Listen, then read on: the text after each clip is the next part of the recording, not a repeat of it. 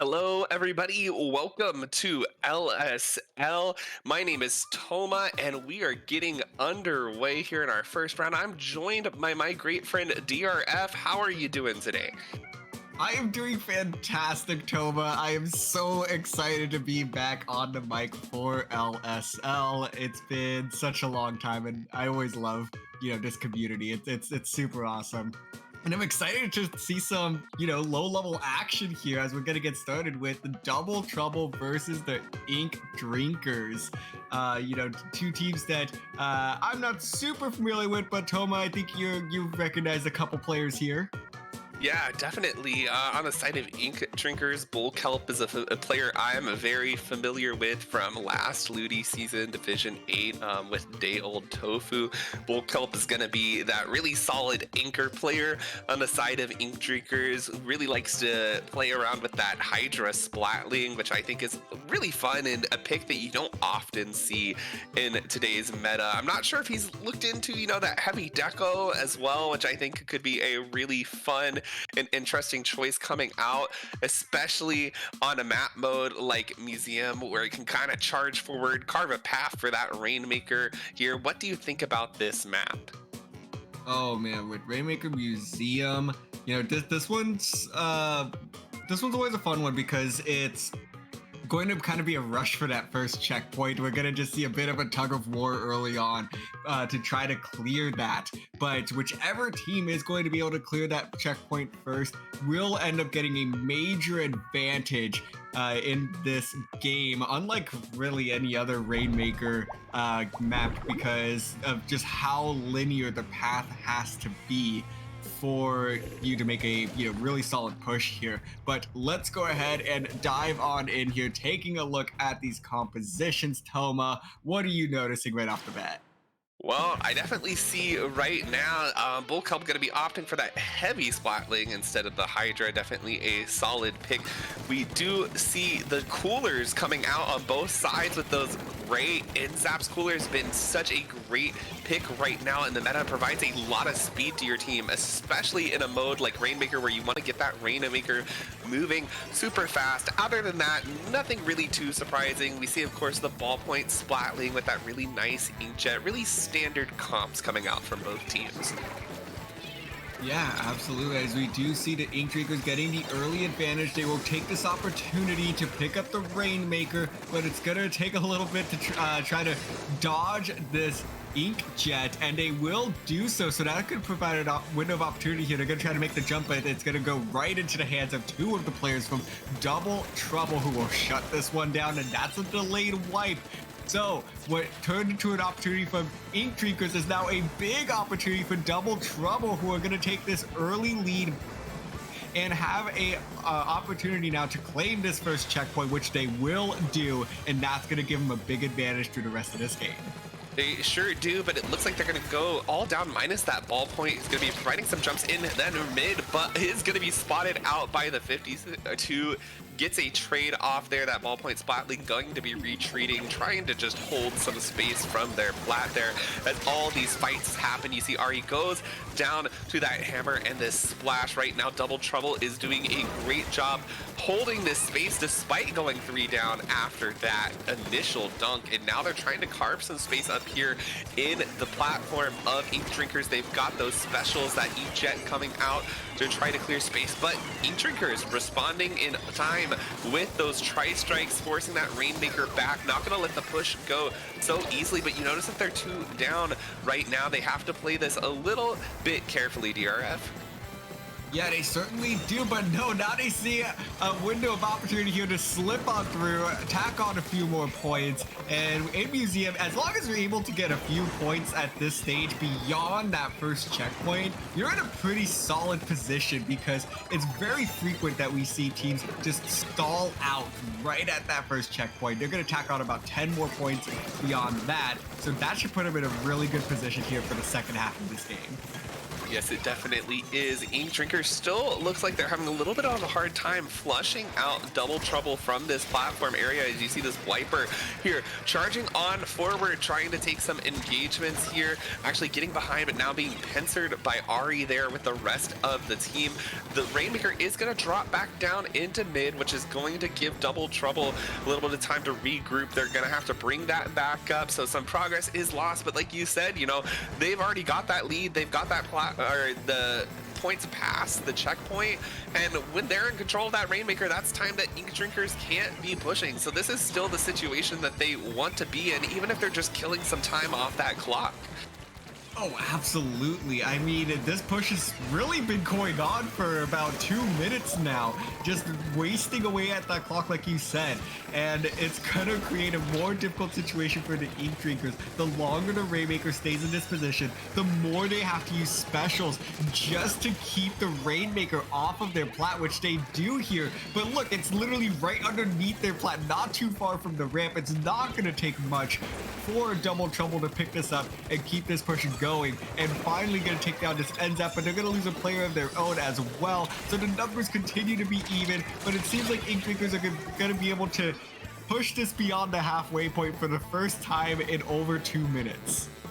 Yep, but they still need to be able to find that checkpoint dunk and then some extra points on top of that to take the lead, and now they are 3 down. Joestarfish there fighting it out as the rest of their members are on the respawn. They've really got to start getting Ink down in mid and finding some vital picks, and it can start all with that 2 down situation they have right now. The 52 moving in, going to be finding a pick on the ball point, taking another fight as well. They've got 2 down and potentially are trying to find a third, and they do find it. Even though they go down, this is going to be their opportunity to go ahead and run it across this gap and try to get this checkpoint break and get another pop going. Oh, this is huge for them. They do get 1 pick, so it's a 1-for-1 here. 15 seconds to play. This one is gonna come down to the wire in the opening game here of LSL. 2 people down the side of Double Trouble. Panda gonna pick this one up. The Wiper gonna try to shut this one down. Not gonna be able to do so. 3 down on the side of Double Trouble. They're gonna head into overtime. It's not gonna take much to get the lead. They're gonna play this one very carefully here. It's gonna be the NZAP on the right side here to take down the Rainmaker and secure a clutch game 1 here in LSL number 31.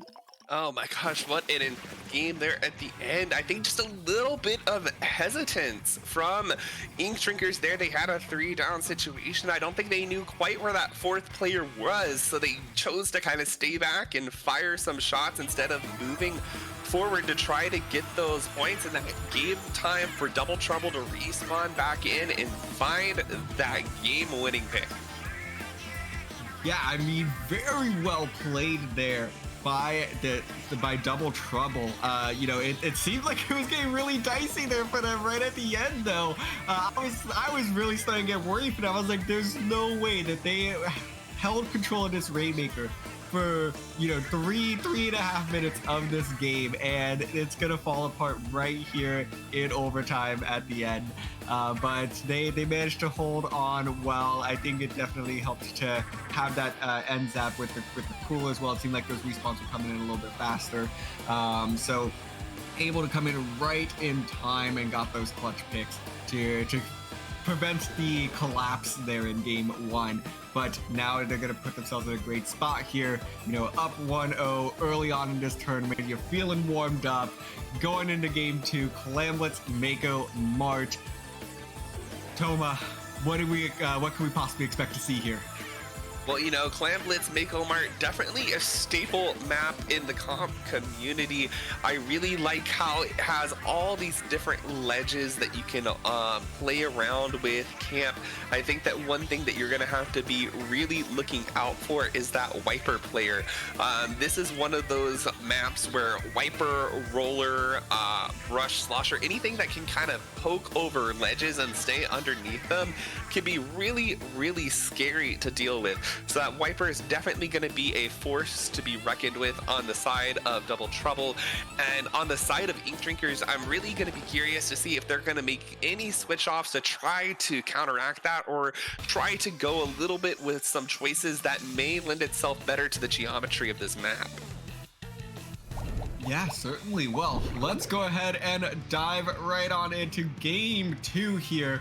Taking a look at these compositions on the side of Double Trouble here. Actually, well, hold up. Let's see.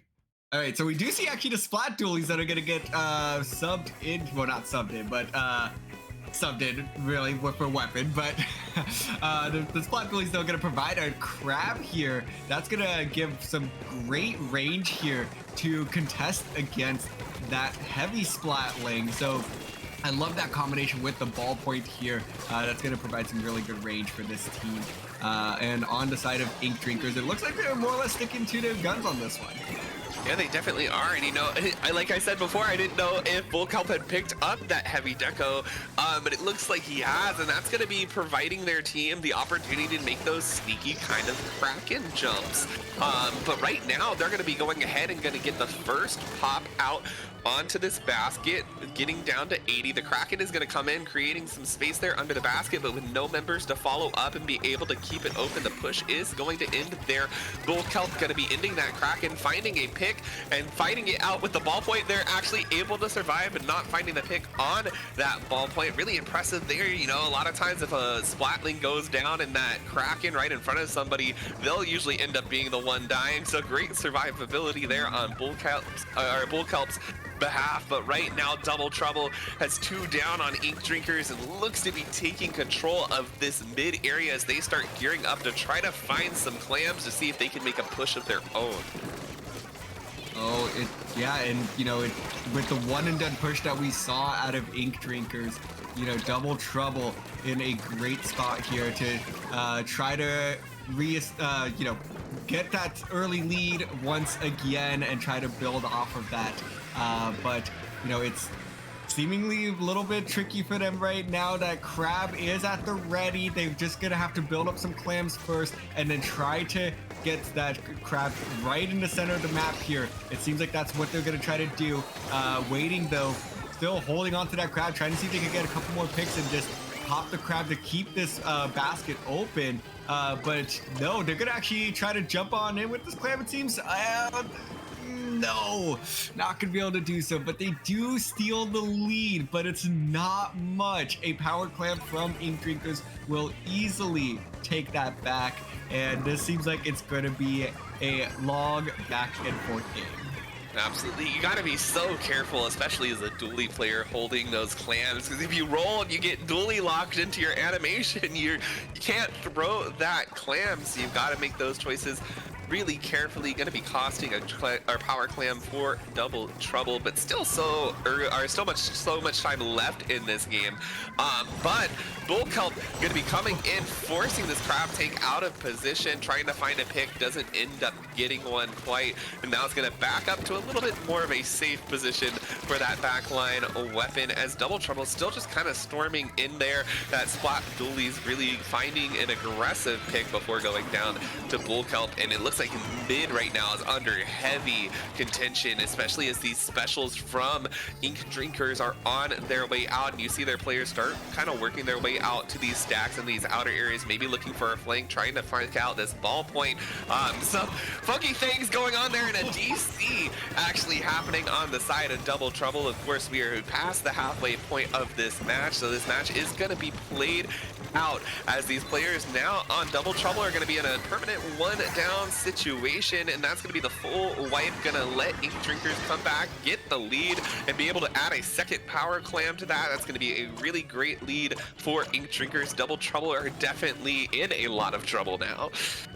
Yeah, they certainly are. You know, that's going to be near impossible to come back from at this point. You know, it's certainly doable, but odds are not in their favor by any stretch, as this basket is staying open. They have the clams that they need to win the game, and there it is. 1, 2, 3. Put that one away, Ink Drinkers, to tie up this set in round 1. Yeah, unfortunate sometimes that happens. I saw the flank onto the ballpoint, and I was like, why hasn't the ballpoint died yet? And then and then it just kind of everybody exploded, and I was like, yep, it makes sense. Yeah, you hate to see it.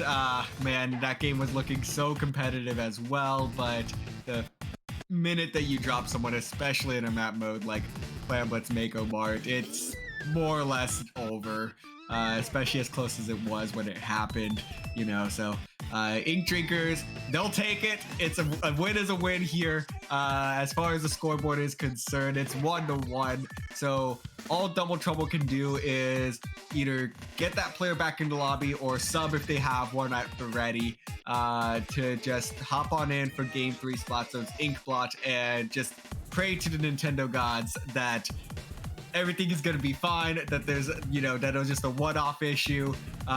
So, you know, hopefully they'll be fine through the rest of this set and the rest of this tournament. But, you know, it's never a great feeling, especially this early on. Yes, definitely. And now on Inkblot Art Academy Splat Zones, you know, DRF, what are you expecting to see out of here? What comp changes do you think might potentially happen here? Because obviously now you've got to make sure that you take this game. It's a 1-1 tied up scenario. The picks here matter more than ever. Yeah, certainly. I mean, first of all, I'm probably in the minority, but I am a Splat Zones Inkblot hater. Like, it's just not, it is not a great map mode. Just for me personally, I think it is overrated. But a lot of people do like it. So, you know, this is what it is where you, as you said, Toma, in that last game with Clamblitz Mako Mart, we will definitely see a couple of weapons that are gonna work great around those ledges. That wiper for sure is also gonna be sticking around. It's gonna be interesting to see the backline options as well. I have a feeling that it BP heavy probably gonna be there. You know, I think the ballpoint has just continued to really be dominant in this current meta, and Inkblot Art Academy Splat Zones is no exception to that. So definitely be on the lookout for those backline options. But otherwise, you know, splashes tend to do pretty well here, especially if we possibly could end up seeing a switch to that Neo Splash to bring out those triple ink strikes that will be able to help, you know, cover that zone a little bit better because it is so divided. Yep, absolutely. And, you know, and especially with this big tower in kind of the mid area that you can stand on. Crab Tank's really good at holding space down there, and definitely it's going to lend yourself to your longer range weapons that can kind of sit up there, watch into the plat, and watch that right hand tree, where the opponents may be dropping back down from as they respawn. We see that ballpoint coming out, a slosher, a great pick I think on this map, and there's that heavy and that wiper that you predicted, DRF, exactly what we want to be seeing coming out here. We do have the crab on the side of Double Trouble with that splat dualies, but no crab actually going to be coming out on the side of Ink Drinkers instead of opting for kind of strikes as their main painting special, and then they've just got some other more supportive specials like that Wave Breaker Tacticooler, and then of course they've got a hammer with that wiper as well. Yeah, honestly, I think both teams, you know, good decision making here with the comps. So far, it's paying off for Double Trouble, though, as they continue to hold on to this zone all the way down to 60 remaining here. And Ink Drinkers finally going to be able to move on into the zone with this triple Ink Strike, but still cannot even neutralize the zone. Finally going to be able to do so there and get the cap, but let a few more points slip that I think that they were really hoping to. And now losing one of their own, it's going to be a quick neutral once again. So at the very least, we're going to be able to put on some penalty points here for Double Trouble, but Double Trouble very quickly back in control, have a solid grip of this zone. Have to lift in its triple Ink Strike though, which it seems like they will for the most part. Just gonna be a bit of a back and forth here, 2 for 2. So definitely gonna be a hotly contested zone for the next little bit. Yeah, Ink Drinker's right here trying to fight it out. You've got that Wiper there coming in on these Splat Dualies. They're gonna trade out, and Double Trouble, though, is gonna remain in control of this zone. This Slosher looking to be able to move forward into the plat of Ink Drinkers and cause some chaos up here to stop them from trying to move forward. The T-Tech there going down as well, but getting a pick on to the zone is gonna put it in a neutral state here. The hammer from Hu Tao there is going to give Ink Drinkers the opportunity they need to be able to cap this zone, get back into it. They don't really have penalty to work through there, so they're going to start scoring again, but they have quite a little bit of ways to go. They really need to hold this lockout position if they want to be able to take the lead, but with these specials coming out from Double Trouble, that Ink Jet, the Crab, it's going to be a tough time, and now just Ari left up, going to be backing up as Double Trouble takes control once again. Yeah, this is definitely starting to show glimpses of that dominant hold we saw in game 1 from Double Trouble. This is really them just kind of coming back together here, picking up that stride once again, as they are going to go 2 down though, but they continue to hold on to this zone. And I think that just really goes to show, as long as there's a couple people up for Double Trouble, you're going to be creating some Double Trouble for the other team here, as Ink Drinkers continue to just scrap their way to applying these penalty points, but they really can't hold on to the zone for any extended time here. Although this hammer going to come up with a double, making a triple, and that's going to be huge for Ink Drinkers, as they will work their way out of this penalty, and they're going to give themselves a chance to try to work down this lead and possibly find the lead themselves. Yeah, they definitely just have to make sure they're moving forward. Stopping Double Trouble from being able to reach that zone is going to be really, really important. Utao, they're already in that position to be sending those Platana, stamp or wipes across their plat, and it looks like lead will be changing over to the side of Ink Drinkers, and 3 down now on Double Trouble. This is do or die. They need to find a way back into this zone as it's counting down. The ballpoint going down. This is looking great for Ink Drinkers as we're counting down 3, 2, 1, and they're gonna be able to come back after that really dominant game from Double Trouble in game 1 and be able to reverse sweep this set, DRF. Wow. I mean, and that all started with that hammer getting the triple. I mean, what a play there to just bust this game wide open for the Ink Drinkers. It seemed like they were really struggling in the first 3 minutes of that one, just to be able to hold on to the zone for any extended time. But of course, the hammer comes in big time with the triple to be able to allow their teammates just to jump on in, get control of the zone, and push up on the platform there. Double Trouble had no way out and could not reach the zone. Well, I think one player did, but they were shut down pretty quickly. Hu Tao, they're absolutely the MVP for making that come together for Ink Drinkers, and definitely still a really solid game from Double Trouble. Nothing at all to be ashamed of there. They put up such a fight from that really commanding lead in game 1 of that Rainmaker. The unfortunate DC and Clam Blitz and just the strong hold they had throughout the whole first half of this Splat Zone game. They're definitely someone you're going to be wanting to look out for throughout the rest of this tournament. Oh, certainly. I mean, I was very impressed with Double Trouble early on in this set, and even in that game 3.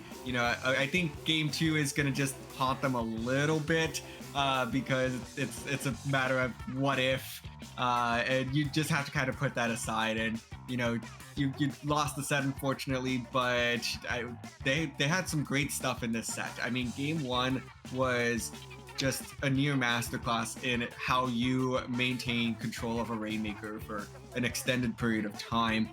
They had that push going for what felt like 3 minutes and came up clutch at the end to secure the win in that game. And in game 3, we saw that exact same type of style where, they were just holding on to the objective for an extended period of time, making it so difficult. Obviously, we saw Ink Drinkers get in there and continue to apply penalties, but it never lasted long. as Double Trouble is always, whittling down that scoreboard, breaking out of that penalty so quickly. But unfortunately, just sometimes one big play does it for you, and you just gotta tip your hat to the Ink Drinkers for the plays that they made here.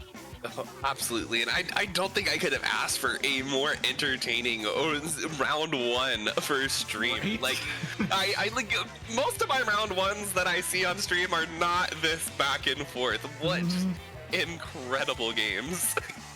It certainly was. Yeah, like you think round one, you're just like, all right, let's get this one over with, so that way we can, hopefully teams can start moving around and whatnot, and we can start to get what we should anticipate to be closer matchups. But these two teams put on a show for a first round. They sure did. But with that, we're going to be going on a short break as we get ready for round two as these teams finish up. So we will see you all back here very shortly.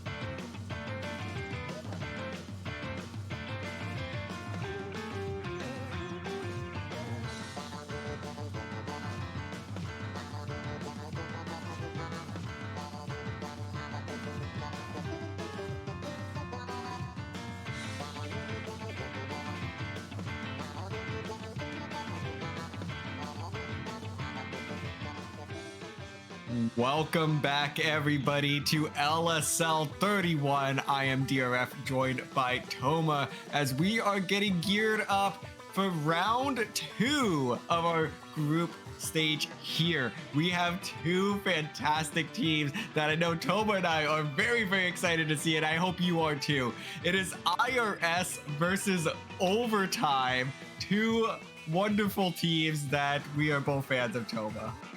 Yes, definitely. This is, for me, a little bit of a battle of my fellow FTIU head TOs with Anakin from IRS and Elemental for Overtime. So these are 2 teams that I just really, really love, and I'm so excited to see them battling it out.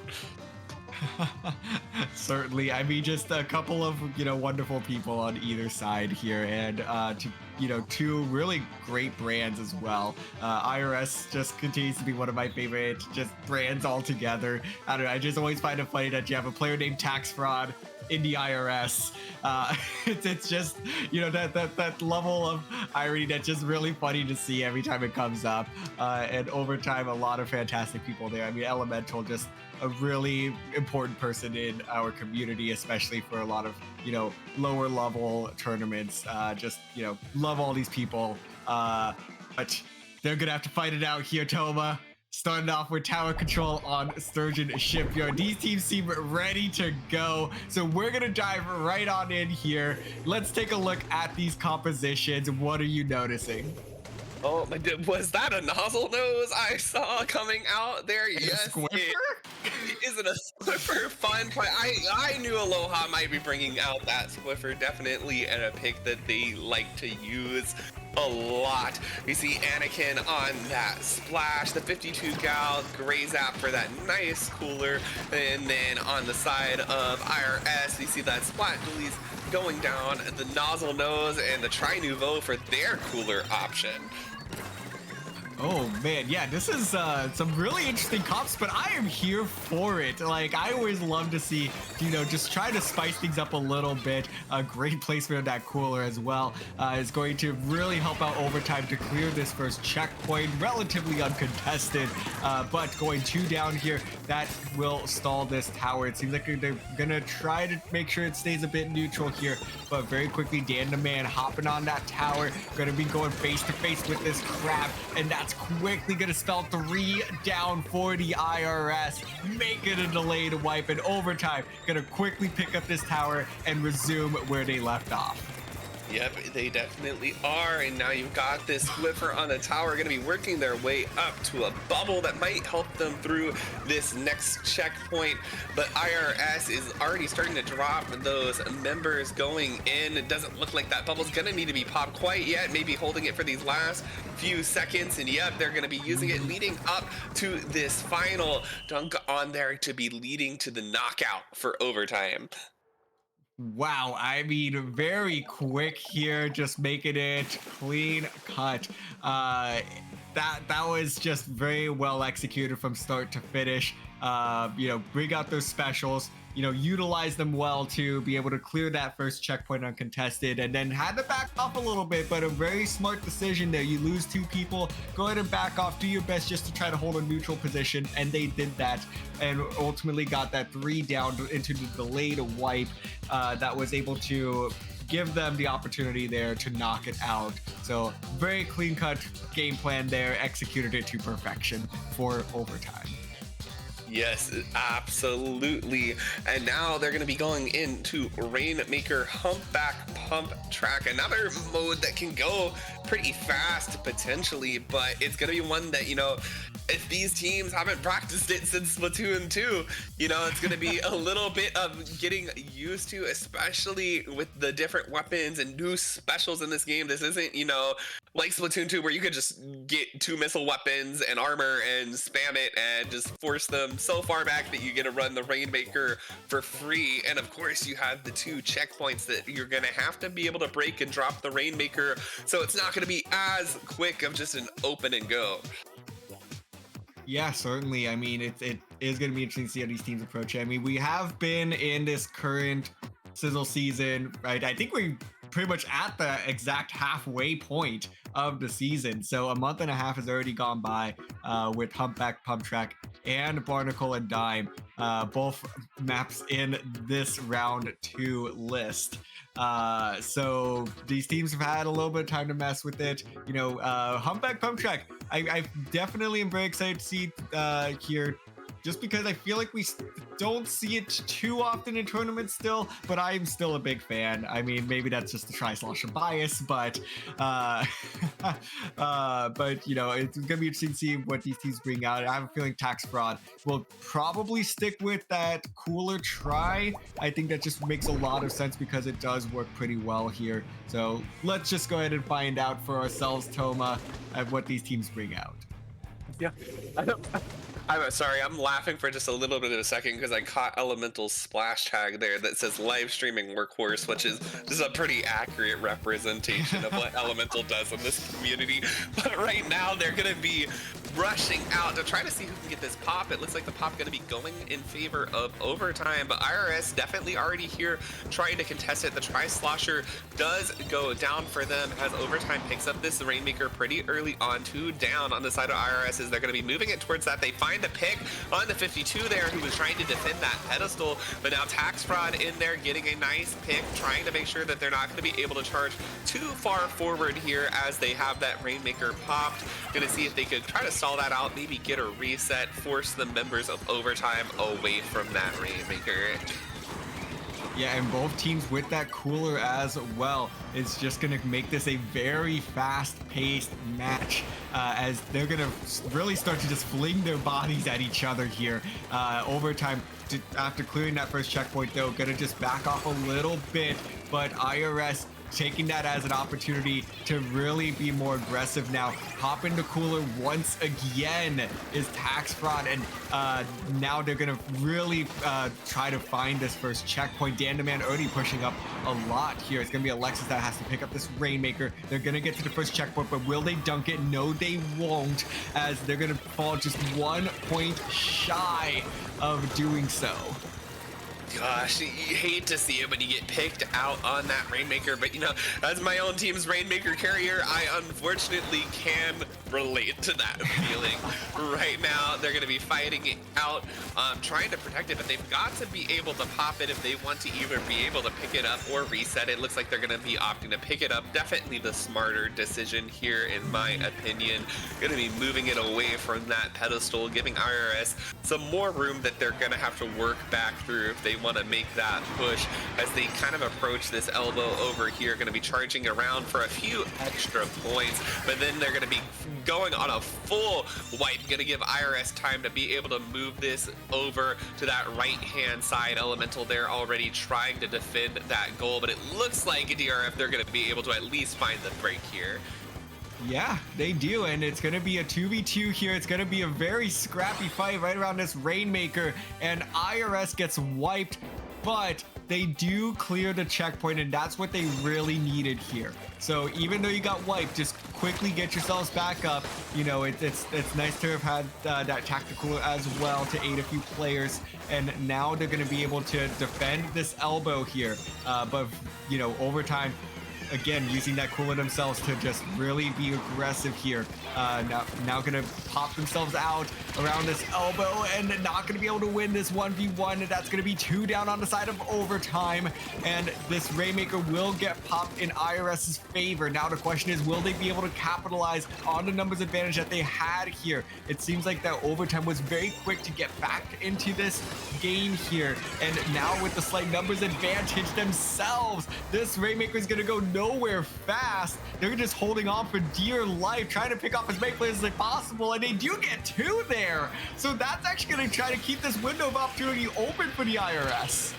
Yes, it definitely is, but they've got to get that pop and be able to get that thing moving again if they want to take advantage of that people up situation. But it looks like they are going to be forced back here. You've already got that 52 working its way in from the side of Overtime, finding a Splat Elemental now in here as well. Going to be taken down, but the Rapid goes down as well. Now just leaving IRS's Tri-Slosher, and quickly now that advantage has turned into an advantage for Overtime as they're making a break here on on this left-hand side, able to get the jump across, able to find another pick too, but absolutely falls off the map backwards there, you know. But now it's in a tricky situation for IRS. It's stuck there on that side of their base. They're gonna have to work around a lot of the map to be able to get back in. They have to pay attention to all their flanks. There's a lot of options for overtime to be able to come in. It looks like they're going to be opting to let it reset instead of picking up and trying to make a push here with just 30 seconds, which means they need to come back in here and kind of get control of mid. And it looks like right now that fight is kind of just really scrappy there, 2 down on both sides. They don't really have the paint that they need here to be able to secure this at the moment. They do find the pop, but you've got to pay attention. There's that carbon roller coming in, gonna find a pick. The Rainmaker is in control of IRS, so it will be letting them go into overtime, but they're already being forced backwards by those specials. The 52 coming around for the flank, but goes down, keeping Rim alive. 2 down, and now on the side of overtime. If you're IRS, you've got to make the plays here. You've got to get people in front of your Rainmaker player, and you've got to run the Rainmaker. You can't stay back for too long, but it looks like now with the members of overtime closing in, coming from both sides, they're going to be able to finish that Rainmaker off and take game 2. Wow, I mean, that was so close at the end. You know, it seemed like IRS had an opportunity there, but just wasn't able to capitalize on it. I thought that they were in a great position holding the Rainmaker on the box there on the right side. You know, it just very unfortunate that it did not work out for them. Yeah, I think they just need to move a little bit faster, like you were saying, Toma. Like you can't stall too much, and the longer they stalled, they eventually lost 2 of their teammates, and just it was very quick to, you know, the writing was on the wall as soon as that one happened. But a competitive game nonetheless. Better showing from IRS here in game 2. So it will ultimately be overtime that will win the set, but we still have an important game 3. Tiebreakers are a huge factor in big tournaments like this. So still something to play for coming up for IRS. Definitely want to try to help yourselves out as best as you can so you could still possibly make it into that gold bracket. Absolutely, you know, losing one set does not keep you out. You've just got to keep pushing along here, and they're going to be looking to do so on Barnacle and Dime. Clam Blitz, one of our new maps to this season, and boy, DRF, this is one of those ones that can be really, really rough if you get locked out. There's a lot of ledges, there's a lot of space for the offensive team to be able to move up, get into your face, especially those tri-sloshers and we've seen being coming out. Those have just provide a lot of offensive pressure on this map. Oh, absolutely, you know, and with Clam Blitz, Barnacle, and Dime, I don't know, all right, Choba, I'm just gonna ask you because I'm still very confused. What is your stance on Barnacle and Dime? Like, what is the good map modes? Because I feel like everybody has a very different opinion on Barnacle and Dime. Like, we all agree that it's like not a great map, but like everyone I feel like has a different argument for what singular mode is like competitive viable. Because like at least that's the vibe I've gotten so far. Yeah, so I definitely think that Clam Blitz and Splat Zones are competitively viable, but I think the best mode is definitely Clam Blitz, just mainly because of how lockout heavy this map is. I think that zones, that once you get the lockout, there's really no incentive to leave or to go back, but Clam Blitz can provide a little bit more back and forth because you've got to be sending people back for clams. You've got to keep that basket open if you want to win the game, so there's not as much of an incentive to just sit in their base the entire game. Well, I'm of a similar opinion, so let's see how these two teams fare on this one as we dive in. You know, a number of weapons pretty much staying the same here. A couple of 96 deco on the side of IRS. And that's actually gonna be very quick for the IRS though to start pushing up. They barely have the clams to make a push here, so now they're just trying to frantically pass them around. And I mean, IRS with a very fast opening now too. I mean, wow. Yeah, definitely different than how they played these previous games. They've definitely got the speed on their side, able to make an opening push. Of course, test 74 is nothing too crazy at the beginning, so overtime still has a lot that they can work with, but definitely a solid push nonetheless to be able to get started, especially with how we've seen them play these past games. It's definitely a new team that we're seeing. And right now, though, overtime is doing well on their response. They're in here getting the picks that they need to move. They just need to be able to find these clams. It looks like Elemental there with 6, but goes down, so not going to be able to make that power. Aloha there in the corner needs to either back out or is going to go down. Does go down there. Monkey left with 7 clams, but they don't have the space that they really need at the moment to be able to push. They've got that power clam online now, handed over to Elemental on that ball point, but now the fight is back in mid once again. Dang, I mean, yeah, that is, just very scrappy here as IRS getting pushed all the way back to their basket. So overtime with just so much map control right now as Elementals pop in this Inkjet, just trying to, give their team a path to the basket. And we will see that from Aloha dunking that power clam in, plus the follow-up here, and getting 3 down as well. And it's going to be up to Tax Fraud here to try to slow things down, but will not be able to do so. It seems like they're going to try to jump in with the power clam, and yes, they will get it. Wow, that came in very quick there. So 39 remaining, plus some more change on top of that. This is just tumbling into one of those signature overtime pushes that we've seen in this set. Absolutely, all the way down to 18, and Elemental already there trying to sneak in and get a few extra clams that they can. Refreshing that basket, getting it down to 12, but it looks like unless Aloha can kind of sneak in here and do something sneaky, which they are not going to be able to do, that's where the push is going to end. But all the way to 12 is definitely impressive, and now IRS has a lot on their plate, a big number to work through to be able to take back this lead, but they are doing a great job right now getting this map control back in their favor, taking these fights over here on that kind of left side ramp area here. You've got great movement from Tax Fraud, and I believe Annie there finally going down, but they were able to hold a lot of space over there. They just didn't really have the picks that they needed to get all the way in to the base, but now that's going to definitely give overtime a little bit of a window of opportunity to break back into her mid, especially with this Inkjet. Yeah, but very quickly shut down by the Blaster, an Inkjet's worst enemy. But IRS doing a great job now of just trying to hold a neutral position, but it's going to start to fall apart here as Gizmo is going to start pushing forward with that power clam, realizing maybe this isn't such a good idea that I rush forward with the power clam in hand.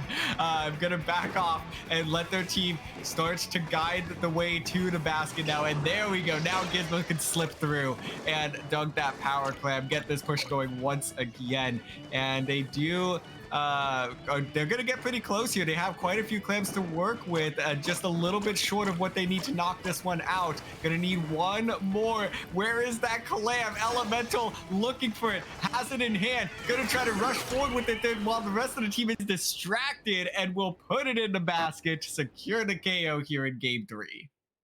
Yep, an absolutely great win for overtime there, and definitely a much more impressive show of a force from IRS, especially that really good opening that they had, that speed. I think they can kind of work around with a comp like that and really work on building that kind of fast pace. That's definitely what they're going to be needing to do going forward on in this competition. But huge congrats to overtime. He's going to be picking up a win, one step closer to trying to make their way towards gold bracket today. Oh, certainly. And I mean, if they continue to play like we saw in this set, I have no doubt that we will see them there and that they should make a pretty good run through the rest of this tournament. Absolutely. But with that being said, I believe that this is where we're going to be going ahead and signing it off and throwing it over to 2 new casters. But before we go, DRF, tell me where the great people here on stream can find you. For sure. You can go ahead and find me on Twitter at DRF_Splatoon, as you can see at the bottom of the screen, and on Twitch at TritonDRF. But per usual, you can find me more often over at the CCA running all sorts of collegiate things there. So be sure to check that out. Toma, where can we find you? Absolutely. You can find me on Twitter, Crest of Gautier, or here at Twitch at twitch.tv/Toma_. Huge thanks to LSL for having us on the mic today, and I hope y'all will be sticking around. We've got great matches coming up for round 3 with 2 great commentators, so stick around and we'll be back really soon.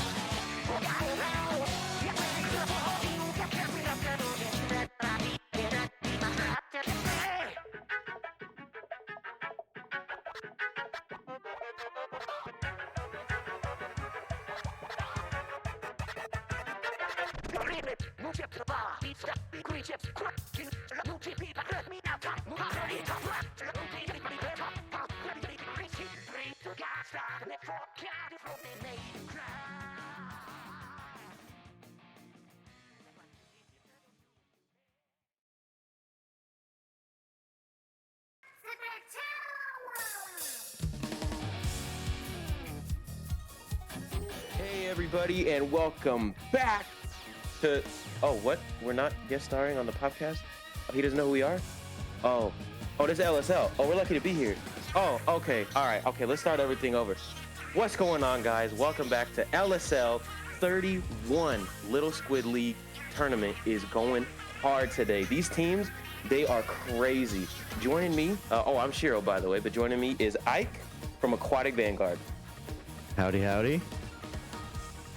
All right, well, we're getting ready to kick things off for, I think we are in round number 3, and these first 2 rounds went by just like amazing. I mean, did you see some of the stuff that they were doing in these games? Oh my gosh, round 1 was so crazy. I know there was a DC in game 2, but the set was just so back and forth. And one thing I've noticed with this LSL, I mean, not like it wasn't the case with the other ones, but the level of gameplay seems so high for what I'm used to in LSL. It's great to see. Oh my gosh, it's going to be amazing. Well, today we have Nonbinary Fuss versus Eternal Eclipsa. Get that right, Eclipsa. Round number 1 is going to take us to Umami Ruin Splat Zones. Next, we'll see an Inkblot TC, followed by Undertow Spillway, and we're just going to see how these things shape up, man. Yeah, and right now, Eternal Eclipsa sitting at first place for Group C with the highest opponent win percentage of the teams that are 2-0.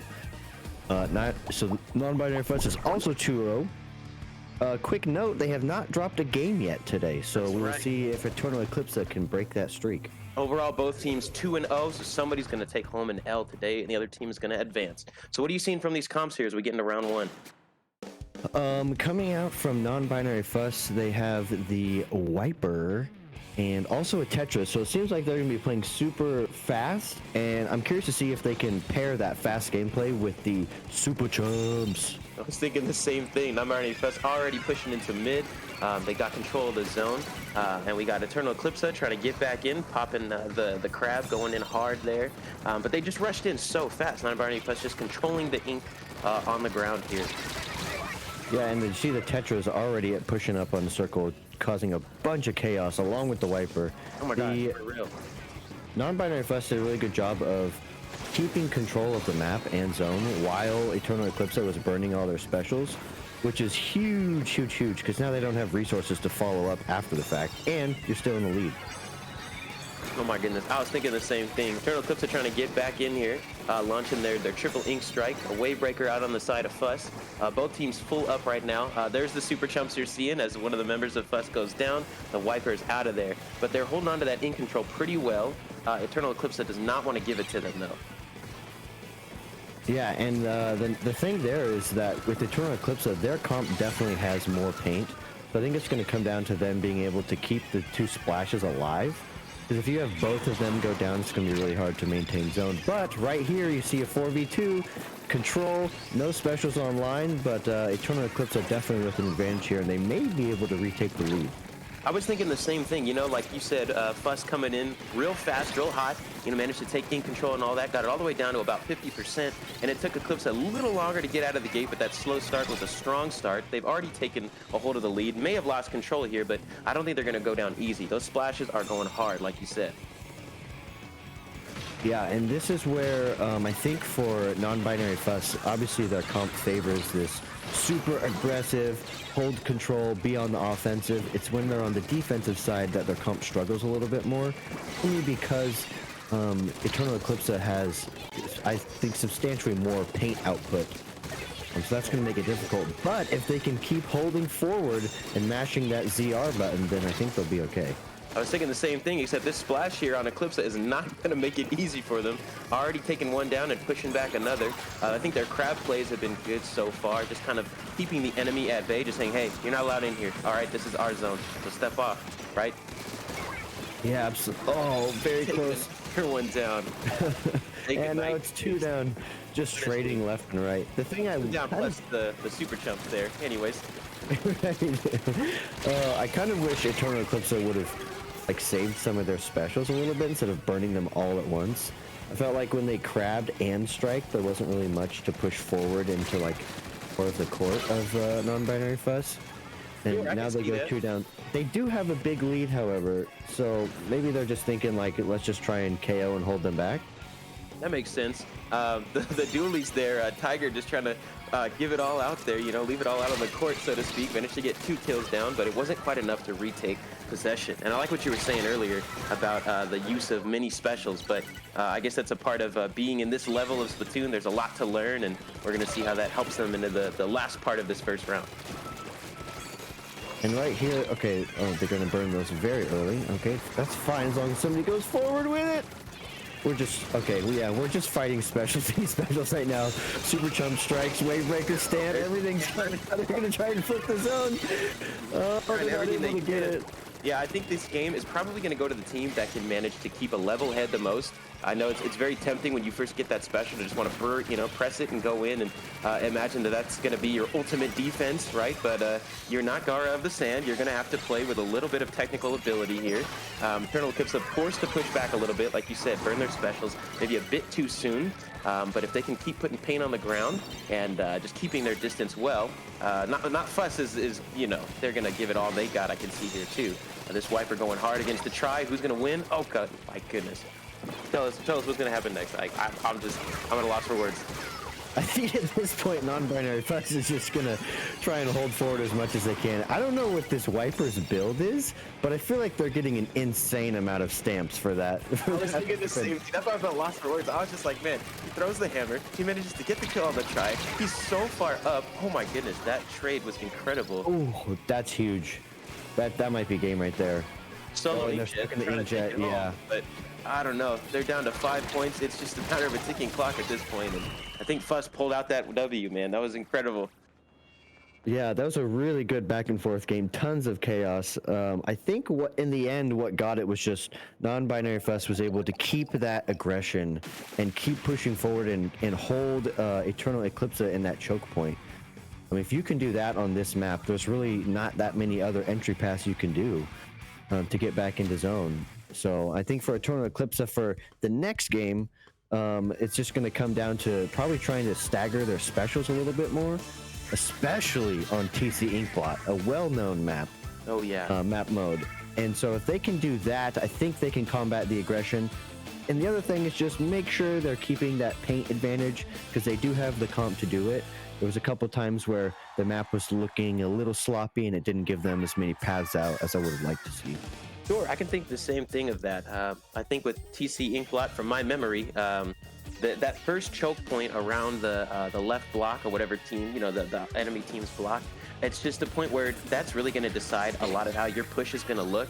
If you manage to hold on to 1 or 2 specials, maybe pop a crab on the top of the blocks, shoot the triple ink strike, make sure to cover that left top part area, you know, where the railing goes, you may be well off into getting that second checkpoint, completing that first one. But I think it's going to come down to, like you said, if Eclipsa can hold on to their paint and maybe be a little bit more stingy with their specials, work together around those, they may get something going. But shout out to Non-Binary Fuss for taking that first game, man. Yeah, and still the streak continues. That is 7-0 for today so far. So we'll see if they can get an 8th, maybe a 9th, and just keep this momentum rolling. Speaking of momentum, on this map mode in particular, once you get that tower up that ramp, if you have control of bats, it is very easy to snowball. And so I'm thinking, from Non-Binary Fuss's perspective, they're probably going to try and get the wiper, and maybe if they bring Tetris back, up there into the bats. So if I'm Eternal Eclipsa, I'm thinking about that and thinking just, okay, we have to control our bats. We've got to make sure we've got either strikes or crab or just lots of bomb pressure to hold that area. Yeah, okay. I can see where you're coming from. Now, for the people in chat, not me, but for the people in chat, you know, the people watching the tournament, not me, who may not know what the bats are. Not me, of course. Why don't you fill us in on where that's at? Okay, so when you're coming out of spawn, it's your far right side, right? So There's like the second little ramp, and you can jump down onto the ink rail and slide down there. Gotcha. So that ramp area, you got that little wall to the right side, hooks around to the railing that goes down. Okay, I got what you're saying now. Gotcha. So Yeah. keep that in mind. If you're taking notes in chat, it's the bats. Okay? Yeah, I mean, people call it different things. I mean, I'm sure every team's got their own calls for it. I guess the one that I've heard most common is bats, but Oh man, whatever. well, I've been out of comp for quite a long time. So I'm a little out of practice here, but I know over on Aquatic Vanguard, you guys go hard with all the call-outs, so. Yeah, we try to at least. Well, that's good. I guess we're gonna see who's gonna take the lead here as soon as we get this match going. Fun fact, in the meantime, some of you may not know us or recognize us, but we're not new commentators. We're actually pretty old commentators. We haven't seen the limelight in quite some time. I think the last time we commentated together was LSL 20. Yeah, that sounds right. It has been a hot minute. I know I did some commentary with my team over on Falco's stream for Ludi tonight, and or it might have been, is it Splatoon Tourney channel? I can't remember. One of the two. Anyways, that was a blast. Shout out to OBT for running that. And yeah, it's good to be back commentating. A little bit of free time. It's even better to be back commentating with you, my friend. Oh my goodness, I was thinking the same thing because there's many other tournaments that can be had, but LSL, man, it just got a special place in my heart. And I'm ready. Here we go. Round number 2 is taking place. The comps are here. Oh, the S-Blast coming out. What else do you see there? I just want to say real quick, Eternal Eclipsa with the matching splash tag banner things, that's super dope. I really like that when teams do that. Yeah, I don't strike fear into my heart when I see that in an online queue. Yeah, they're so coordinated. I love it. So double splash again, 52 and S-Blast. Seems like they're not going to go with some range advantage, but instead just try to combat the aggression and really just outpaint Non-Binary Fuss. And you see one early pick going down, although Non-Binary Fuss does have a tri-strike online. We'll see if they throw that. They do. And perfect. Yep, pushing left. Nice. Ooh, good trade. Well good done. trade. 2 down on the side of Eclipsa. Non-Binary Fuss, like you said, just painting all over the enemy, managing to take that first checkpoint. We're going to see if Eclipsa can come back, but I'm noticing that, I don't know if they had it in the first round, I might have missed it, but Non-Binary Fuss has brought out the end zap, just giving them these quick respawns and allowing their aggression to just extend itself, getting back into that game very quickly after each step, as long as those tacticals are placed where the team can pick them up. Ooh, unlucky pick there for Fuss, taking out their wiper. Eclipsa is now pushing to their first checkpoint. Non-Binary Fuss, what am I trying to say here? They're fighting back, right? They're countering with double specials. The Wavebreaker came out, plus the triple Ink Strike. Eclipsa returning with their own Ink Strike, and then seeing the 5.1 Killer Whale, just trying to hold on to that first checkpoint if they can, but Fuss is not making it easy for them. Yeah, and oh geez, okay, I think that's a delayed wipe there. So lots of control for the Fusters, and 2 specials online. And the wipers are already on the cloud. Okay, backing off my strikes. goodness. There's so much pain control. Okay, Ooh, lucky yep. pick there for Eclipsa, Here we go. right? Into the nets! Into the There nets! they Here go. we They're in the back. Fuss said, oh, you want to push? Well, we're going to push back even harder. Managing to get that delayed wipe, push it even past the first checkpoint. Eclipsa is going to have to play a little safer, I think, if they want to make it past the checkpoint. Coordinate a couple specials like we were mentioning before, because Non-Binary Fuss is not going to make it easy, okay? They're not giving you a choice. It is binary in that instance. It's either we're going to win or you're going to win, and they don't want us to win. S-Blaster to the bats. Use the reset. Use it. Oh, Is he gonna get that out? He's got the protection from the triple H. Here we go.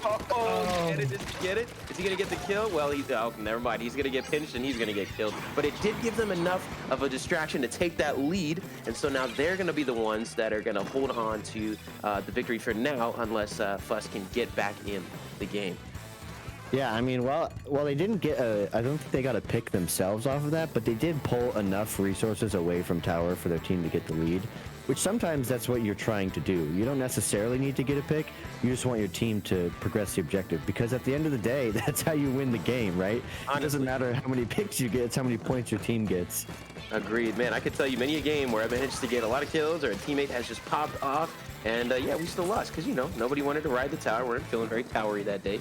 I tell you what, there was a push, I think, by Eclipsa that they tried to maybe conserve their lead, and I think they may have overextended that push, giving Nonbinary Fuss time to get back in. 2 down on Eclipsa's side now as Nonbinary Fuss pushes into this this last part of the game here. We're going to see as we enter just this last minute and a half, who's going to take control here. Are they going to be able to get this lead and push forward enough? I think it's going to come down to just either trading out or specials, and it looks like right now they have a slight advantage. They're trying to juggle the tower between a couple players, but I think now might be the time to bail and let your team come back in. That's always like the big thing that you see, especially with like teams in the low-level scene, is knowing when to continue the push and knowing when to just bail on it. High-level teams do that so well, and I think sometimes it's easy to get greedy when you see all those points that you potentially think you could get. Absolutely. Where you're like, oh, let me flank around and get this kill, but it turns out you're 5 miles away from the rest of your team and nobody can support you. It's crazy. Like, you often hear about the commentator's curse, but I think that was like a commentator like premonition just now as you were discussing that, and the wiper managed to do exactly what you were talking about. Try to peek around the corner. Well, maybe I can get a lucky kill on Eclipsa, and Eclipsa says, no, go home. Right now we got 2 down on both sides. 30 seconds left on the clock. Oh my goodness. This wiper's going crazy, and the stamp comes out.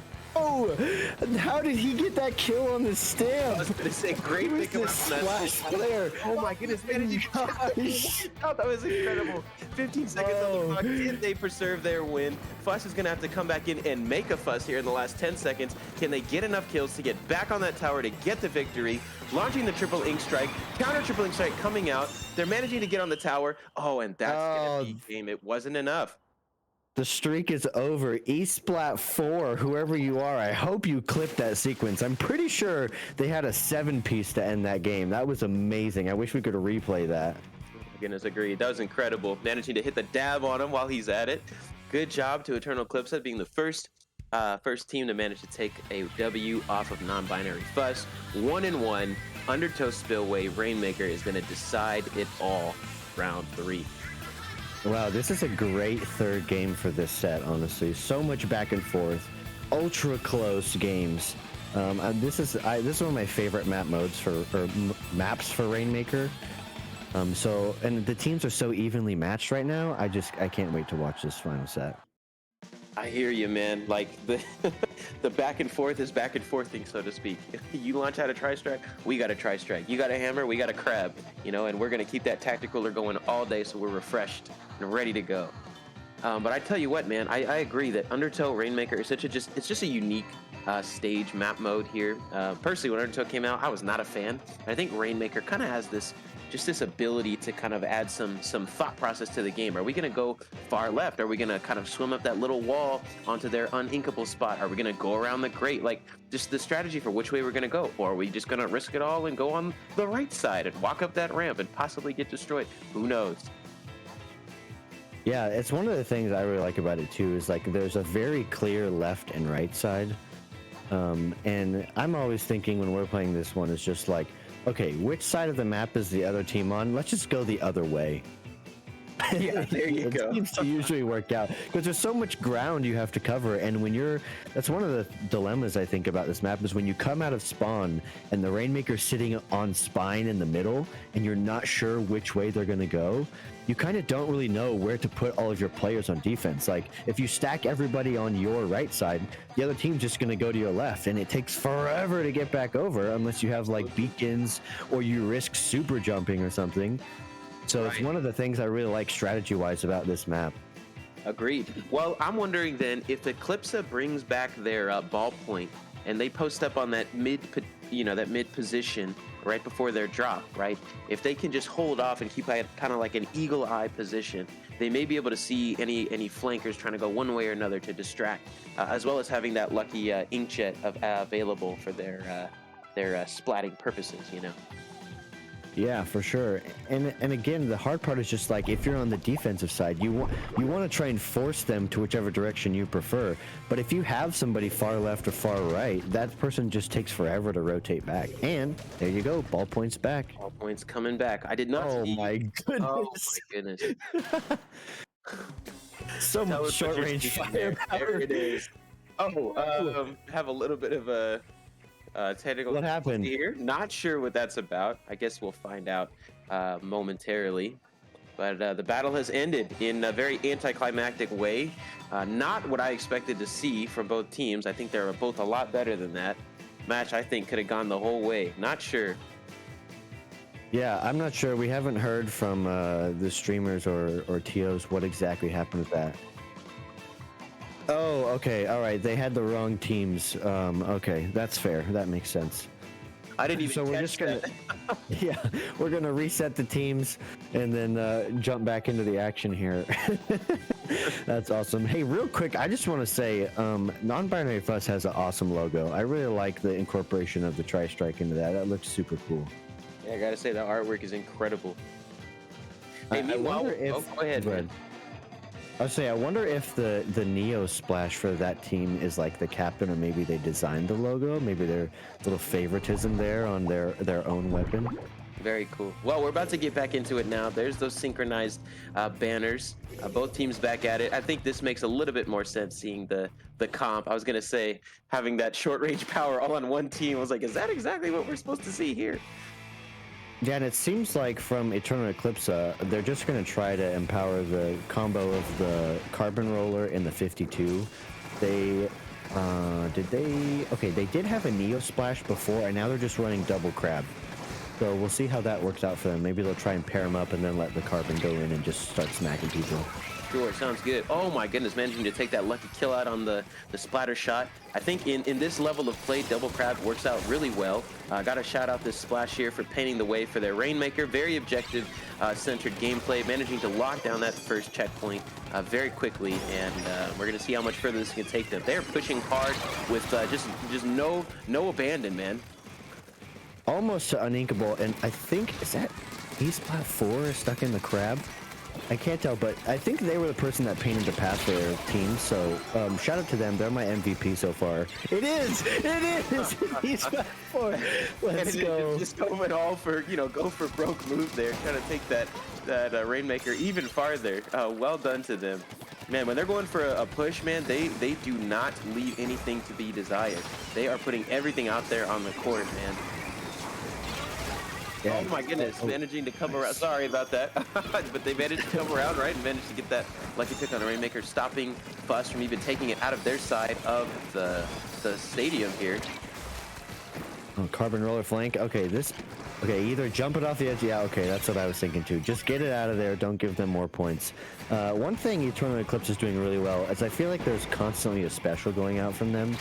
And it's just pure chaos, which is maybe how they want to play. And we don't really know how Non-Binary Fuss responds to losing a game. They haven't done it up until this point. And Absolutely. so they might be feeling the pressure a little bit this time around, considering it is game 3.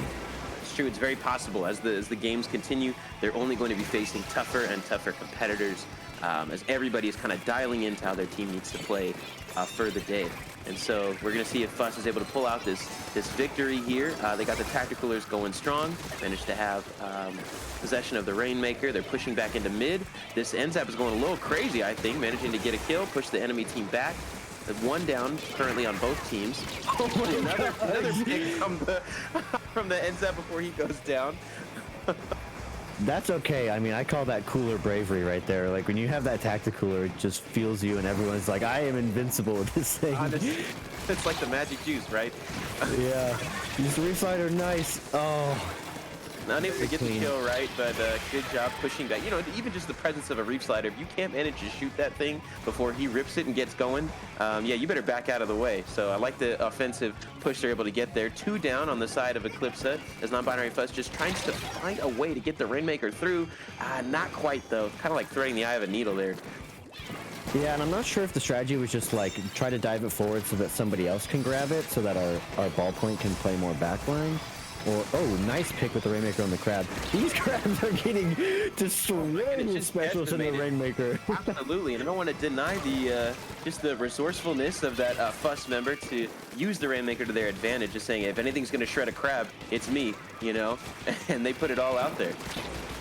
Yeah, the one thing that's kind of a bummer is like Nonbinary Fuss they've been using a lot of specials, getting good picks, but they just haven't been able to score many points. I mean, they've only had 3 points, and we only have like a minute left in the game. Right. So it's gonna. I don't know if it's a coordination thing or it's a paint control. I think it's probably just from the constant specials from Eclipsa. And so, I mean, kudos to them for doing that, being able to disrupt Nonbinary Fuss and not let them get any points. Absolutely. If I could just say here, a minute ago, that play by the 52, putting the wall in the corner, managing to get that lucky kill, that was kind of nasty. I got to say, respect to you. A little bit of holding forward there by their Carbon Roller, but managing to continue to stop this Rainmaker just in this little corner here. Great place for them to hold it back. 2 down on Fuss. They're all back up, though. We're running into about 30 seconds left on the clock. Things are going to have to make a decisive, direction for Fuss if they're going to take the victory. Otherwise, Eclipsa's just going to sit easy with this one. Okay, that was a good pick. Oh, unfortunate trade. This is where you kind of get a little bit of, I don't want to say panic, but a little bit of that starting to settle in because you've got to pop the Rainmaker, you've got 10 seconds, and you haven't been able to get very many points the whole game. So you start to rush things a little bit here. Yeah, and you can see that definitely from the end. No. Right? Oh my goodness. No. Oh man, you hate to see it. Spirits maybe a little broken there from Tiger, their dualies player. The end zap also, like you said, that little panic mode. You can see his back was to the enemy while the crab was up.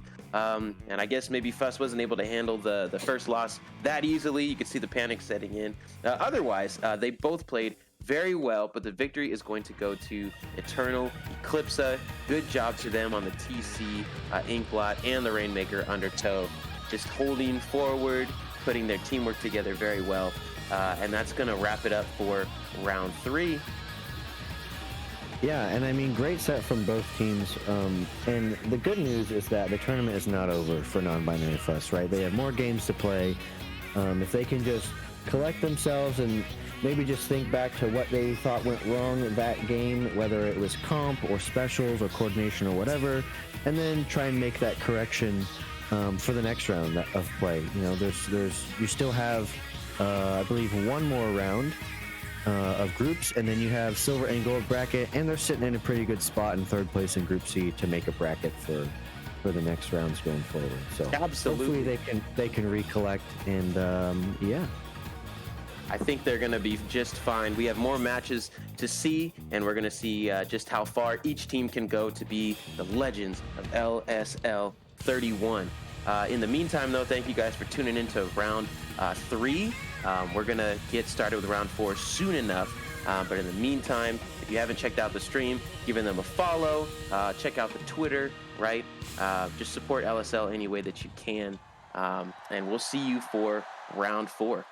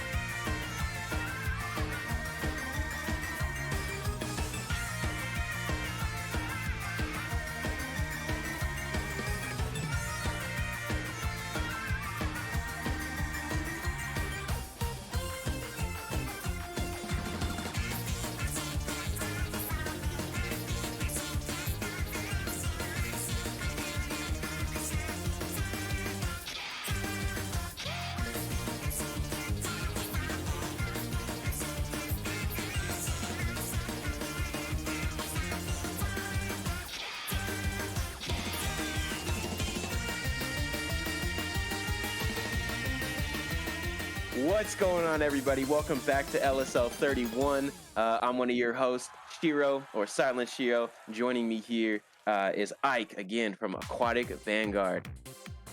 That's right, baby. We are back in business.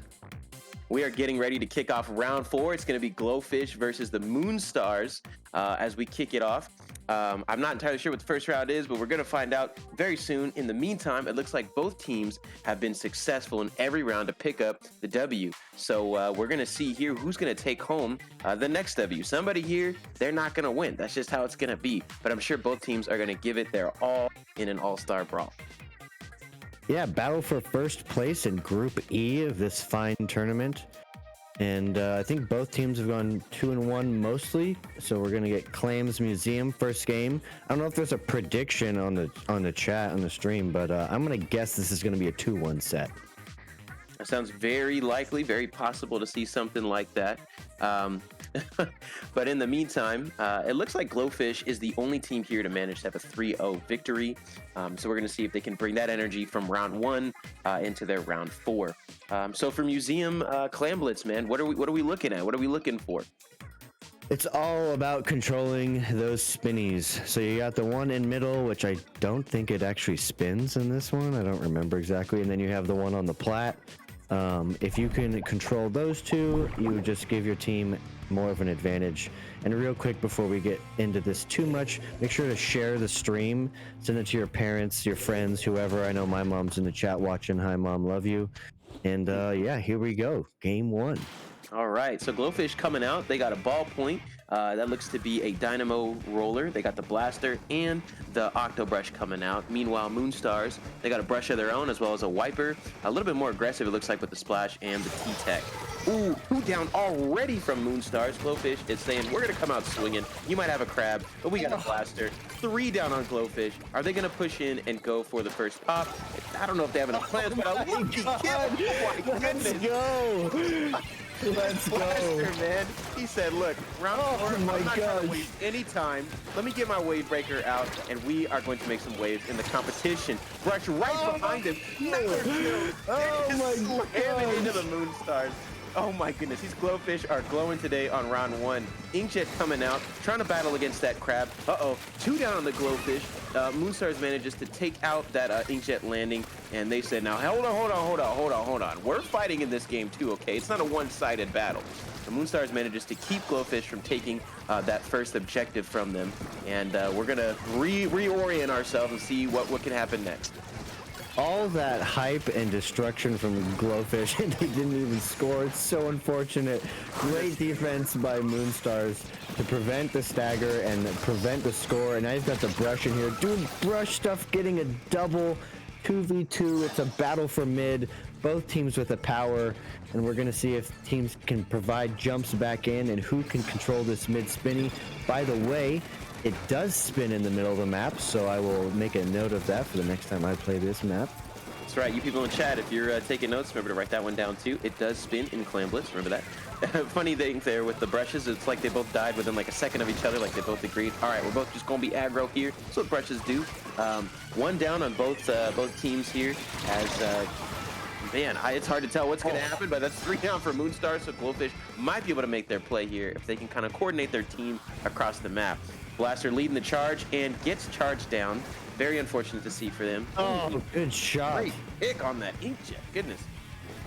And both teams, they'll have like a pity or, you know, a power clam and advantage, and they're moving forward, and then they go 3 down, and then it just switches. And now this team's going to go 3 down, and then we're going to keep switching. 2.5 minutes through.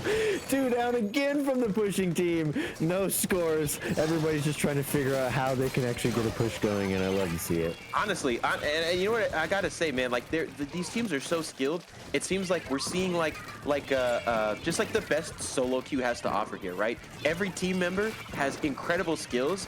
It doesn't seem like there's a lot of great team coordinated play here, but they're all so great individually. Maybe they just don't need it.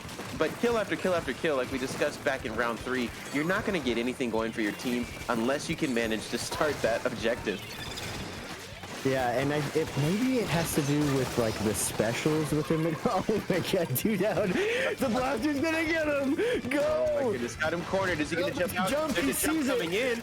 Oh, but he manages to get that first pick. Oh, he's out of ink. Revenge pick. Ran out of ink there. Kenny, you can pick up the clam there. Good job to the wiper, just preserving their win condition, right? Looks like they're regrouping here. One of the better strategies that we've seen so far this game, letting their team come back in, maybe build some specials up, get some clams going. But they've given time to Glowfish too to get ready for a defense. So we're gonna see who's gonna shift the tides in their favor here. And here comes the zip catcher and the stamp trying to combat it. Okay. Stamp. Trades for each team. This is a crazy game. This is gonna come down to who gets wiped first. Honestly, speaking of wipe, that wiper even managing to get that trade on the blaster. It's just like neck and neck. Sorry, go ahead.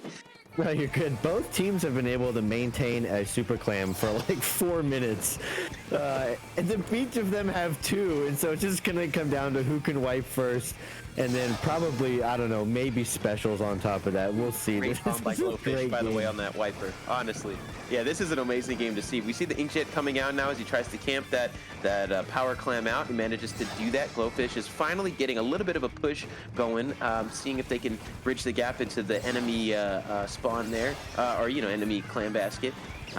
One down on both teams. Glowfish having to take an unfortunate hit, but they managed to get that basket in. Good job to them. Finally getting some points on the board. Okay, the scary part here though is that now the other team has a ton of resources and you're 2 down. If they can get the stamp to lead the way, pop the stamp! Pop the stamp! Oh my goodness, he pops it and he throws it. He might have just thrown away his victory, but they managed to break the barrier. Is there any rush left who can get a single clam? Oh, and they take him down. We're going into overtime. Everything's tied up, but because they popped it second, they are not going to get that last point, and the victory goes to Glowfish. Oh man, what an insane game. So much back and forth. Big sad the brush didn't have any clams up above because they were in a great spot to sit there and throw a clam safely. But my guess would be, I don't remember, they probably just didn't have any, so they had to dive on the power clam. Oh, a little fist bump even for Glowfish there. Very victory in. Love to see that. Man, that was an incredible first game. If that's a sign of what we're going to see for the rest of the set, man, I am here for it. Shout out to Glowfish for that first victory. Moonstars not far behind them in terms of just rough and tumble ability in their team. I like it's like special v special v special v assassin from the wiper, and then to the brush getting a lucky pick. Like, the skill is here, and everybody wants to take a name with them in this round. Yeah, and I don't know if it was just like the map mode that made it so back and forth, or I'm sure that played a part of it, but I feel like the teams are just so close, skill-wise, that I really hope we see a similar thing for the rest of the set. And I'm really hoping Moonstars takes this dub just so that I can be right when I say I called it 2-1. That would be incredible to see. And the next thing that we are going to see here is the Zones game on Barnacle and Dime. So this is one of the newer maps. Honestly, I haven't seen it in many tournaments. Then again, I don't really tune into every single tournament out there. But this is the one that I'm lucky enough to get to see Barnacle and Dime be legal. So I don't know if you've seen much of it, but do you have any tips that you've noticed as this map mode becomes more and more common? Yeah, I think the big thing here, right, you obviously have the choke right in the middle, right before you enter into zone, but then you kind of have that platform off to the left-hand side where a lot of chargers like to sit. I think from a strategy perspective, probably the key area is that little plat to control, because if you can funnel everybody else through that tiny little choke or around the side through, I don't know what people call that, maybe street or something, where they have to jump up little ledge to enter zone. It just doesn't give them very many options or space to move around. So if you can control the enemies, like let's call it plat or snipe or whatever, kind of where the grates and the little box are, if you can control that, it's very easy to get just a lockout right from the jump. So I think the big thing would be, if I'm one of these teams, all right, I'm like, okay, we need to get specials and we need to not go like 3 down right off the jump. If you can do that and you can kind of play this little game or do the little dance in mid where you're kind of, this team caps and then we cap and then they cap and then we cap and we're just kind of getting a couple points here and there, and then throw all your specials at them and try and make a push. That's how I would probably play this. I see. So it sounds like that what you're hoping for is to see a team go for the bar, nickel, and dime strategy, getting little by little points until they have taken everything. Yes, that was amazing. I don't even think we planned that. Well, we're going to see if either of these teams have planned that for their victory. We're seeing Splat Charger, ZNF coming out on the side of Moonstars. That may make all the difference for them here, like you were saying, if they can post up. But a Hydra's going to face off against them from Glowfish. So who's to say? Yeah, I mean, definitely more paint and more specials to move the other team coming from Moonstar's side. So that's, I think, going to be the big key here. Glowfish is really just going to have to get picks, which you see the brush already pushing up under the black, creating chaos. That's exactly what you want. There you go. Both teams opting for missiles as well, so they're going to have a little bit of displacement going on for them. Speaking of displacement, Moonstars launching out their triple ink strike, countered by the Booyah from Glowfish. A lucky pick from the brush there. Not lucky in terms of luck, but just great opportunity for him to hold on to the victory. And he manages to wipe out the entire team and following. Great job to Madumi there. Hope I'm pronouncing that right. Good job holding on to the zone, managing to get a few points of their own. ZNF is going to fight back, take out that brush, avenge his team, and they're going to see if they can get back in onto the zone. Oh, and see, this is the hard part for Glowfish, is that you have double tri-strikes and missiles. So all Moonstars have to do is get their specials and then just pop them all at once, and they each hit one button, and then your team just gets removed from the zone. I mean, you're going to paint it so much, it's going to flip. Like, that's going to be the strat for Moonstars, 100%. Honestly. Moonstar's Wiper just trying to hold on to his life there while he waits for his team to get back in. Glowfish with their blaster is going to hope to keep the offensive pressure on. Those missiles come out from Moonstars, gives them possession of the zone again. They get a pick on, Glowfish managing to get 2 picks, sending Moonstars to 2 down. Oh my goodness, another pick off of them. Oh! That was a great shot from the Charger. Holy smokes. Yeah, I don't know what it is about the range blasters today, but people are really loving that, and I'm loving it too. I think I might play that in open later, honestly. This is like some motivation to get back into range. There you go, man. And you add on the the Splatfest going on right now, you're going to have a great many targets. Much like this range blaster, man. Not great for third floor, but we'll take it. It's fine. You're going to go 20-2 and then lose the match. But hey, the practice is there. All right, Moonstar's trying to make a coordinated push back in. 3 up on their side right now, but they managed to take out the Hydra of Glowfish, so that may give them an opportunity to push back in, except for the Zipcaster there coming in real deep. But he does not get much done, manages to get 1 lucky kill on Moonstars. As they try to launch in their triple ink strike and get back into the game here. Managed to take control, good for them. 2 minutes left on the clock, and we're going to see what they can do. And it's so easy for Moonstars to recap the zone. I don't know if it's just like how they're throwing. Oh, nice shot from the range in combination with the missiles. Flipping the zone, starting to get control of that plat area we talked about earlier.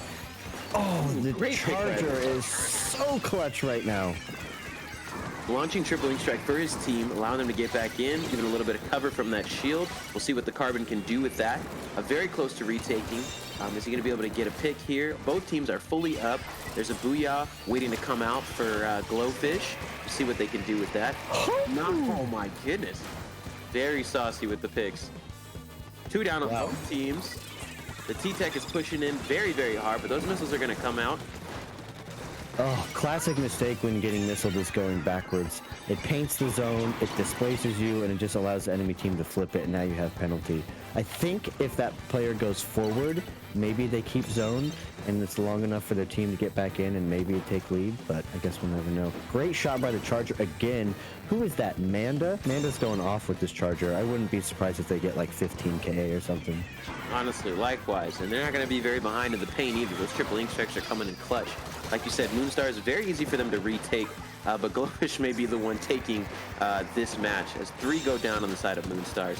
And Amanda's left to fend for themselves there. And they do, launching out the triple ink strike. Very good. Just keep them pushed back. It's like, Glowfish, hang on, we're coming back. They're trying to close down that lead, but Glowfish is trying to extend it. Ooh, 2 down on their side, and Glowfish is keeping up the pressure. Yeah, that ink mine placement and that streak there was so huge. I think that if that's not there, that carbon gets in and starts making chaos. But looks like Glowfish is going to take the dub. Great job on their part with a comp that doesn't have a ton of paint.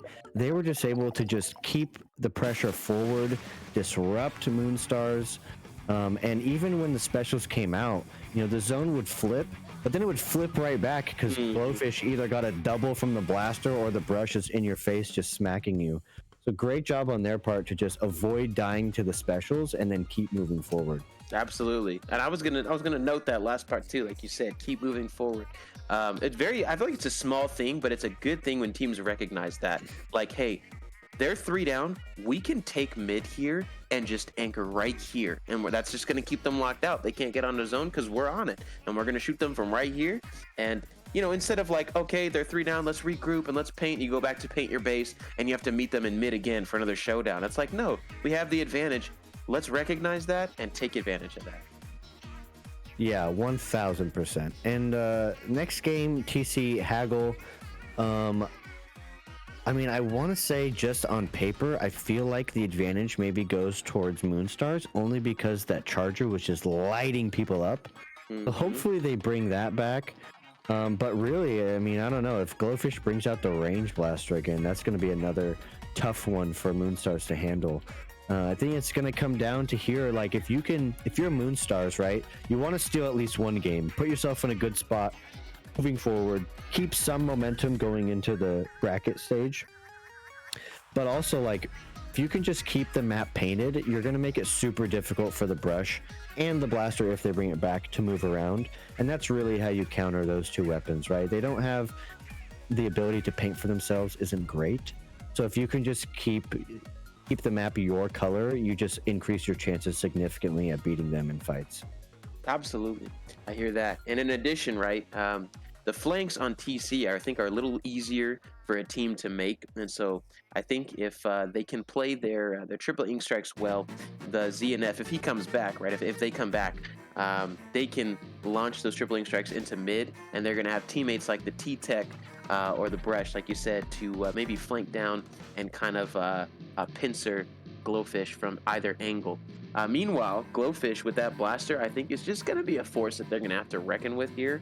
They're going to put in a lot of work, I expect, on this map. Yeah, and I mean, so far that person's played it in both games, so I would be surprised if they switched off of it for TC. Well, I guess I would be surprised if they didn't play a blaster. I know a lot of people like TC for blaster. I know a lot of people don't like it for zones, so if they're playing it on zones, my guess is they just only play blasters, which is great to see. I love that.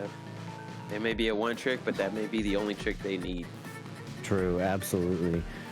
Let's see here. TC Haggle is getting started. All right, and we don't have matching banners, but that's okay. Well, maybe they have some matching energy. We're going to see if they can put that into effect for this game. No sniper coming out, no charger coming out from Moonstars, opting to go back to their heavy aggro comp. Meanwhile, Glowfish is going to anchor up with a heavy Splatling and see if they can use that to their favor. Also bringing out the Anaki Nova there. Interesting pick. I have not seen much of that in comp play, but I'm excited to see what they're going to do with that.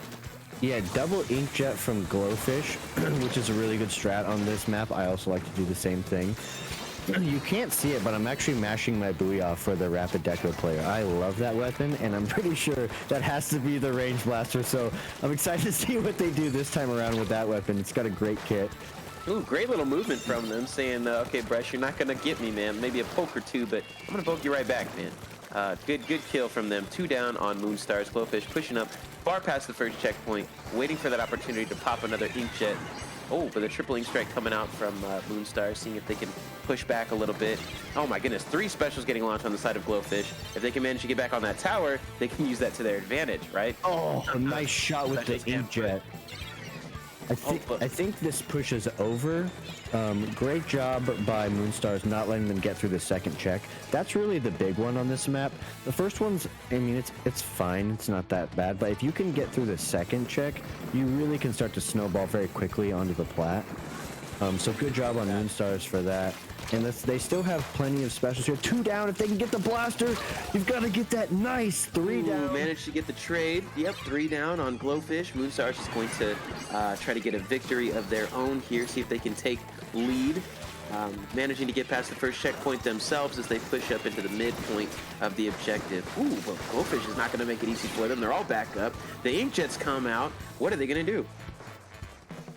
Yeah, it's all about paint at this point and just trying to stall. The one thing I wish Moonstars would have done is hold that trip strike, but when the other team was actually around to like displace or kill somebody, there was only one person up on the map, so it felt like a bit of a race.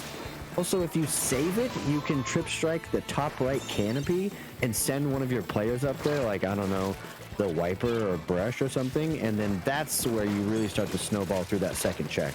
Right. Maybe instead of having that Wiper there to feature themselves against 3 members of Glowfish. But they gave it their all out there. A little bit of a flank we saw by the Brush of Moonstars there, but had to back up a bit. Every member of the team's up. See another Inkjet getting popped by Glowfish. It's just Inkjet City for them out here. Now it's a battle of specials, and I think good missiles. I don't know about the crab that far back from tower. I think I'd like to see that either on tower or on the right block to try and help your team push up with that. I think it was just a little bit too far back to get much use out of it, but otherwise, good job trying to coordinate the specials. We saw the T-Tech trying to hide out there on the left side, managed to get away. Brush coming up from Glowfish, managed to take a pick off of Moonstars, 3 down. Splash is going to have to hold the defense here, but that range blaster is just going to reach over and get him. Oh, no. Scorpion style. Oh, he manages to escape with his life. Good job to that Splash for Moonstars. But Glowfish is making their second push of the game. Wavebreaker very close to that tower. Inkjet coming out for them as well. Managed to get a pick or 2. Good job to Glowfish. 3 picks. Man, Glowfish may be able to take this one home. Zipcaster coming out to extend the offense. Moonstars just losing member after member. Brush goes down on Glowfish, but the tower is going up for Glowfish. Are they going to be able to wrap this up? Ooh, goodness. Yeah, and we saw a delayed wipe, and Glowfish is doing a really good job at like not jamming people onto tower. Like their spacing is really good right now. They're juggling tower well, like waiting out the specials and just letting Moonstars kind of dive onto tower around objective and just picking them off when they do that. Really good gameplay from them. You see the Brush flanking around, almost gets a double but runs out of ink. It's gonna be super important. Dude. Go ahead, Yeah, super important, tell us. It's gonna be super important for them to not do that. Yeah, a little bit of a gutsy flank from them. Running out of time, maybe a little bit of panic, hoping to get a lucky kill, and sometimes you do, but this is not one of those times. 30 seconds left on the clock. Every member is up, but Glowfish definitely has the advantage of turf on the ground. Moonstars are going to have to figure out how are they going to get back in. Popping the crab, but there's an Inkjet they're going to have to face down, and a second one right behind it. It's not This is always... Go ahead. This is always the dilemma when you have a lead like this, where it's a slight lead, it's not huge. It's like, do we push the tower and try and get the objective further away from our side, or do we just sit back and try and hold? It looks like they're going to hold, and Moonstars is not able. Oh, the player's on tower, but in the classic Nintendo situation, does not enable overtime. Yeah, unfortunate to see that for Moonstars, but very fortunate for Glowfish as they managed to take the next 3-0 victory heading into their bracket rounds. Good job to them. Managed to get that little classy fist bump too. Unfortunately, we did not get to see a 2-1 like you predicted, but Glowfish, they took it home. They said, hey, we're going into this next part of the tournament strong. And they said, you know, GG's to Moonstars, but we're going to take the dub today. Good job to them.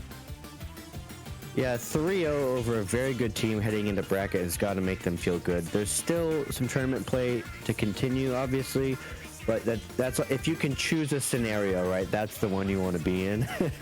Also, again, just shout out to the music note player who was playing Blaster. They had a great set the whole time. Lots of back and forth, lots of fights over mid. I expect both teams to go pretty far the rest of the tourney. And yeah, it was a fun one to commentate. Absolutely, and likewise, thank you everybody for having us here on LSL 31.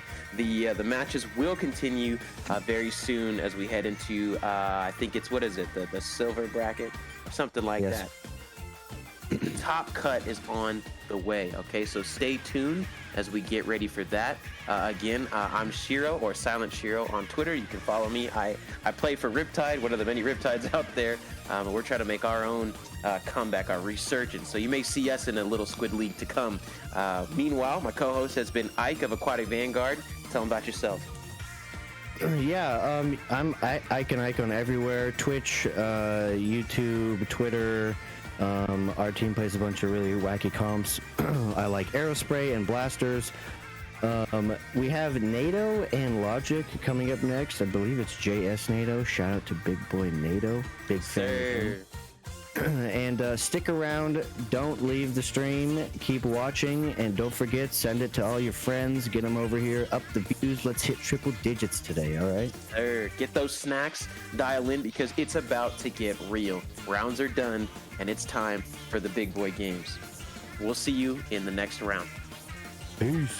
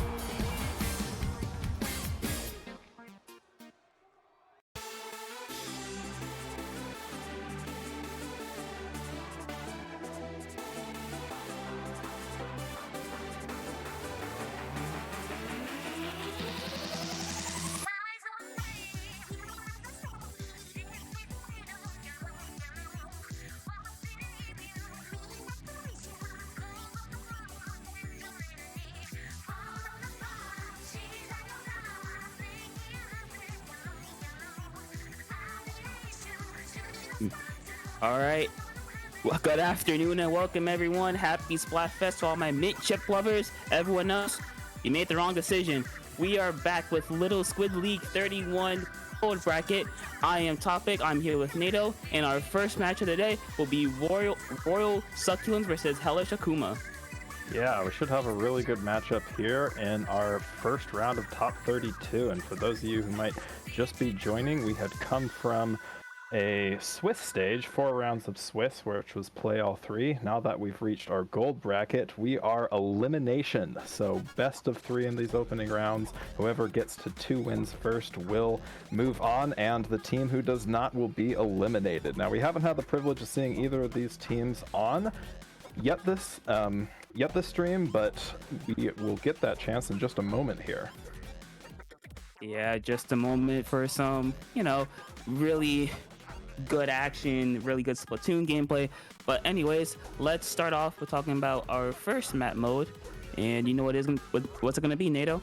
It's gonna be Humpback Rainmaker. Now, this was, of course, a returning map, and in my personal experience, you either love this map or you hate this map, and Rainmaker just makes it so much more strongly in either your love or your hate direction. This is a map mode where you can simply break away and get down to like 2 or 1 remaining and then be reverse swept and knocked out by the other team. The size and shape of this map really comes down to both the offense and the defense that you put down on the plat. And I would say really the only big difference between Splatoon 3 and 2 is the addition of 1 additional checkpoint. And we saw a little bit of this earlier in the stream, but it comes down to the comps that the teams pick up here. And we already see a dynamo roller coming out on one side. What do you think of these 2 comps here, Topic? Yeah, very interesting. While from Royal Succulents, more of a meta-ish comp with the ballpoint and splash. However, that dynamo for the tactical would be very strong with the inkjet. However, on Hellish Akuma, we do see a mini splatling, which is a very paint-focused weapon. So if they can get in, get some paint down, and they can just cause havoc. But right now, the crab does come out. That hammer, though, he does miss. The crab does get one, and right after that, it's like Royal Succulents will take an early advantage. Yeah, advantage for Royal Succulents at the beginning. We see the path has been painted, but the missiles come out. The zap is actually down with 1 other. There are 3 down now on the side of Hellish Akuma. They easily break through that checkpoint. They haven't lost. That is a delayed wipe coming out from the side of Royal Succulents, Topic.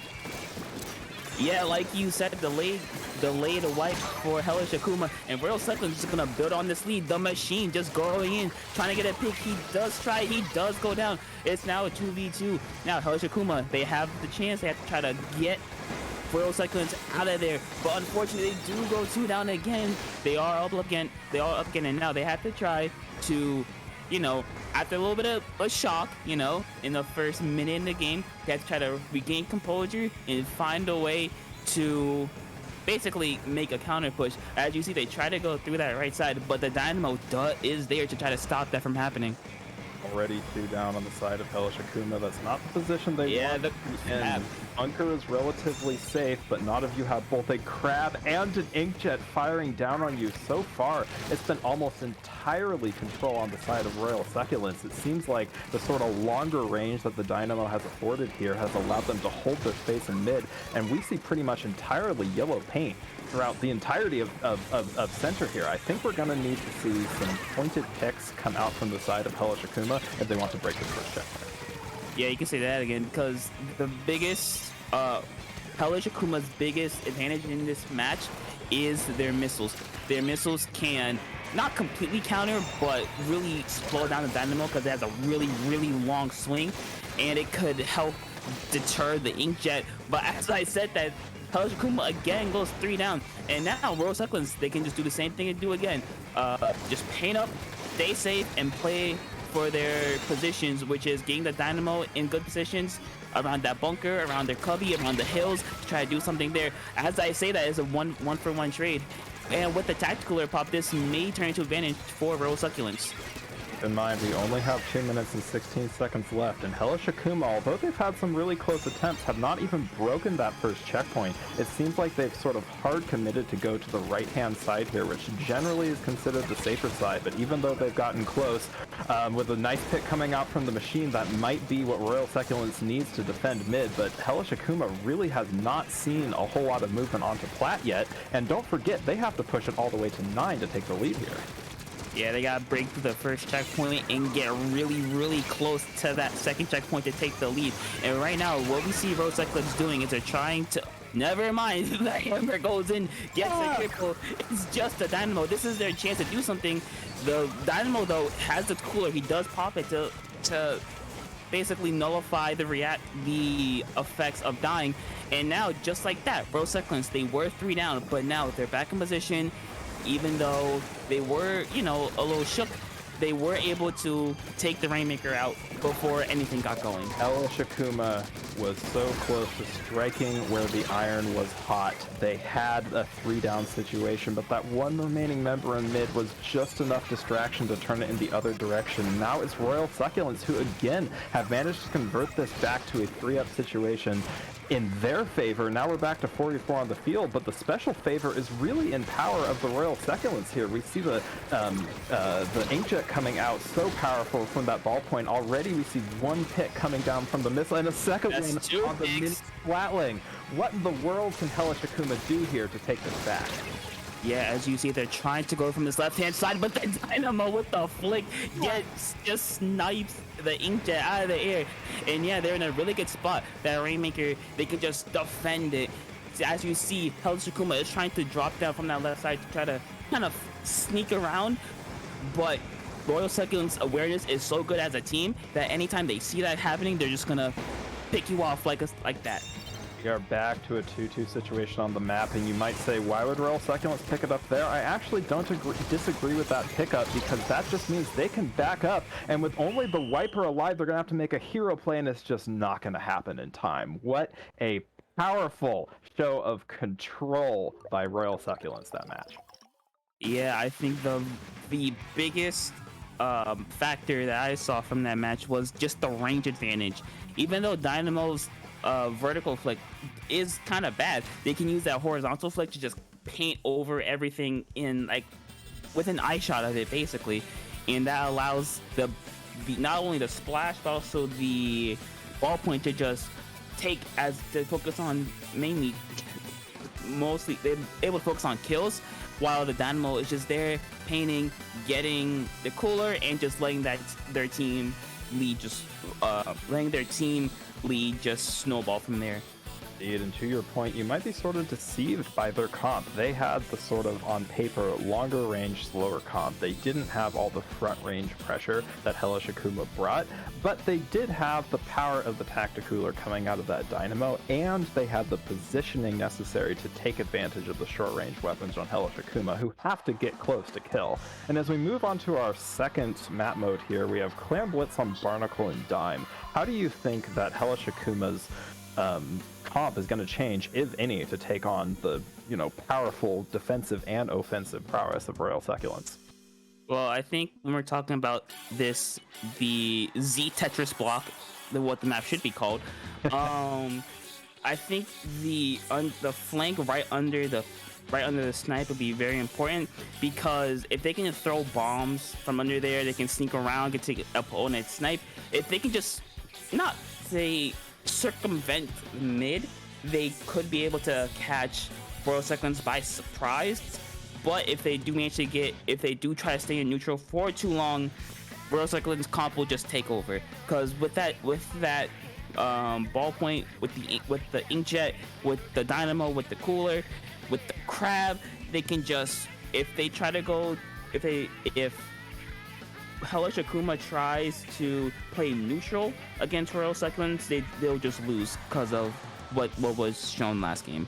Yeah, I agree. I don't think the neutral game, given the comps that we've seen so far, is really the winning play for Hellish Akuma. I believe they do have the tools. They have the missiles. They have the Tacticooler. They have displacement tools that are necessary to get their opponents back. It's more just actioning off of that at the right time, and perhaps really what they need is Clan Blitz. We saw at the beginning of that Rainmaker game, Royal Succulents really took over right from the beginning. They got the 3 down, they got the delayed wipe, they made their big push, and that was mainly it. In a game like this, maybe they can play a little bit more slowly when they need to, and then use the more aggressive comp. And again, interestingly enough, we see the Dynamo come out. I am absolutely living for it. And these Lytras come out As we see on the from other side.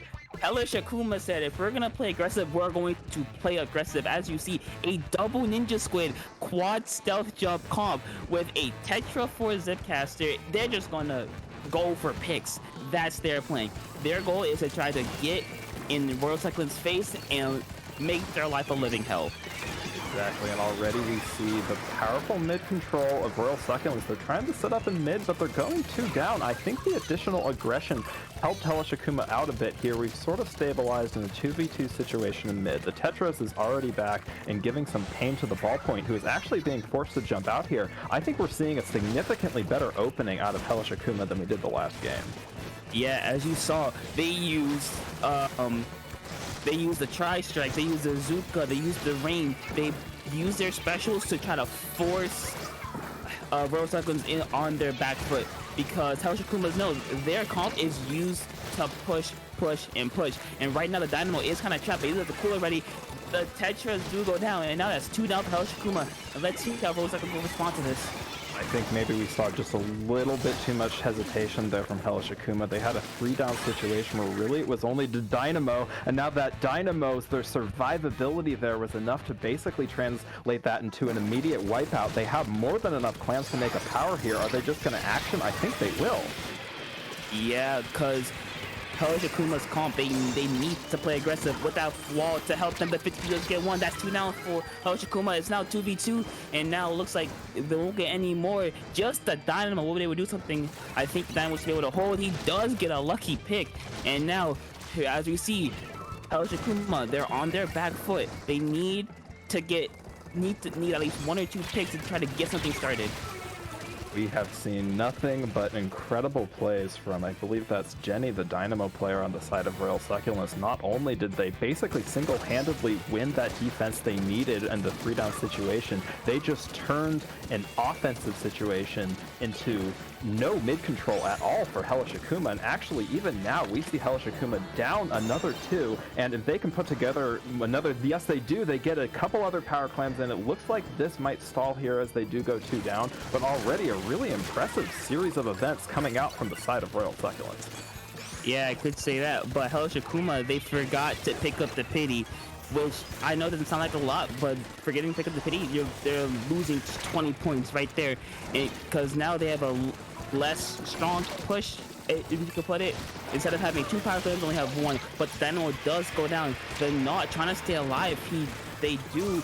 And right now, Hellish Akuma needs to translate to some offense, but it does. The Inkjet does get 1. That's 3 down for Hellish Akuma. Royal Succulents, they're looking to wipe. This is their chance to keep putting the foot on the throat. You know, I like the decision of the Nautilus player on Hellish Akuma to go for the Dynamo on the side of Royal Succulents. They knew based on the last push they had to take them down to have a chance here. However, again, I just think it was a little bit too slow. The rest of the team wasn't able to move in. We see a pick coming out, maybe a second one. Yes, that's 3. Coming out on the side of Hellish Akuma. It's just the Dynamo. They have to action off of this right now, Topics. Yes, their comp, they have a somewhat speedier comp, and not running as much quick response, but they need to get something going. The Dynamo does go down to the knot. They have to do something. That's 2 down. 1 is marked. Will they be able to get it? That's 3. That's another delay. Like, will Hellish Akuma get anything? They don't have the power, though. They don't have the power. I think 1 goes in. That's going to be 4 clams to victory. Another Dynamo goes down, but it's 2. 1 more, and they take the lead. They take the lead. Of Hellish Akuma. It only took 1 push for them to get the lead. Yes, it's not a very significant lead, but a lead is a lead no matter what. though, the point that you had just made a second ago, Topic, they did not have that second power clan. Now, they didn't need it to take the lead, but you gotta realize that the penalty on the side of Royal Succulents is only 10, and each power clan is worth 20 points. If they break the basket a single time, that will instantly push their score all the way down to 60. So if you're on Hellish Akuma, you do not want to see your basket broken again at all the rest of this game, unless you've made an incredible push of your own. And with 3 people going down, they're going to need to come up with something big here to prevent the offense. Royal Succulents has 16 clans. They have more than enough just to score right here. Yeah, that's enough to take the lead. Then will does score. Will they get any extra? They do. They get down to 57, just the ball point. And now as we go into overtime, Hellish Akuma is going to have like a minute and a half to try to get something going. They need to push right now because as we see, Royal Succulents comp, they can switch from offense to defense really quick with that long range dynamo, the paint of the dynamo. They can switch just like that. The Knowledge tries to go in. He does go down. They're trying to go from behind. I don't think they have it. The Inkjet does get him. Unfortunately, so close yet so far away. Hellish Akuma does go down, and Royal Succulents, congratulations on the win. Very dominant games, but in very different ways, as I will put it.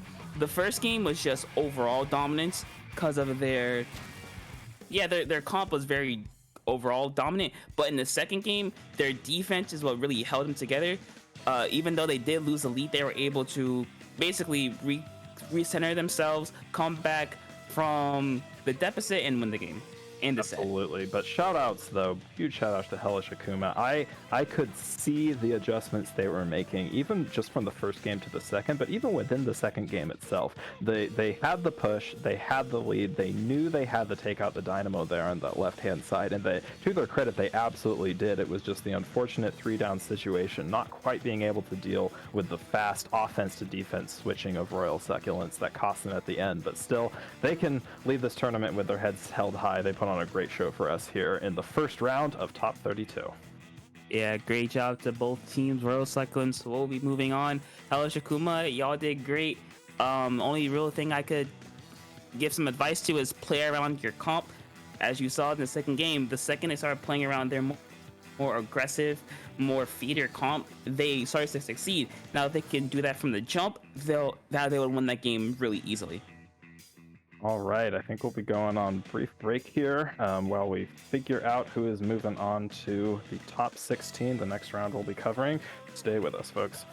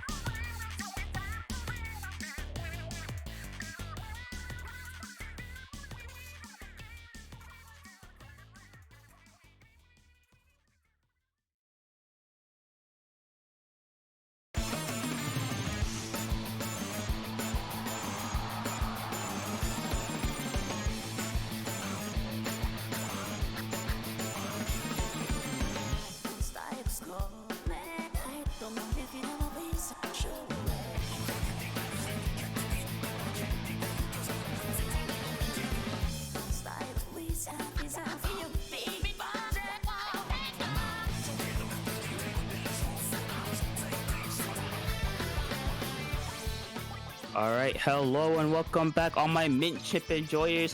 Welcome back to Little Squid League 31. I am Topic. I am joined by NATO, and we are here to watch White Siege versus Fatal Error. Yeah, we have entered into our top 16 now of Little Squid League 31. We've gone down from 32 to 16 in our gold bracket here, and both of these teams have actually swept their first top cut round. They've taken it 2-0 against both of their opponents, and they are the number 8 and number 9 seeds, so I think they'll put on a great close show for us today here, Topic. Yeah, I expect at least a game 3. If we don't get that, I'm gonna be very upset. Let's talk real fast a little bit about the maps that we see coming out. The first of which is the well-known, the beloved, every commentator loves to talk about how it's always the counter pick, Inkblot Art Academy TC. How do you feel about this map mode, Topic? Well, I might be biased, but I play blasters and buckets, so I love this map mode. That's all I gotta say.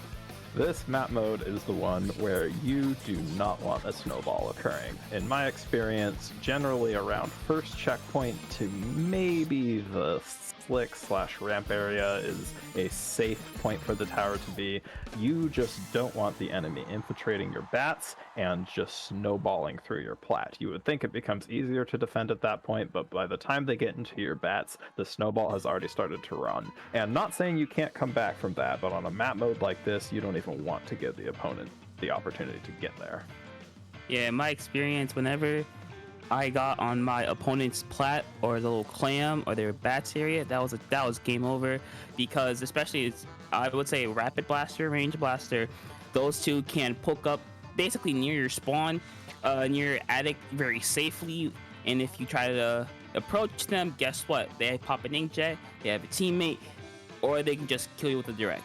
So in order to play defense well on this map, you have to make sure they don't get past the slick area, like you said, because once they get past that, it's just like a snowball. It just keeps rolling and rolling until the game's over. Indeed it is, and really I found there's more or less two ways to play offense and defense on this map, and those two ways, either poking from mid or just being super aggressive, comes down to what your comp is going to be. Let's take a look at the loadouts here. We see a Stamper coming out on, I believe that's the side of White Siege, and the E-Leader coming out on the side of Fatal Error. How do you feel these two comps are going to play against each other here? Well, with respect to the E-Leader, I feel like White Siege has to play a bit more either all aggressive, make sure that E-Leader's out of place, or they play around their ball point in order to make sure they get a pick. And once that happens, they could snowball from there. But as I say that, White Siege does get one. They do pop the strikes, and now the Stamper doing what he does, being annoying, trying to get a pick. They do pop the crab. They do try to zip the crab. Oh, he doesn't quite get it. The crab may live. Oh, it just barely does it against the Stamper. That's 2v2. The E-Leader just sitting and chilling and sniping, doing what they do. However, the ballpoint does get jumps in, and now the great defense from Fatal Error to just deny a push from White Siege.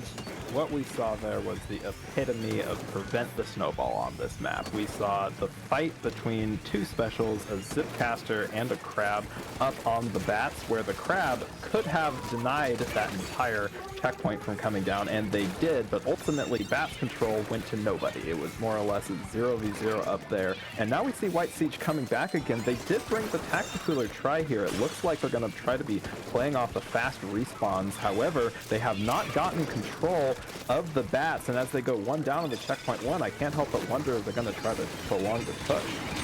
Yeah, their E-Leader does go down. The try goes down, however, it's not as big of a punishment. That's 2, that's 3 down. And now just a ball point. He does jump in. He does get taken out. Again, as we see, Fatal Error, great defense. They're using their E-Leader's range to their advantage. They're baiting in White Siege to take a bad fight. And then the E-Leader's there to put on some pressure, and then we'll get the kills. Tacticooler already out on tower, being the defense. However, the try goes down before their own Tacticooler can come out, and that actually might have a bigger effect than we can see so far. No one on White Siege has that quick respawn special charge ability here, and it looks like they're actually going to make it all the way to the second checkpoint. Thankfully, the positioning of the ballpoint here on the side of White Siege is enough to slow things down a lot. Gets another amazing pick on the zap, able to deny that. Even though they lost the lead there, I think that could have gone a lot worse for them had they not actioned. Yeah, I feel like something we failed to mention was the little flank onto the plat. That's very important because while the entire enemy team is watching bats, watching the plat, you can sneak on to their plat through the step and get hopefully get like a one or two good picks. Two specials coming out very fast from each side here. Three go down very suddenly on the side of White Siege. It looks like that last member did opt to jump out here, and if you're on the side of White Siege, that's not really where you want to be sitting. You are 10 points in the hole, which is not very much. A good bomb is able to take one out of the bats. It looks like this other member is going to wisely choose to back up here, although they have been able to action on getting two down. I think we're just going to see a stall here. Yeah, I feel like we are going to see a stall, but that E-Leader is just putting on that pressure. The E-Leader is making White Siege afraid to push up, and that's kind of what E-Leader does. That's when he has special, like Tri-Strikes, like Zipcaster, to displace it, but they do go two down, or they do go one down each, as they fail the Tri-Slosher does not get their cooler, which kind of dictates how this team plays. If they have their cooler, they're going to play more aggressive, more loose. If they don't, they have to play more passive. They have to wait. They have to try to make sure Fatal Error makes, well, a Fatal Error. A fantastic double coming out from the side of that Splash player on the side of Fatal Error. They opened up a little opportunity here. I think we're probably going to see a little bit more stalling. It looks like Fatal Error is choosing not to immediately action off of that. They do have a special up to that. There it is. Able to get another pick. I am eating my words. The commentator cursed. There it is. There it is. Like I've been saying, the E-Leader is just making White Siege play scared. They're making them play out of position. That's what E-Leader does. It's just so threatening. Its area of effect may not be a large area of effect, but the idea of being sniped halfway across the map does scare some teams into not playing as aggressively. And the jump out from the leader, meaning that they will have less of their special to charge when they come back into mid. And, you know, huge credits to Fatal Error. Rather than keeping the stall, which is what I think everyone was kind of expecting them to do, as soon as they saw they got that 3-down situation, the E-Leader immediately started to rotate toward the tower and picked up that next pick. And if you're White Siege, there's 8 seconds left. You have to keep someone on tower. You've already popped almost all of your specials. You need to get a pick here to have a chance. But they don't. Instead, they will go 2 down. White Siege or Fatal Error does a great job of, like I've been saying, that entire game, they're using the E-Leader to advantage. They're making them play scared. And just a great job by the team just recognizing opportunities and just attacking when they need to. Indeed, but I will tell you, that was a very close match, and had some things gone in a little bit of a different direction, I think we totally could have seen White Siege take the W there. But now we're moving into a very different map mode combination. No longer do you have 3 checkpoints you got to break through. Do you have a slow-moving tower? You now have a giant fish, 1 checkpoint standing in between you and victory, and for all practical purposes, you can go as fast as the fish will allow you. How do you think the change in map mode is going to influence the comps that both these teams pull out here? Well, the change in mode, since Rainmaker is more of a fast-paced mode than Tower Control, I feel like this will benefit White Siege's comp. However, the map being, well, it's not flat necessarily, but there's not a lot of elevation to it, or how do I say this? Not a lot of cover, or not a lot of, hiding spots. So I feel like that will also benefit the E-Leader on the side of Fatal Error. Indeed, and that is top of mind for me as well. Are we going to see an E-Leader come out again on the side of Fatal Error, maybe another charger with a little bit more aggression, or are we going to see perhaps a switch into something a little bit faster, a little bit more mobile. I believe both of these teams, since they're playing with a backline, we saw the ballpoint on the side of White Siege, E-Leader on the side of Fatal Error, know what their opponent is capable of at this point. And in a meta like this, where you don't necessarily know if the opponent is going to pull out a backline or a midline or an anchor, having that a little bit of additional information might be all that White Siege needs to make an adjustment and take this home here. Yeah, I agree. But on the case of Ballpoint, you could kind of use it as a midline just because it has long range. Doesn't mean it has to be used as a backline. Like, Ballpoint is such a versatile weapon that you could play more of a midline-esque to where you are in a line of fire, but you can back up safely to a point. Basically, you can switch from midline to backline very, very easily. Yeah. So you don't have to be a strict backliner. Indeed, and with the rise in Inkjet recently, I'm curious to see if they choose to bring it out again, and it actually looks like a very similar comp coming out on the side of White Siege, and a similar comp coming out from the side of Fatal Error, the E-Leader, and the Ballpoint both returning here. Yeah, we do see a switch to the machine, which will help a little bit, but now it's just how do we displace that E-Leader? And it looks like the answer for White Siege is the machine, is the Stamper, and the machine goes down. Pierce curse. What else? What can I say? The crab happens. That's 2 down. Just the Jet and the Stamper trying to stay alive. There's one trying to fight off, but they do have. But Fatal Error does have the cooler. He does go down. Now that's a quick push. That's 2 down again, and that's the checkpoint already. Oh man, White Siege Stamper stuck between a rock and a hard place there with 3 opponents shooting on him. That's Winter up there, unfortunately going down to some well-placed shots from Fatal Error. They've already pushed to 25, and it looks like they're finally going to be able to stop this push here at 23, but on a map mode like this topic, you don't want to see it get that far to begin with. Yeah, that E-Leader is just going to kind of suppress any type of push, but I just ate my words there because I think Fatal Error's comp kind of works out better than White Siege's. I think we already see the pressure coming down on White Siege. I can tell that they're trying to get the aggressive picks that they need, but ultimately none of them have really been going in their favor. And again, we see an isolated member of White Siege.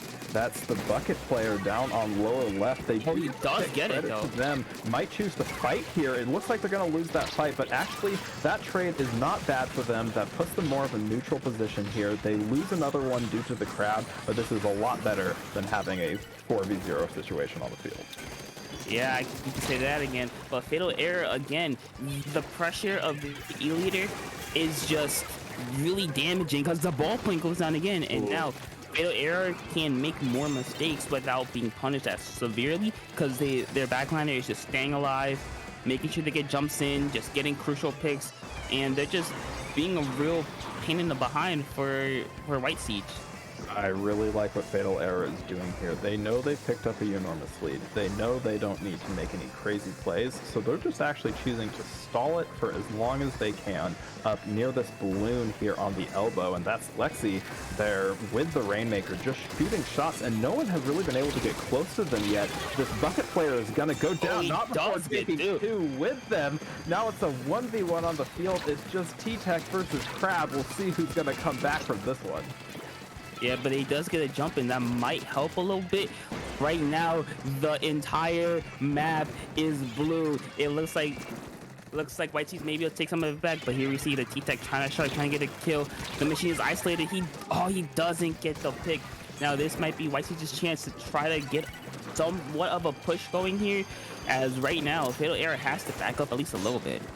Yeah, we talked about this last set, but they need to strike when the iron is hot, and I think they might have just lost their advantage there. They had a 2-down situation, but with the time it took to pop the Rainmaker, and I believe that was an excellent snipe coming out from the Charger, they're now back to disadvantageous position with 2 down. It looks like the machine can't really do much besides sit here, help their teammate. To their credit, they get a pick, and it looks like they are choosing to pick up the Rainmaker. Unfortunate death there on the side of the T-Tech Winter, but credit for them for grabbing it, and it looks like they're going to try to extend a little bit here. Yeah, they're going to try to extend, but that cooler might help on the side of Fatal Error in defense, because it looks like they have a somewhat clear way to the checkpoint, and they do get it, and Fatal Error is 2 down. This might be White Siege's chance to do something and get a much bigger push. White Siege needs to call out where the leader is and prevent them from having a line of sight onto the Rainmaker. And Oh, but the strikes does get one. That's 2 down for the side of White Siege. The Zipcaster, does cancel the insect cancel, but saves their life temporarily. But still, Rainmaker in the hands of White Siege. That is the ball point who has the Rainmaker. They have to avoid the crab here a little bit. They can kind of stall it out, but they go down to the Zap player, taking a sort of powerful position up there on the snipe. Now 2 down on the side of White Siege. They're really gonna have to regroup. They have less than 40 seconds left to win this game. Yeah, they gotta kill the Rainmaker and try to get a push to 22 going. But right now, Fatal Error is just playing amazing defense. The leader is getting the picks that they need. The team is pushing up. The leader is pushing up. They don't want White Siege anywhere near this Rainmaker. With 15 seconds left, it looks like the strategy White Siege is gonna have to use is get a pick. An incredible snipe and instantaneous pickup on the side of the leader. It's all down to the ballpoint to take it, and it looks like it's just not gonna go for them. Really outstanding play from Fatal Error to take this top 16 set 2-0. Yeah, great job by Fatal Error. As you saw, we saw them learn from game to game. Game 1 was a much closer game, 10-point game. And now this game, game 2, was just dominant. Anytime White Siege came close, guess what? The E-leader just got a pick, and all the momentum just stopped right there at a wall. Indeed, and I think the ability of Fatal Error to switch from the hyper aggression that they were able to action on to get that initial push to a kind of stally and laggy playstyle where they just picked up the Rainmaker, stalled it next to the balloon for as long as possible, really benefited them there, because at that point they weren't really fighting the opponent as much as they were fighting the clock. And even at the end, we saw them kind of set up in mid. They didn't go too far forward. They had their backliner right in mid to get the snipe and ultimately pull the Rainmaker back. And I think that sort of adaptive strategy is what gave Fatal Error the edge in that second match. But again, shoutouts to White Siege. They put up a great fight there. There were definitely a lot of moments across both of those games where the lead could have swapped in any direction, and excellent to see both these teams play here in our top 16. Yeah, great job to Fatal Error. Also great job to White Siege for putting up a fight. But you know what Fatal Error did? They played lame. They won the game. Nice. We will be back shortly, folks. Now that top 16 is drawing to a close, we will be back for top 8, and then only 2 more rounds until we can announce our little Squid League 31 champions. Stay with us.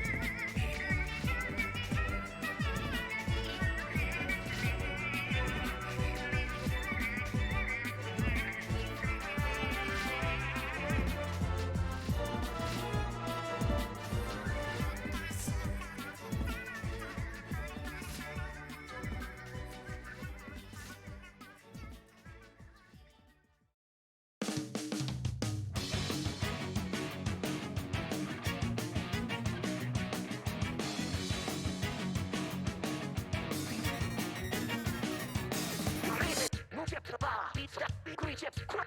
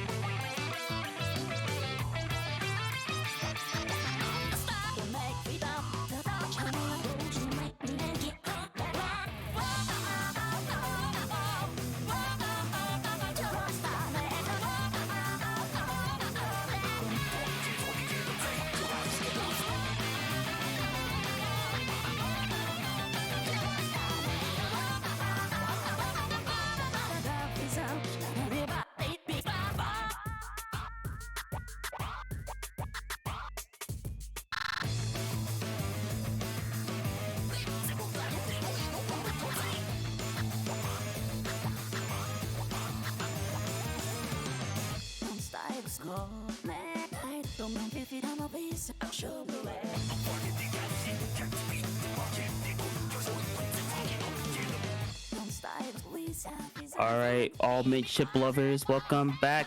We are back with the top 8 of Little Squid League 31 gold bracket. I am Topic. I am joined by Nato, and today we are watching Squid Sushi versus Indigo. And Nato, you say you know Squid Sushi, right? So why don't tell us a little bit about him? Yeah, so I've actually had the privilege of playing against Squid Sushi in tournaments and some of their players a couple of times, and they always will leave it all on the table. That's one of the things I love so much about this team. They will always fight till the bitter end, and I think as a result we're going to see a really great matchup between these two teams. As Topic just said, we have reached our top 8, so we have reached our quarterfinals at this point. 2 more rounds and we can announce our LSL 31 champion. So let's get into our first map mode here. It's going to be Splat Zones on Barnacle and Dime, one of the new maps. What do you think about this map mode combination, Topic?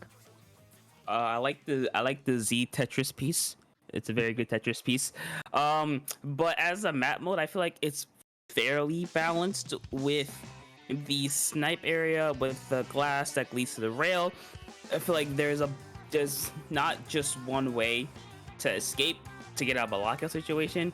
And I feel like it's easier for defenders to get in. The mid being as congested as it is, there is a lot of cover, so a lot of short range weapons will succeed more often than not on this map. Indeed, and the last point you made there, I want to talk a little more about. It is very congested in mid. Mid tends to be, you can be painting the ground for 10 seconds straight and the zone will never swap in your favor because there are another 3 people also painting the ground for 10 seconds straight. This is really a map mode where you will win off of the advantage that you get in mid and by not allowing the defenders to come back in when you establish yourself. And I think these two comps playing up against each other, we have not had the chance to see Indigo yet play today, but it'll be really interesting to see what they bring to the table to counter Squid Sushi here. Yeah, like you said, I feel like their comps will matter a lot. So if they have a much more aggressive comp, they would want to play more around the cover, the different elevation levels, all that. If they have a more defensive comp, a more like, like a bait and punish type of comp, they want to play more around snipe, play more around those those low hallways. They want to kind of force their opponent into a box.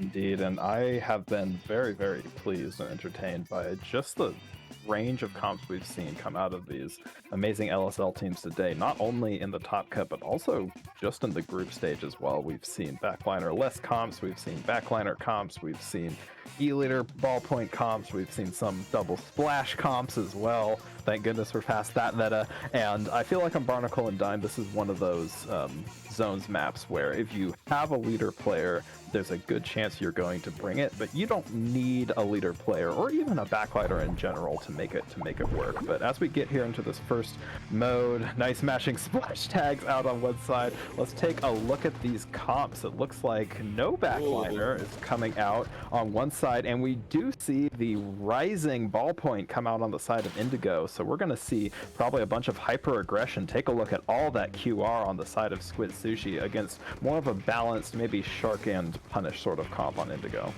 Yeah, you can say that again, because Squid Sushi's comp, they want to get in the face of their opponent and make sure they don't have a good time. As you see right there, the bucket goes down. That's 2 down. The crab is canceled right away. It's just the ballpoint fighting for his life. They don't get it. And just like that, Squid Sushi has an amazing advantage. Great job. Great opening push. We didn't see the flash on the screen because it wasn't technically 4 down, but for all practical purposes, folks, that was a wipe, and as the Reef Slider comes in, that helps them get 1. A trade is actually what the Tetras wants in this situation. They're running so much QR, they can just come back from it.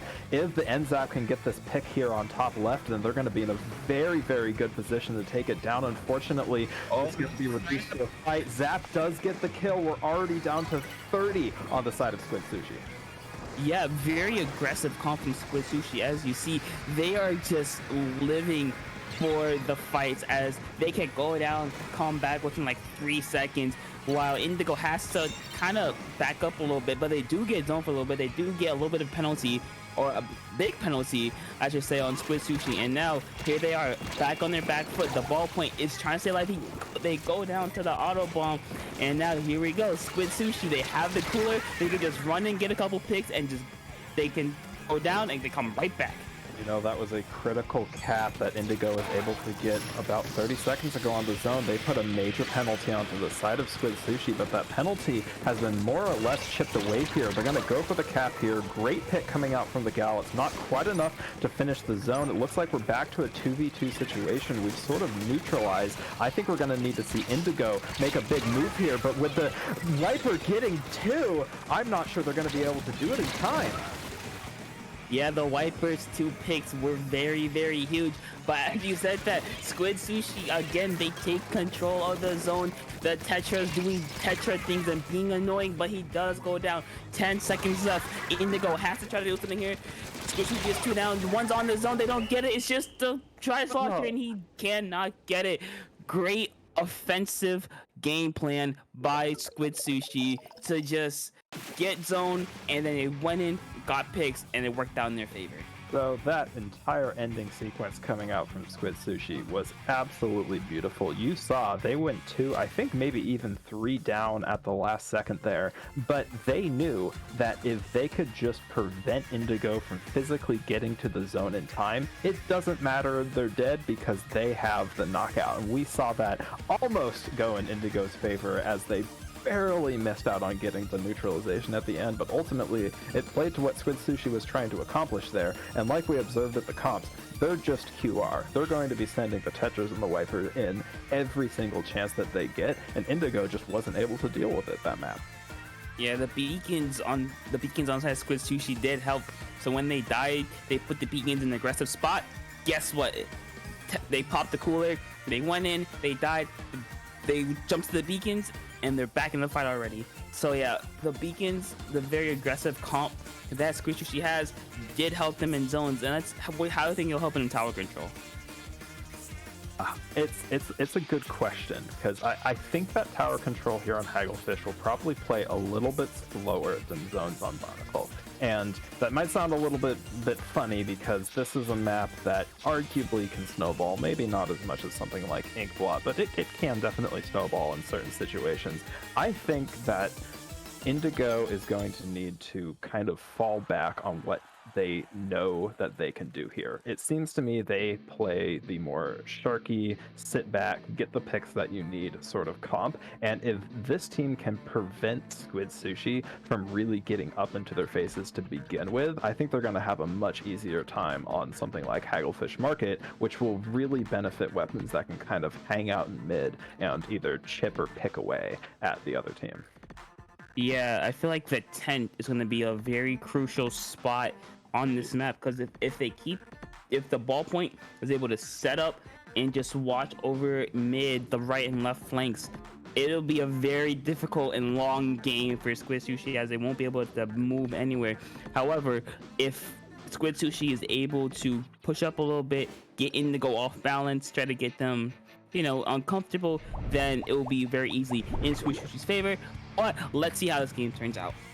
Indeed, let's see if the comps change, if any adjustments were made. Very similar comp coming out from the side of Squid Sushi. Indigo also similar comp. We see the Tri-Slosher. I don't believe we saw that on the last game. Yeah, we did. 52 cal, did we? Okay. It's the same comps. Nice. So basically, both teams sticking with what they know. And to your point, already we see our ballpoint sitting, actually dropping off of the tower, the canopy on right to help out their teammate far right. Ballpoint is just sort of sitting there. Unfortunately, gets taken down. The bucket is able to trade with the wiper there, but with the gal going down, this is not what Indigo was looking for. That's actually another soft wipe coming out in favor of Squid Sushi. And look at the positioning of the doolies here up on the opponent's canopy. They know that if they can get the crab up here, they can completely shut down any defense that Indigo is going to be able to place, and already Squid Sushi has pushed past the first checkpoint and is challenging the second. Yeah, like I said, that canopy is the biggest point. But they go 3 down again. Squid Sushi's aggression is just helping them so much. The ballpoint is not able to get in position, get set. The Tetras, oh, they do take that trade, but it's very worth it. And now Squid Sushi, they are 2 down. This might be Indigo's chance to step back, breathe, and get something going. But even then, they still get jumps, and they're still keeping up the aggression while retreating by just having these bodies just fall into place, just trying to get Indigo off balance, try to get a pick or two, and then transfer that into a better push. You know, incredibly, you would think with Squid Sushi going so many down in that situation, they would be completely out of mid, but this team has no fear. They instantly jumped, I think, 2 or maybe even 3 players back into mid, and the gal, even though having a line of sight onto those jumps, simply wasn't able to handle it, and we already see 2 more down on the side of Indigo. The Inkjet needs to probably come up big here, is able to get one, is aiming for the second one, but I don't think that they're going to have enough up to really turn this into a push topic.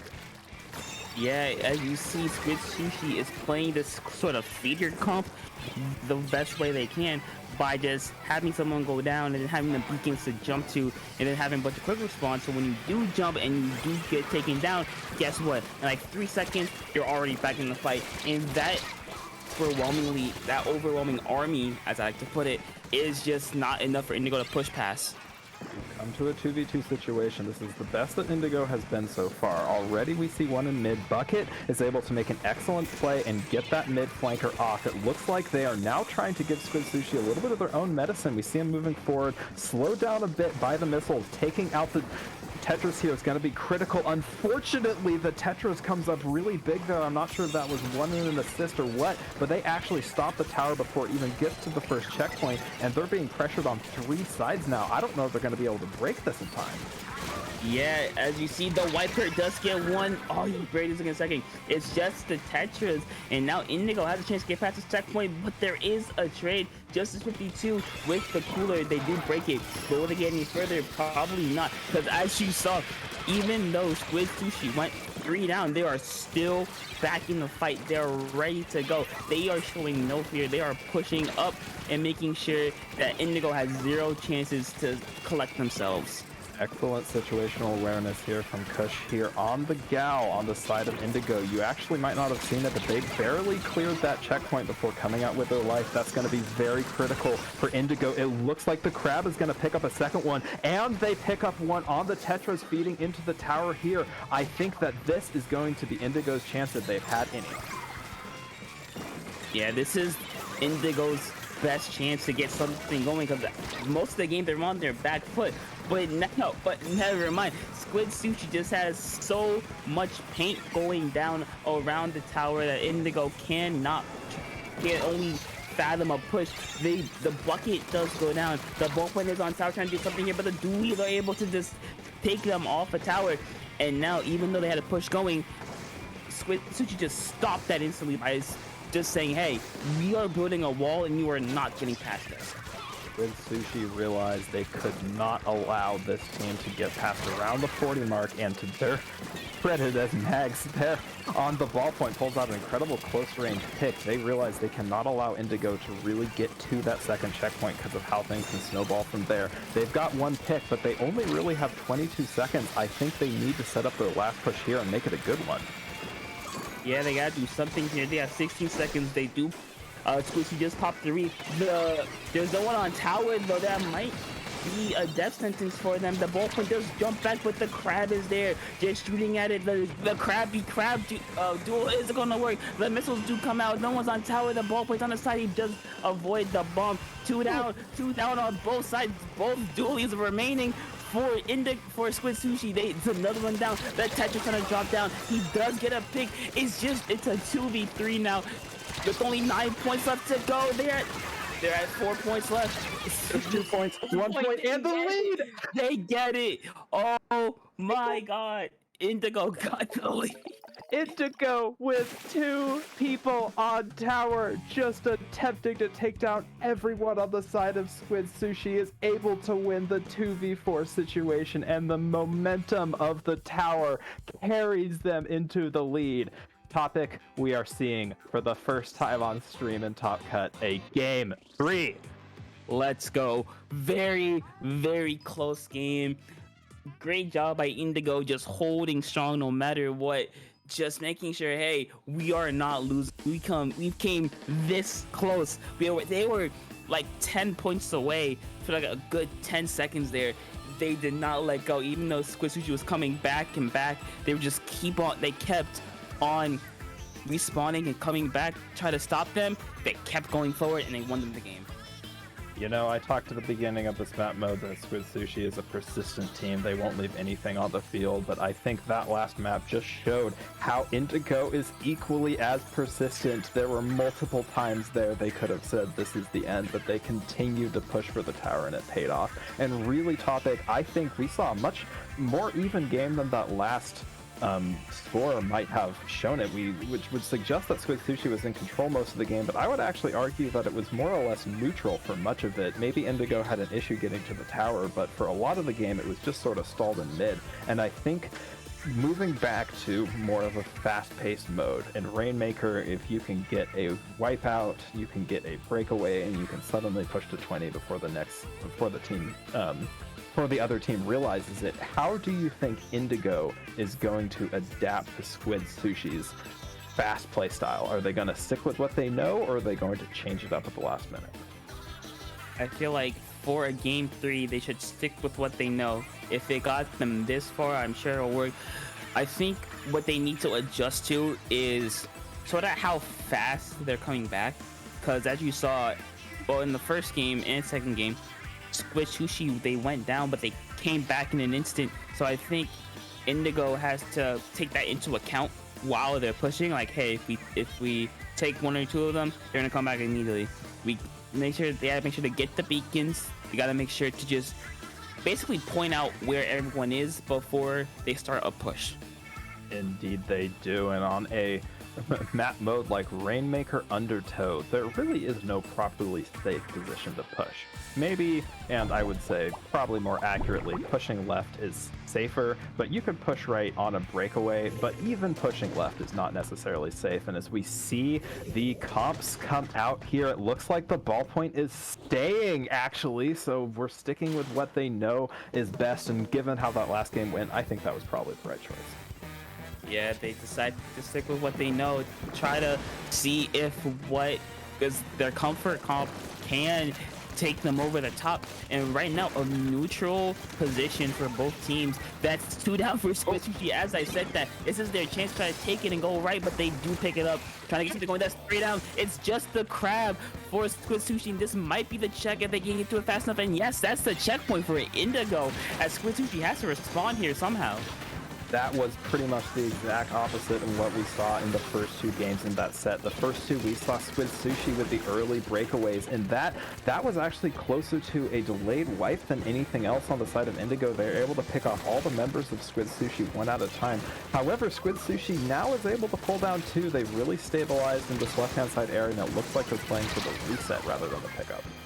Oh, unfortunate, the super jump does get canceled, and now Sushi, they have to try to paint the map, try to get something going, as they're all stuck on that left corner here, as Indigo's trying to get more going. They want more than just a checkpoint. The dualies, they do take a trade. They lose their crab though, unfortunately, so that makes it harder for Squid Sushi to get a push going. with how fast the beginning 1 minute of this match went. I'm kind of surprised we've moved back to what's basically a stagnation in mid. We're even here. That's a bucket for bucket trade, bringing us to 3v3 on the field. It actually looks like the Indigo is choosing to go in the action, and that might be a good choice, as we see already a lot of points added to the lead of Indigo. A beautiful snipe coming out from that inkjet on the side of Indigo. Yeah, shout out to the inkjet. The snipe just saved that push because it just shut down any attempt of a flank from Squid Sushi. Indeed it did, and already for Squid Sushi, they've made kind of an interesting choice to pick up the Rainmaker with it being essentially on their side of the field, and it looks like similar to Indigo, they're going to play left-hand side here, and they have a decent position as it's really only the NZAP doing defense here, and the bucket is going to go down to the Viper, and we're going to be a 2v3 situation. Unfortunately, no checkpoint right there. Yeah, but looks like Indigo now can just paint up, try to stall a little bit, and basically make sure Squid Sushi does not touch the Rainmaker. As you see, that's exactly what they're trying to do, trying to keep it in that corner, keep everyone away from them, and make Squid Sushi come towards them. As again, Squid Sushi, they do go 2 down, and the flank though, the flank, oh, he does get it. They do luckily get it, but now, as you see, the 52 is trying to push up, trying to do something, trying to dissuade Squid Sushi from going any further.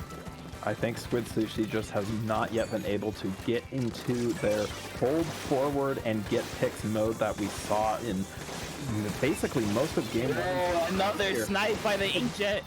Powerful tagline.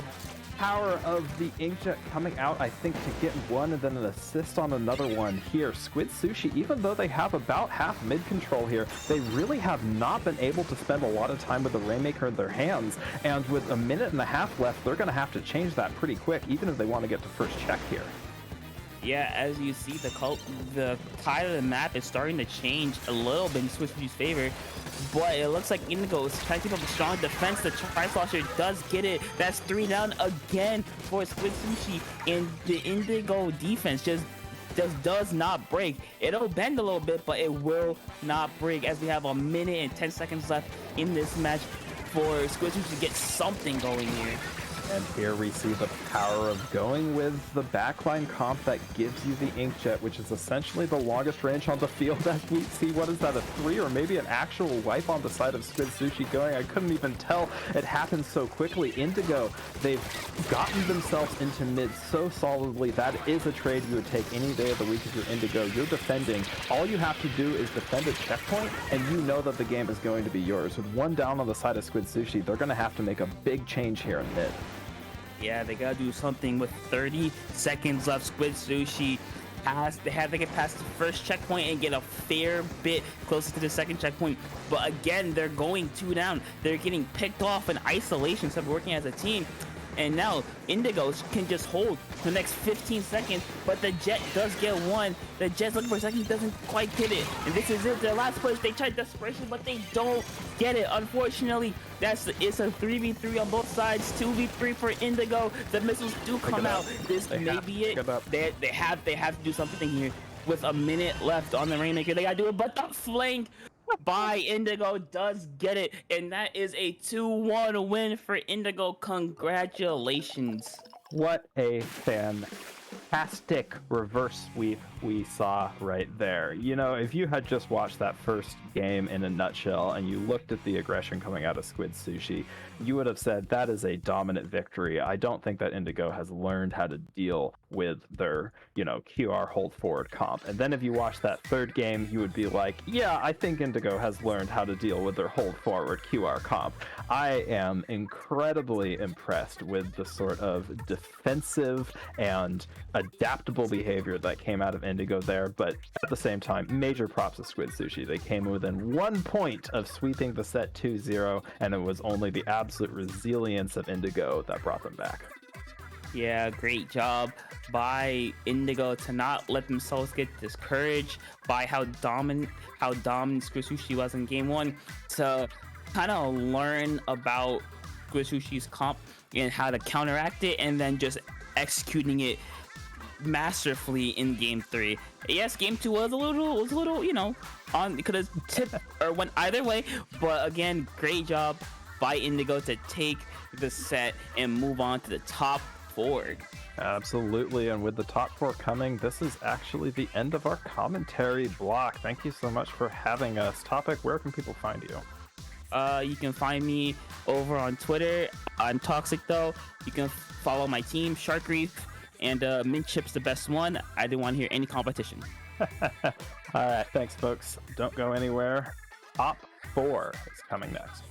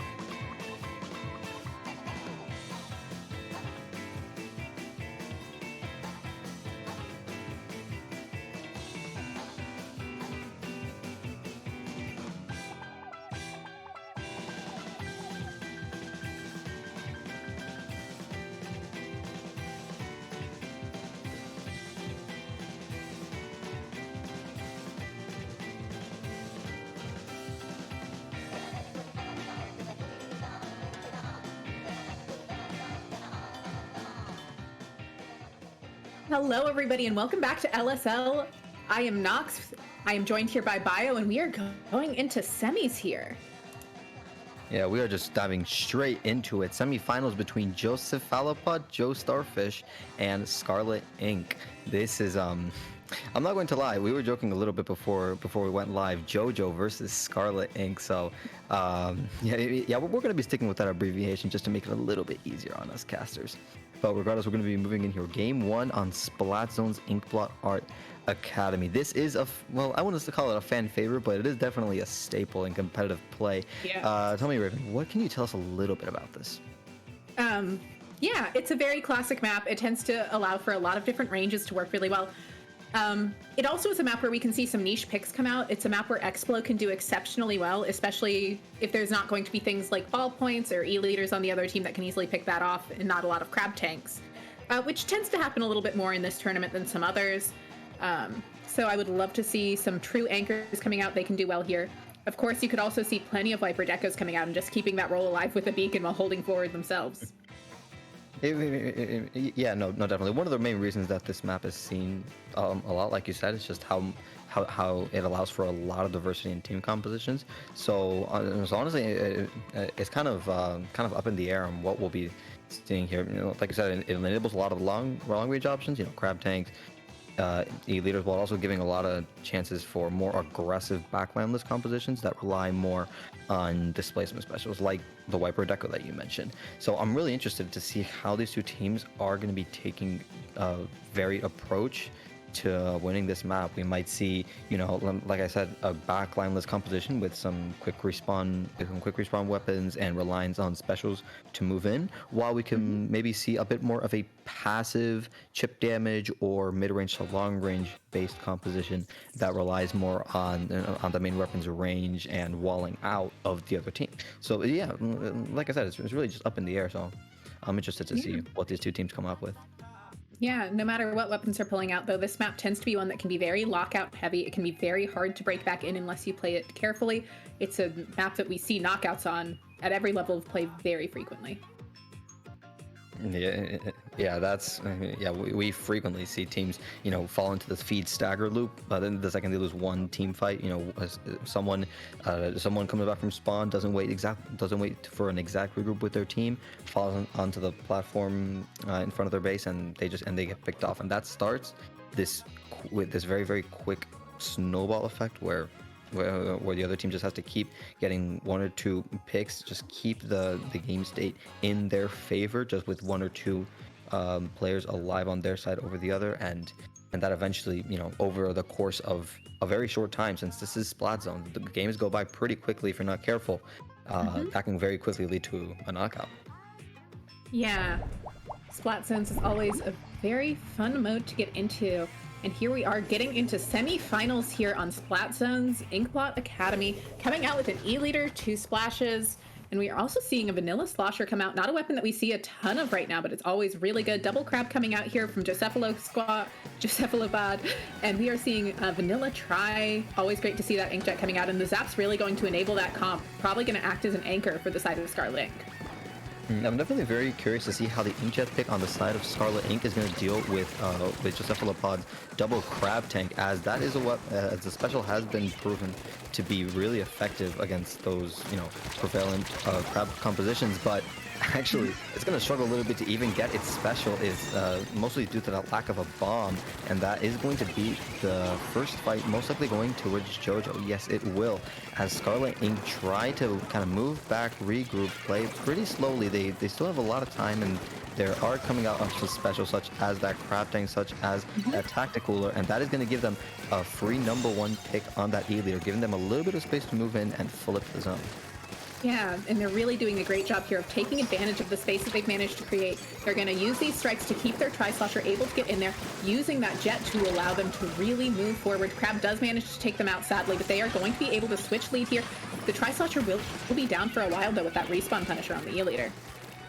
Yeah, that respawn Punisher, you need to be really, really careful with it. Of course, Scarlet Ink isn't necessarily running a quick respawn comp, which does tend to struggle a little bit more against a quick respawn, against the respawn Punisher E-leader, I'm sorry, just due to how the playstyle of the E-leader just hard counters the playstyle of the quick respawn composition. But it is still going to be pretty dangerous for them if they don't quite watch their footing against just these open sight lines that we're seeing this E-leader take advantage of. It's trying to poke, trying to find some picks onto the tactical on the side of Scarlet Ink. Not quite going to find it. They're going to get moved by those tri-strikes. Very useful special for moving in quickly, which we're seeing Scarlet Ink take advantage in a wonderful fashion. Yeah, Scarlet Ink does manage to move up quickly, but it hasn't managed to neutralize or cap the zone, which puts them in an awkward position. We are seeing the Zap with this tactical at the ready, getting ready to move forward with their teammates.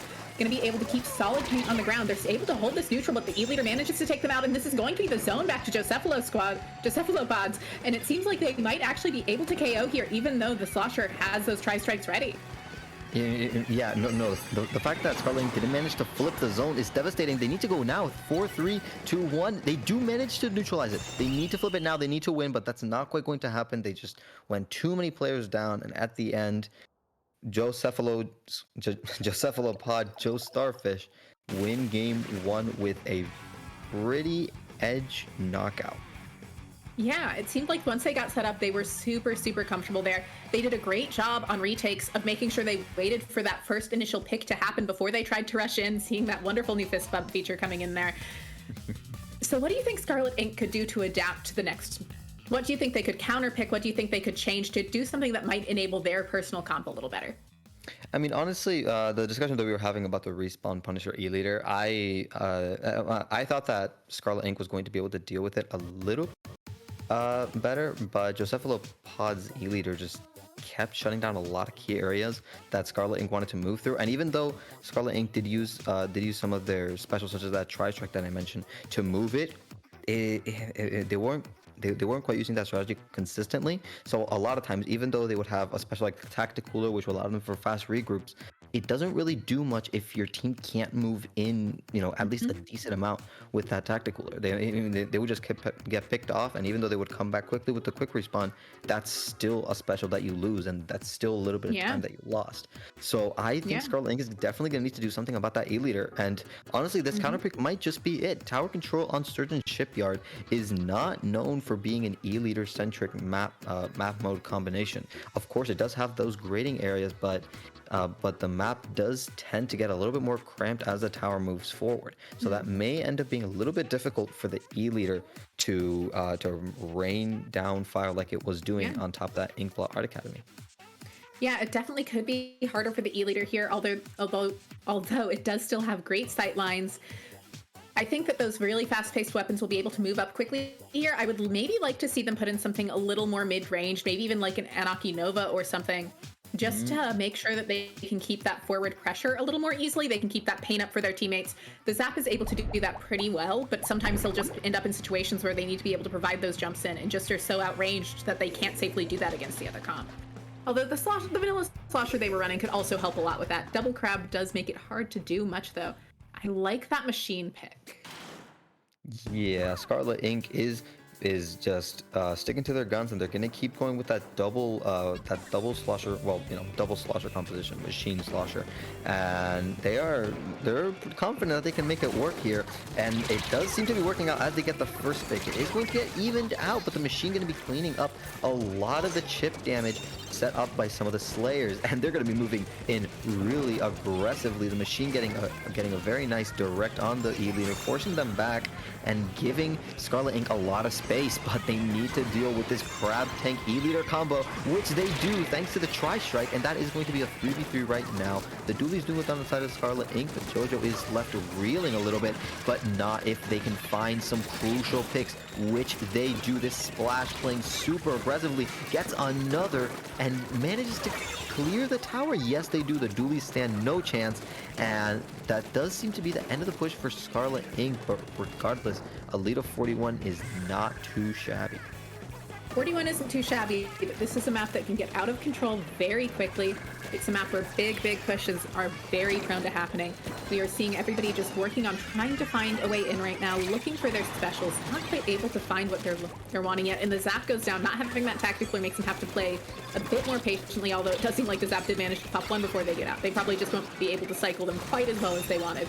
Crab Tank at the ready here from this dually. Not able to do much with it, though, as they go down, but they will have it ready the moment they're respawn, thanks to that tacticooler. And it seems like we're going to see lead switch here. Yeah, honestly, I stood corrected. Like you were saying, it's just lead of 41. It may seem good at the beginning, but once the other team starts picking up steam with their counter push, it's looking not that strong, and we're seeing JoJo just run it straight towards the end, just completely steamrolling past Scarlet Inc.'s now in hindsight almost meaningless lead, and securing game 2 and match point. Yeah, they did a great job there of just really playing off of how they know their comp needs to be set up.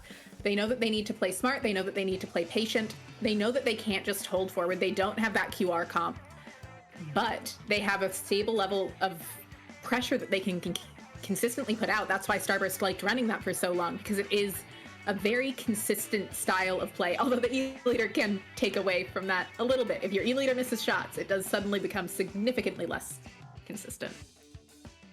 Yeah, for sure. And honestly, now the pressure is on for Scarlet Inc. They need to start this reverse sweep right now because Josephalopod's Joestarfish is on match point. So Scarlet Inc.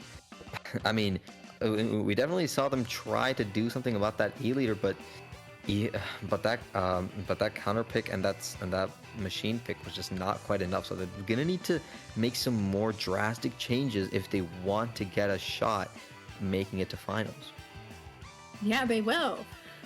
And it's really important for them to just keep their composure, keep their calm. They don't want to here, especially when you're running those QR comps. It's so easy to give into that, I need to be moving faster, I need to be going, I need to be going, I need to be going. Instead of taking that second to breathe, that second to regroup, that second to make sure that you get those specials together and move forward as a cohesive unit and set up those pinches you need to. Yeah, and honestly, here we're seeing their last ditch effort, Clam Blitz on Mako Mart. Honestly, they are definitely targeting that E-Leader pick right now, and they're trying to make to give their slosher players an easy time. As Mako Mart is notorious for being really for having geometry that benefits the slosher and blaster class. One of those, one of which Scarlet Inc. seems to be very, very fond of. So I think this is a counter pick that could definitely work, but only if they, like you said, keep their composure and they actually run their comp the way it's supposed to, because they're struggling against them, because like you were saying, they're just running in so aggressively but without too much of a plan in mind. And JoJo is having no issue just kind of playing a more defensive playstyle and walling out that raw amount of aggression that Scarlet Inc. is throwing at them. And then once the adrenaline rush of the aggression is over, there's not that much to back it up, and that's when Josephalopod Joestarfish is able to shine and wipe out Scarlet Inc., giving them a lot of space to move forward. Yeah, and they're really good at using their specials to keep that forward presence. They're not just waiting on them, they're not just sitting on them, a situation to come up. They're using them to keep that pressure going. And we are going to see them switch over to an NZAP here, which is a little surprising to me. I did not expect that switch, but the Tactical is never going to hurt. Never going to be a weapon that hurts your comp typically right now. Seeing a similar comp here coming out again from the side of Scarlet Inc. That Tri-Slosher is coming back in instead of the machine, which is a little bit of a surprise for this map, but the Tri-Slosher still does incredibly well here, and that Inkjet's such a full choice. Scarlet King is really doubling down on the aggression, but it's not quite paying off. 3 down, it's only their Zap left alive. They are going to opt to jump out, probably the correct choice, but they keep getting staggered. And we just saw the Tri-Slosher once again get picked off due to a lack of caution. Now, they do manage to even out. They get a pick on one of the splashes, but even that gets evened out by the Slosher. But regardless, that's gonna actually, before I could even process it, that's a wipeout on the side of Joestarfish, Joestarfish, giving Scarlet Inc. a lot of space to move forward, but they're not quite taking advantage of the way they should be.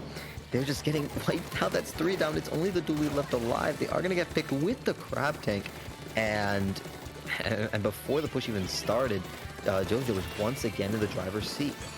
Yeah, JoJo doing a great job here, keeping up this constant pressure, really doing an incredible job of keeping up with paint. Though, of course, when you've got 2 splashes in the Zap, a little bit hard to not have paint. But they're doing a great job of just making sure that they're keeping the paint up, those bombs coming out. The burst bombs out of the splashes are honestly doing a lot here. They're doing a good job of using them to consistently poke at those sloshers in the way that the sloshers usually get to poke at shooters, of playing around those ledges so much. But even with that, we're just seeing the Scarlet Inc. is struggling to even move out of their spawn. You just see how they're all really boxed in that area. The Inkjet does come out, tries to look for the pick, does manage to cancel the Crab Tank, is going to combo, is going to try to move in with the Tri-Strikes, but not much mileage comes out of that.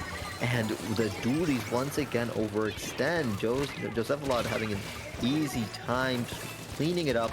it is the Tri-Slosher on the side of Scarlet Ink is going to try to clean it up, try to salvage things on this right stack, getting some picks. And actually, Scarlet Ink try to find a second win. The E-Leader gets picked by the Dualies. That could be huge if they stay alive and get that crab tank off. And they, not quite. It's going to be a trade. It is 3 down the side of Josephalopod's Joestarfish. That is a wipeout, actually. And Scarlet Ink start getting some points on the board. They do have a lead.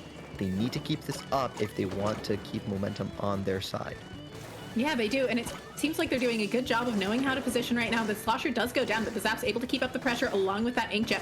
Just that last slash left up. One player went back to get clams. Awesome to see. Really, they're doing an incredible job of just sustaining this push. They need to either hard commit right now or get out, though. And it seems like they're choosing to commit. They're going to be able to set up here for a little bit longer on left. E-Leader watching that now, though, able to take out that in zap, able to get down to 18 points. Seems like they might need to back off, but no, the Dualie's able to get in there, get a few more in, able to survive. They just need to get 2 more in, and they managed to do it, and that is the game to Scarlet Ink. And finally, we see Scarlet Ink get that second win that they needed. They seemed revitalized at the end of that. They finally managed to harness the raw aggressive potential of their composition and set Joesephalopod Joestarfish off balance. We just saw them constantly beating back JoJo back into their spawn, keeping them on the back foot, and that allowed the members of Scarlet Ink to just keep scoring and scoring and scoring and scoring, keeping balancing forward aggression with going back for clams really well. And that is what eventually secured them the game and a game 4, which if you're Scarlet Ink right now, you are taking nothing for granted. And a game 4 is a breath of fresh air, giving them a shot at a reverse sweep. It does give them the shot. It'll be a hard situation, especially since it'll be Josephalopod's Joestarfish's counter pick here. They're going to be able to pick a map that sets up their leader the way they want to. They won't be shoved into such a cramped space. They might go for a map like Museum de Alfonsino, where there's just so much open space to play with. And even if they're doing it in something like Rainmaker, which is notoriously less of a strong mode for Charger, it'll still be a very solid map that they can feel comfortable on.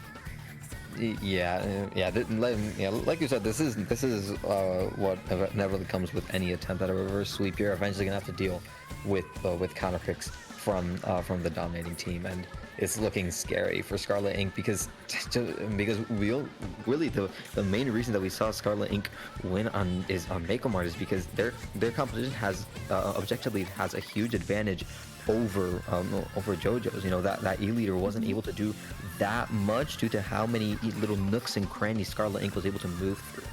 But now that the ball is in Josephalopod's court, they have the power to choose a map that really benefits them, and they're actually going to choose Rainmaker on Undertow Spillway. That's a map that E-Leader can do very well on. It's not always a map we see E-Leader on, but it has good lines of sight, and it has very easy to defend chokes, even for the other weapons. But I'm still not 100% sold on that counter pick. I think there are better, there are more E-Leader centric maps that they could have chosen. I mean, of course, they only had Rainmaker and Clambless to choose from, but still, I'm not sure if Undertow was the play. They do have Double Crabbed, which is definitely, infamous on these, really hallway-esque maps. But still, I think this gives Scarlet Ink a really good chance. They can play that hyper-aggressive composition with some of those specials that benefit on maps such as Undertow, and I don't think this gives Josephalopod as big as an advantage as they probably wanted. I will say that you're not entirely wrong, but also Scarlet Ink's comps are going to struggle here. They're probably going to want to switch that machine back in because they otherwise really have Tri-Slosher can't reach most of these ledges very comfortably, and it doesn't get those Inkjets often enough to justify necessarily trying to spam them to get around those areas. It's a hard time, you don't have an easy way to push Greats with any weapon in their comp right now. They don't have an easy way to force through that left side. They really have to make sure that they can get a lot of paint in there ahead of time. Make sure that they can get those flanks trying to happen, and it's such a hard map to do that on. Yeah, that is true. But yeah, like you said, I definitely do think they're going to be switching to the E-Leader. And actually, we're going to be seeing JoJo switch off of the double crab tank and instead opt to go with a Trizuka with that vanilla splatter shot, and Scarlet Ink going back to the machine, just like you said, but sticking with the Slosher, Dooley, and Zap. They're definitely confident with those 3 picks, but it's not like going to work out the way they want to if their NZAP goes down before popping their first tactical. And now Josephalopod is threatening a strong push on that left side. Yeah, but the machine's going to be able to catch up here, able to take out that Rainmaker, looking to start getting that Booyah Bomb ready, keeping up that pressure, going to go ahead and pop this, looking to keep an eye out on where the E-Leader is to make sure they don't go down to it, using the Booyah Bomb to clear out that bottom right side and just really keep it going, managing to somehow live that explosion. Yeah, they managed to play around the pedestal's geometry to live that, but they're the sole defender. Wait, no, okay, no, never mind. They're not the sole defender. They are going to be able to defend against Josephalopod's attempt at that checkpoint, and Scarlet Ink managed to survive this onslaught for now, but now the hard part begins. They're going to need to try and find a foothold in mid, and you can't do that if your crab tank gets canceled like that. And now Scarlet Ink is back to square one, even worse actually, wasting specials and 2 players down. Josephalopod is going to have an easy time moving in here, just walking in through mid and generating so much space for their team. Yeah, seems like Scarlet Ink might have tried to move a little too quickly there and taking advantage of their opening. They had that crab out too far in front. They didn't like choosing to grab the Rainmaker that early is always a choice. Although they do manage to defend that checkpoint again. This time, hopefully they let it reset, get some more paint on the map, and they don't immediately choose to grab that. Yeah, Josephalopod is getting a little bit scrappy with their pushes. They're not as clean as we've seen them do them on other maps. But regardless, it is still kind of being enough. Scarlet Ink is struggling to even move past the middle of the map. Josephalopod, they don't have the first checkpoint, so they're not doing stellar either.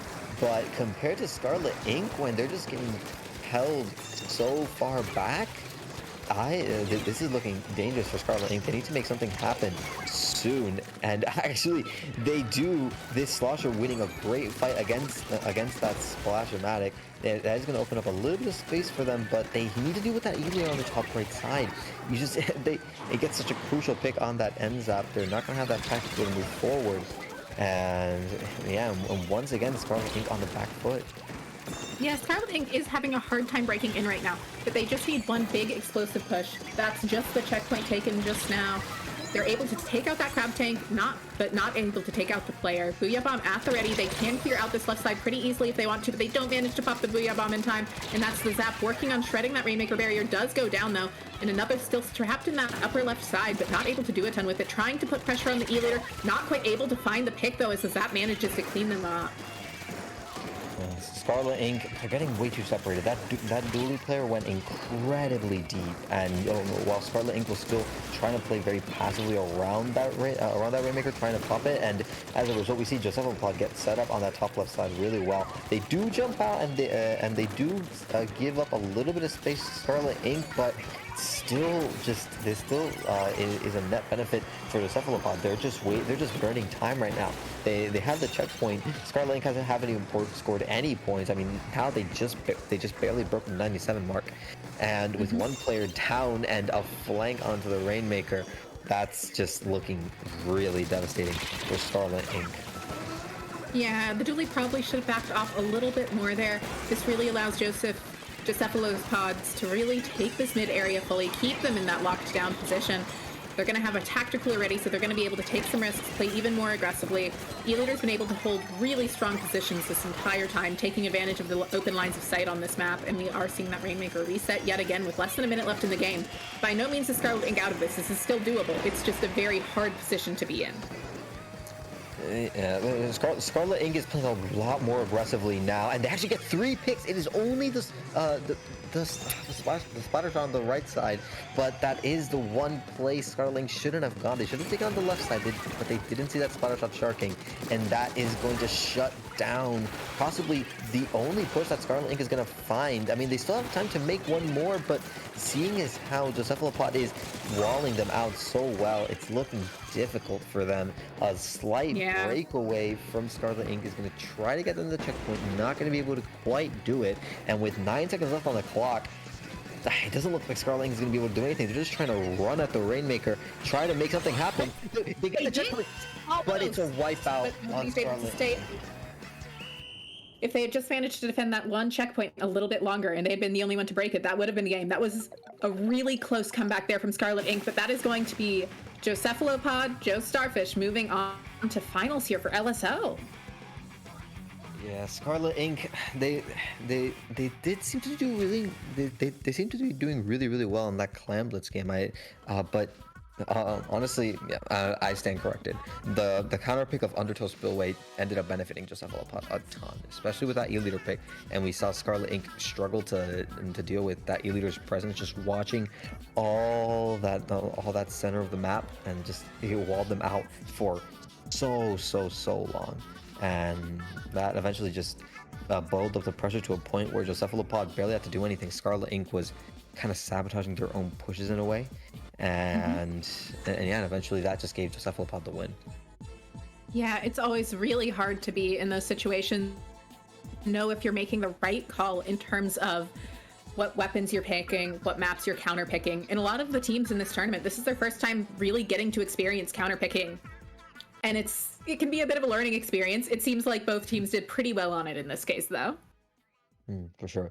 But regardless, we're going to be right back. We're going to take a short break before finals. This is the match you've all been waiting for, so you do not want to go anywhere. Stay tuned.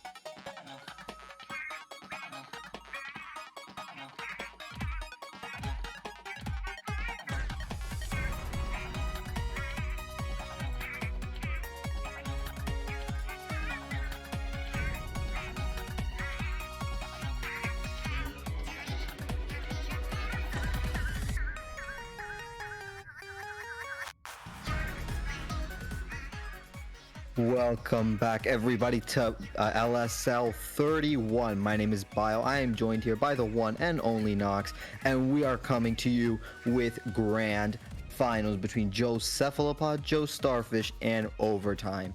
These two teams have proven themselves to be the best of the best in this bracket, and they are going to be duking it out here on stream to see who can take the title of LSL champion. Yeah, it'll be really interesting to see how they go about this, and we're going to be starting off on Macomart Zones, a classic used in pretty much every tournament I can think of, except for, you know, tournaments that don't include zones, which don't pop up all that often. I imagine that we're still going to see that E-leader coming out of Saphira from Josephalopod, Joestarfish, and I'm really curious to see what Overtime will choose to run into that. Yeah, no, definitely. Like we saw on in the last set that was streamed, Josephalopod Joestarfish is fond of their slower E-liter crab mix compositions with a little bit of Trizuka thrown in there sometimes. And their previous opponent, Scarlet Inc., struggled a little bit against that more defensive pace of play. So I'm really interested to see if Overtime is going to be able to find a solution to the way that Josephalopod Joestarfish has been playing, which has clearly been giving a lot of teams a lot of trouble in this bracket. Yeah, they definitely have. Part of that is that they're really doing a great job of coordinating their specials and moving forward with them. That's one of the most important parts of Splatoon, is making sure that you take advantage of those opportunities and openings you create with your specials. Not just using your specials hoping you get a wipeout, but actually moving up, using the players that aren't necessarily in special right then to get those picks, to clear that space, and make sure that you have that objective under control. For sure, and honestly, I'm really looking forward to this with a best of 7. Man, hype really does start to build up towards the end, and also that gives these two teams a lot of time, a lot of games to grow accustomed to one another, right? So let's say that Overtime loses this first game and starts losing the second game, and so they have a lot of time to be able to adapt to Josephalopod's tricky playstyle that we've mentioned. And compared to, say, a best of 5 or a best of 3, right? So it's gonna give these two teams a lot of space to adapt and to adapt their play styles to the situation. So with these longer sets, it's gonna be really interesting to see.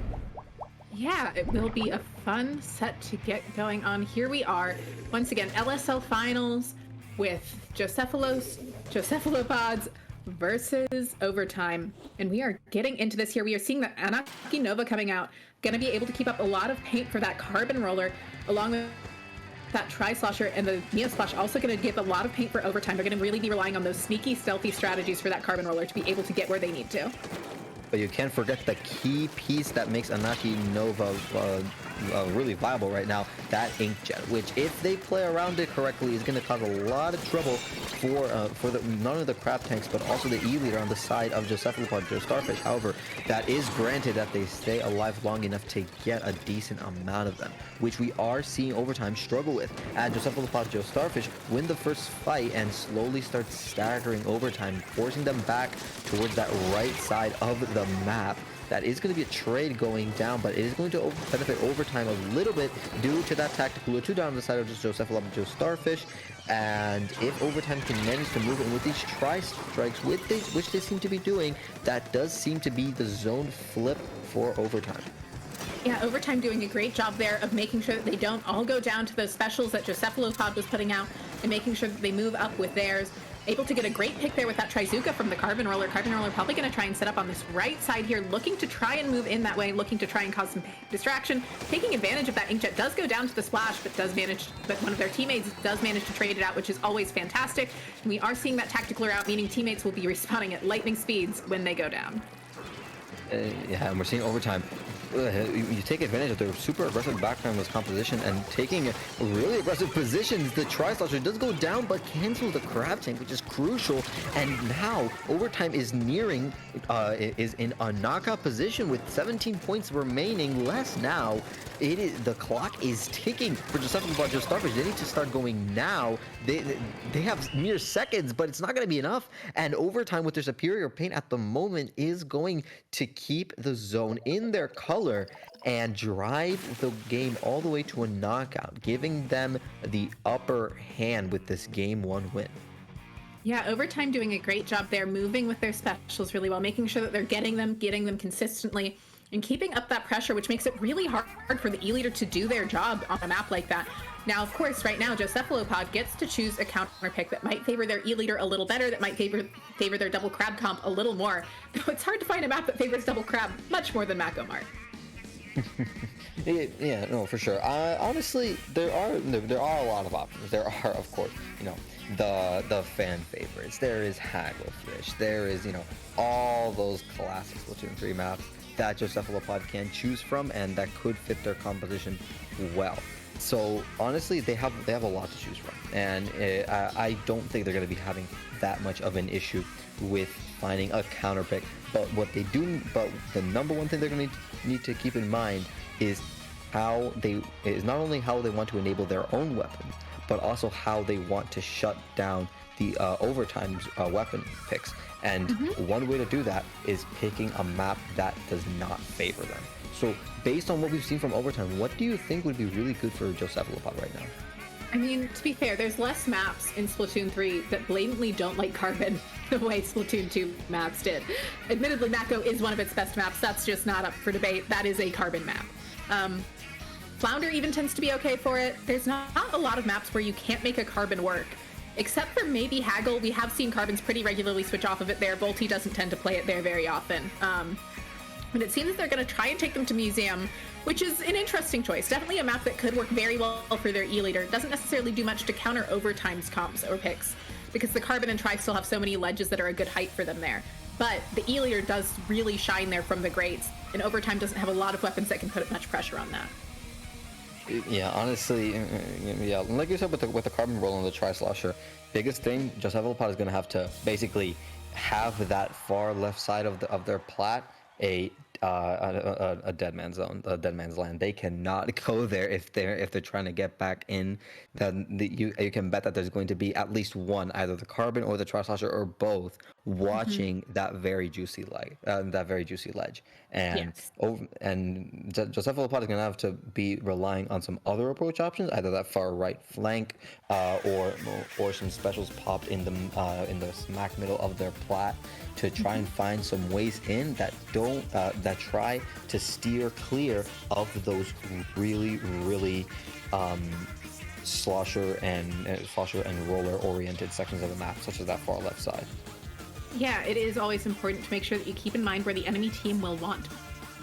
Then overtime definitely needs to figure out some answer to forcing the E-Leader out of position on this map, though, because they otherwise, like, their comp didn't. They're going to have to rely pretty heavily on those tri-strikes on that Inkjet to really put a ton of pressure on the E-Leader, along with needing to use both of those weapons to keep paint on zone. Yeah, for sure. But regardless, there's no more use speculating. Let's move in here.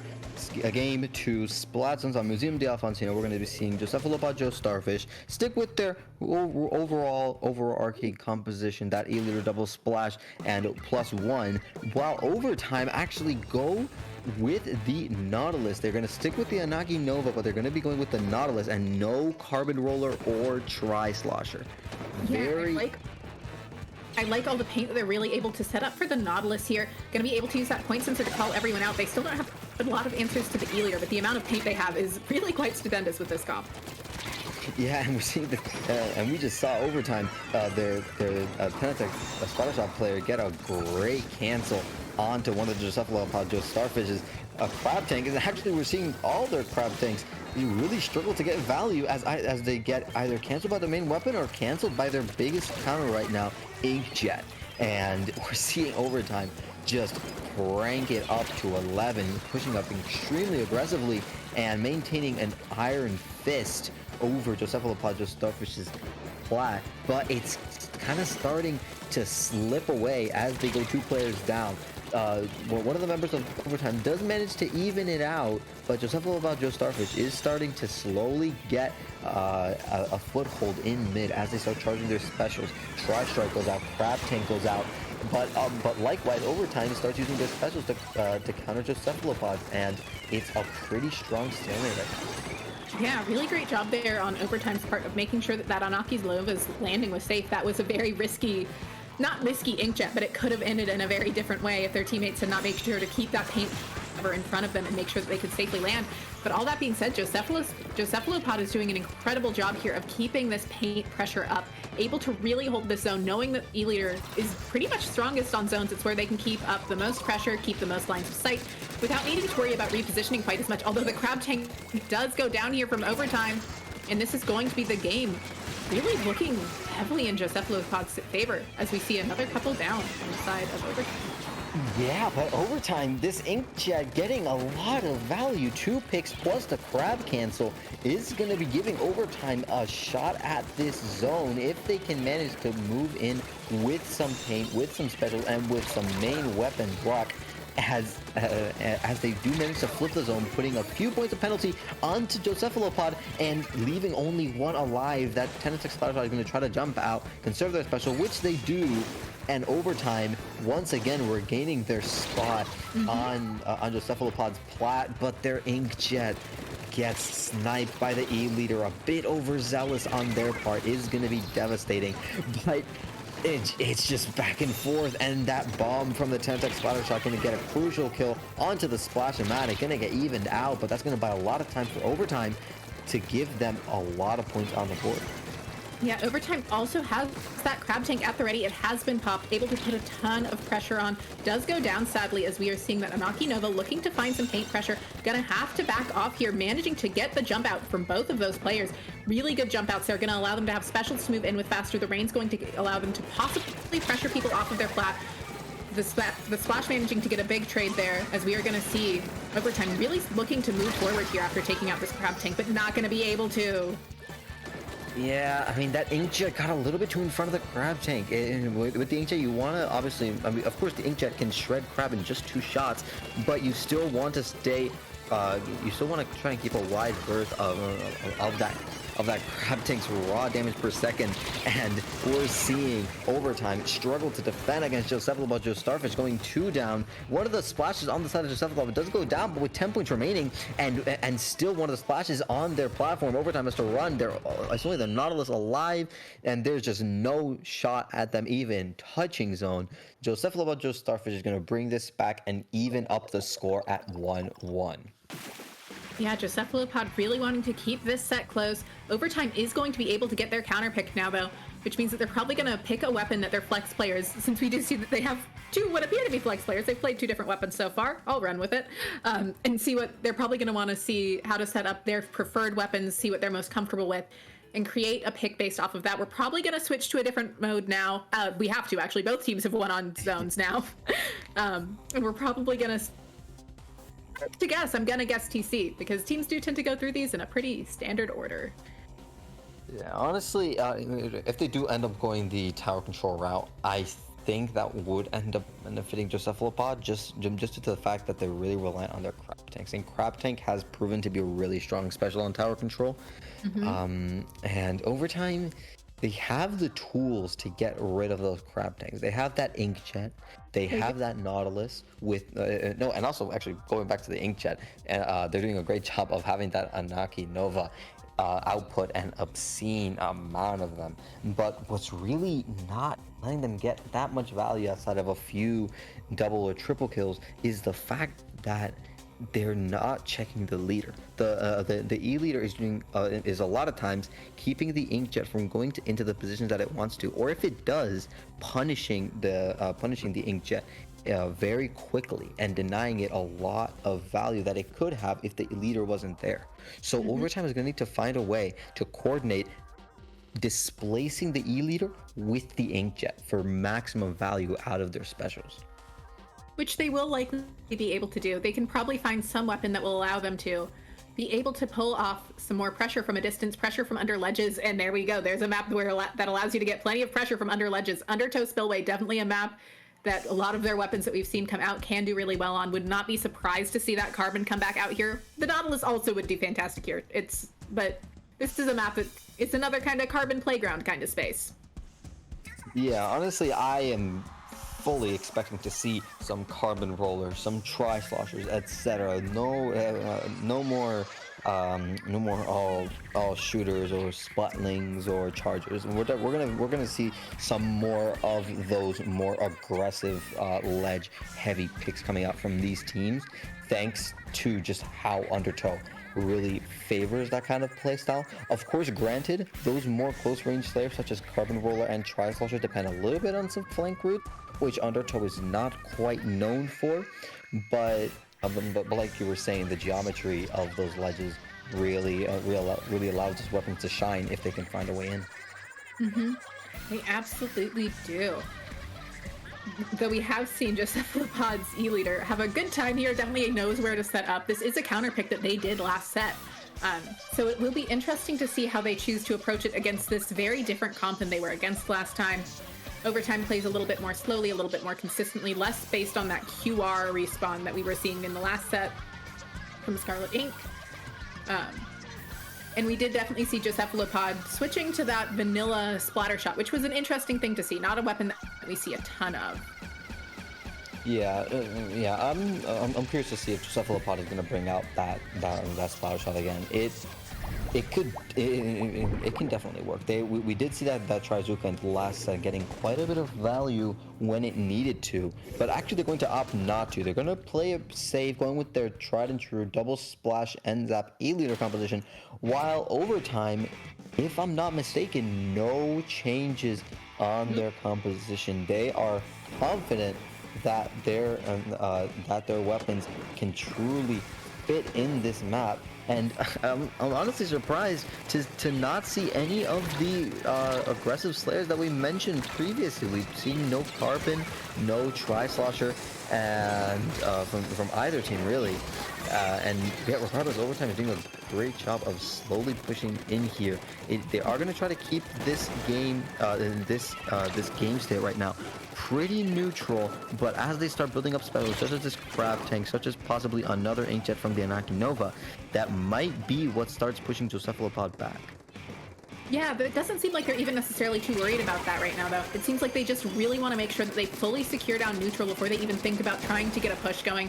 They have specials ready, but they don't feel like they have the space they need. They don't feel like they have the ability to move forward quite yet, especially since that T-Tech was on respawn. It seems like they're using that inkjet, not going to be able to take that out, though. And we are going to see Josephalopod starting to try and move forward here. Looks like they're setting up for a push, but not going to be able to get to that checkpoint. And that is unfortunate, as we are seeing Overtime being able to really capitalize on that, get paint down on the map, looking to apply pressure to that E-Leader. Ooh, and that nice 90 damage hitbox from the crab tank is going to secure a quick pick onto the E-Leader, giving Overtime a lot of space. Now, Joestarfish, Joestarfish have no backline. They're not going to have that distance pressure on their side, but he comes back very quickly and trades with the Nautilus. But regardless, this is still in Overtime's favor. They can definitely salvage this, especially as they manage to clutch out that checkpoint on the left side, but their push has no future if they can't stay alive, and those two picks coming out from Josephalopod is going to do exactly that. With Overtime kind of being stuck in this corner, they get a clean pick on the E-Leader, but if they can't move in with that correctly, that does seem to be a lot of space being given to Josephalopod and possibly the end of the push for Overtime. It does seem like Overtime is calling the push there. They got the checkpoint they wanted. They know that they have 2 minutes left in the game. They can still try and get a bigger push in. They don't need to feel rushed. They're looking to get this pop in mid, help them keep that map control. Crab coming out to apply pressure on the E-Leader. E-Leader is forced to back up. They managed to take out one of the splashes in the process. Trip Strike coming out here, but it doesn't quite manage to call out this shark. Crab trying to do it, gonna force the jump out, which is great for them. They're gonna be able to rotate through this left side, taking out that Inzap. Just the E-Leader left up. Looks like they're gonna be able to keep enough paint down, gonna be able to outrun the splash. That is a full wipeout, and this looks like it'll be a KO from the side of Overtime if they just keep it going. Not quite, though. They managed to get to 1 point.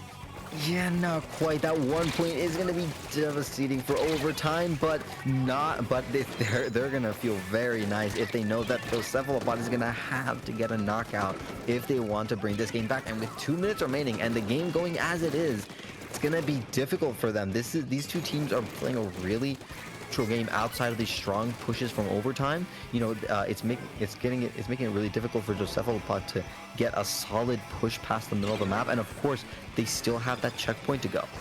While overtime are just have to keep this under control for 1:40, less than 2 minutes, and with their really comfortable lead of 1, they're definitely in a strong position right now. Yeah, I really like how they are keeping that Rainmaker in that corner. It's a really hard position for Josephalopod to be able to get it out of. And by keeping it up there, it allows them to keep this constant pressure, keep this constant push that'll make Josephalopod feel like they're on the back foot all the time. Ooh, and honestly, that's a great play from the Nautilus, just kind of distracting Josephalopod and opening a lot of space for their team. That does seem to be the game. Yes, it will. A knockout finally from overtime, giving them once again the 1 point lead over Josephalopod Joestarfish. Yeah, overtime doing a great job there of knowing how to play off of each other, knowing that they needed to wait to be able to get those crucial picks, to pop those specials, to be able to just get those really big, strong, fast pushes in. They knew what they wanted, and they managed to accomplish it absolutely beautifully. Josephalopod probably feeling a little bit stressed out right now and figuring out what comes next. Yeah, honestly, I fully expect them to whip out a counter pick that they feel very comfortable on, because this is starting to seem like a pattern. Overtime wins on their counter pick. Josephalopod Joestarfish wins on theirs. But eventually, if Josephalopod wants to win this, they're going to need to break that pattern. And this seems, and this is possibly where they could start this out. Their counter push, they win on this. Overtime brings out their counter pick, and then they win that. They win the set. So this could possibly be the start of Josephalopod Joestarfish's run back to getting some points over overtime. But alternatively, overtime has the chance to get match point solidified if they win on Josephalopod Joestarfish's counter pick, because now that we're reaching the middle, now that we are on the middle of the set, really, these points are starting to add up, and the pressure is on for these two teams to get some games under their belt. Since now, if you're in Josephalopod Joestarfish's position, you need to start winning these games if you want to keep up this pattern that we're seeing. Yeah, they definitely do. Overtime wants to really just manage to put the nail in the coffin here, manage to get that forward momentum, really prove that they are deserving of winning this LSL.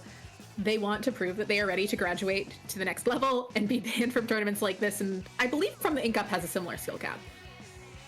Yes, I believe those two tournaments do share the same skill cap, or very similar.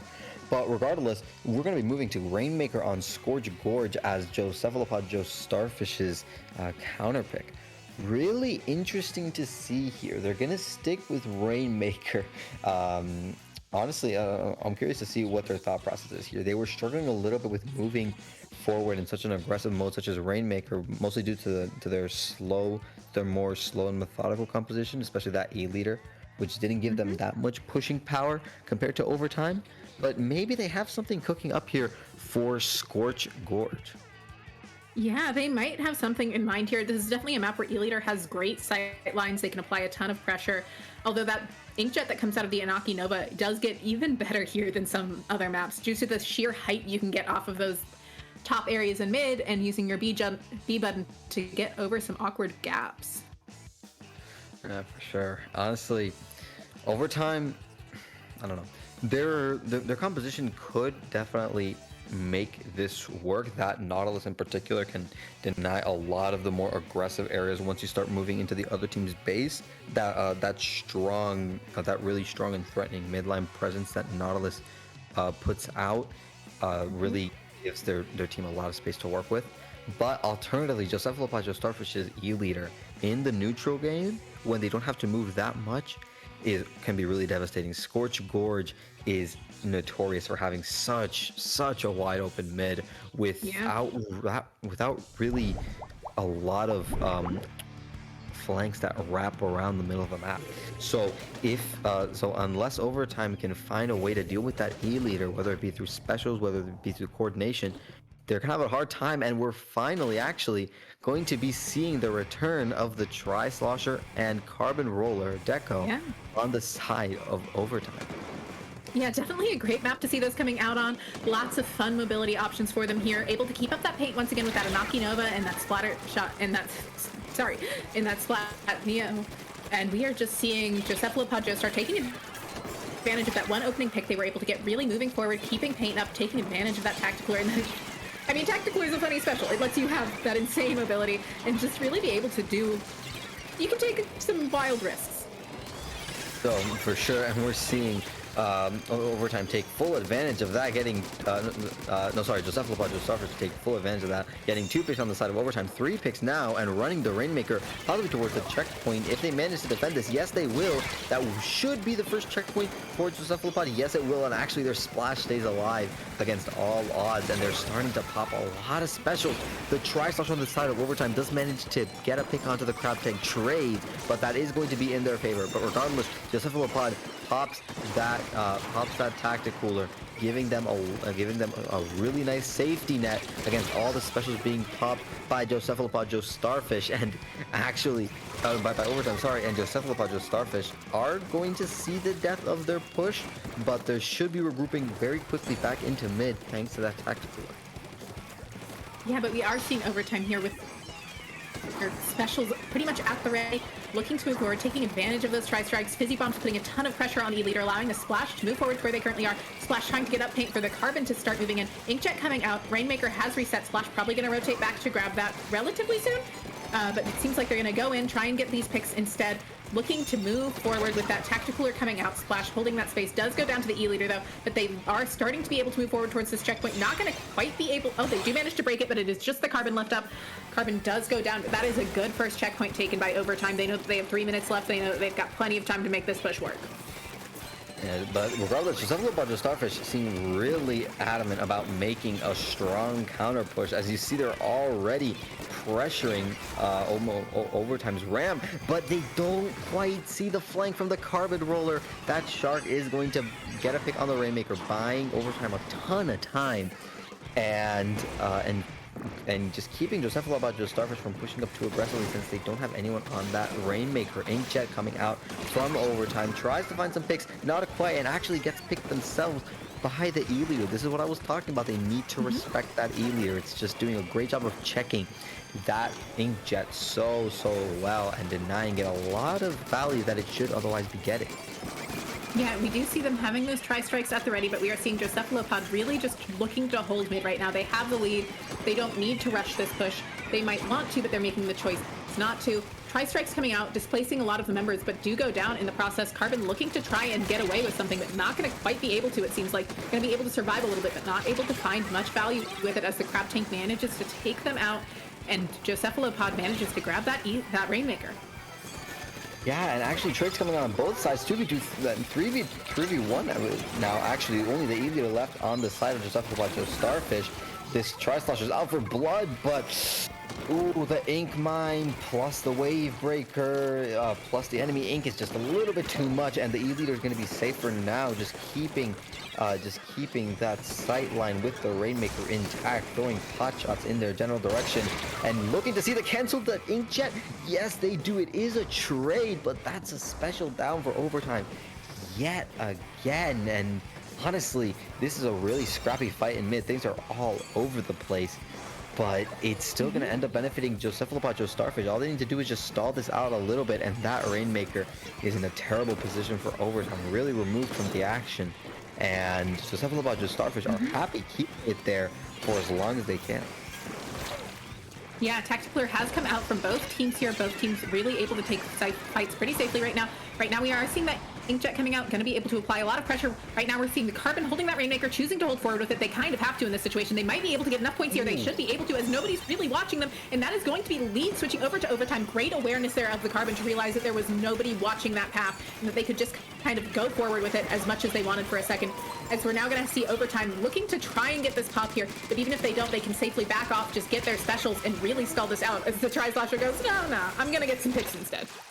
That was such a massive breakaway from the Carbon roller. That just possibly secured overtime the game if Josephalopod, Joestarfish don't manage to bring this around. They managed to get a few picks to secure a few, but it is looking dangerous for Josephalopod, and especially if they don't see this Unaki Nova here with the Inkjet pressuring the Rainmaker, and that is going to be the pick. That is going to be game 4, going to overtime and putting them on match point over Josephalopod, Joestarfish.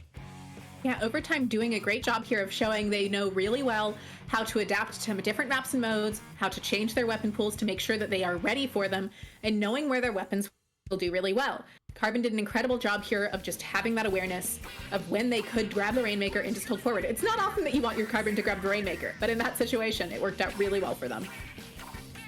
Yeah, and now overtime is just one game away from taking all this and the championship with them, crowning them LSL victors. And just like in the last set, we saw Scarlet Inc. on the back foot, needing to get some games secured against Josephalopod, Joestarfish. JoJo is in the same situation. They need to win this game 5 if they want even a sliver of a chance to bring this back against overtime. Yeah, I'm assuming that they won't go Rainmaker here again. Oh yeah, they are going TC Hagglefish. That should be a map that favors them really nicely. The Crabs will do great there. The E-Leader will do great there. The Zap will continue being a Zap there. That is what Zap does. The Suction Bombs always do great on tower control. But overtime also will have a pretty decent run here, whether they choose to run that Nautilus or they choose to run a Carbon. Both of those weapons do really well here. They're both really well suited to this map. Yeah, I'm interested to see if overtime is going to stick to their guns and keep going with that Unaki Nova splatter shot. Elemental seems very, very diligent in keeping that in their weapon pool right now, but maybe they might choose to just switch off of this if they want to maybe switch it up a little bit for tower control, since we haven't seen these teams play that mode yet. Of course, the Inkjet is definitely very useful for those when you're starting to push and you're getting near that right side. Getting an Inkjet set up on that top right side really denies the defending team a lot of space. But then again, maybe overtime has a special plan set for tower control that we haven't seen before, because of course we haven't seen them on this mode. So yeah. And maybe honestly, you know, thinking off the rails here, maybe it's because they know that Josephalopod, Joestarfish have an advantage on this mode. Like you mentioned, between the E-Leader, the Crab Tank, and well, really everything that ends up bringing to the table, Josephalopod, Joestarfish pick this mode for a reason. Yeah, definitely. Definitely going to be a good map mode for them. They're going to be very comfy. Switching that T-Tech in for the NZAP Trip Strike's always great on tower control. We are seeing that T-Tech and not Cop coming back out of overtime with the other two weapons, staying consistent. I'm not surprised at all to see that Inkjet coming out. Incredible weapon on this map, incredible special on this map, incredible special in general. It does seem like somebody came off to a little bit of a slow start here on the side of overtime, but they're getting into the map now, and we are seeing that Inkjet at the ready. Yeah, very slow neutral game, but the Nautilus manages to pick one of the members of Josephalopod, Joestarfish who overextended just a little bit. 2 down now on the side of overtime, actually flipping things around. This Nautilus left alone is going to get swiftly picked off, not even able to jump out. Going to get cornered by that Crab Tank, and that is going to be an early first push for Josephalopod, Joestarfish, pressuring that second, that first checkpoint there on the right side.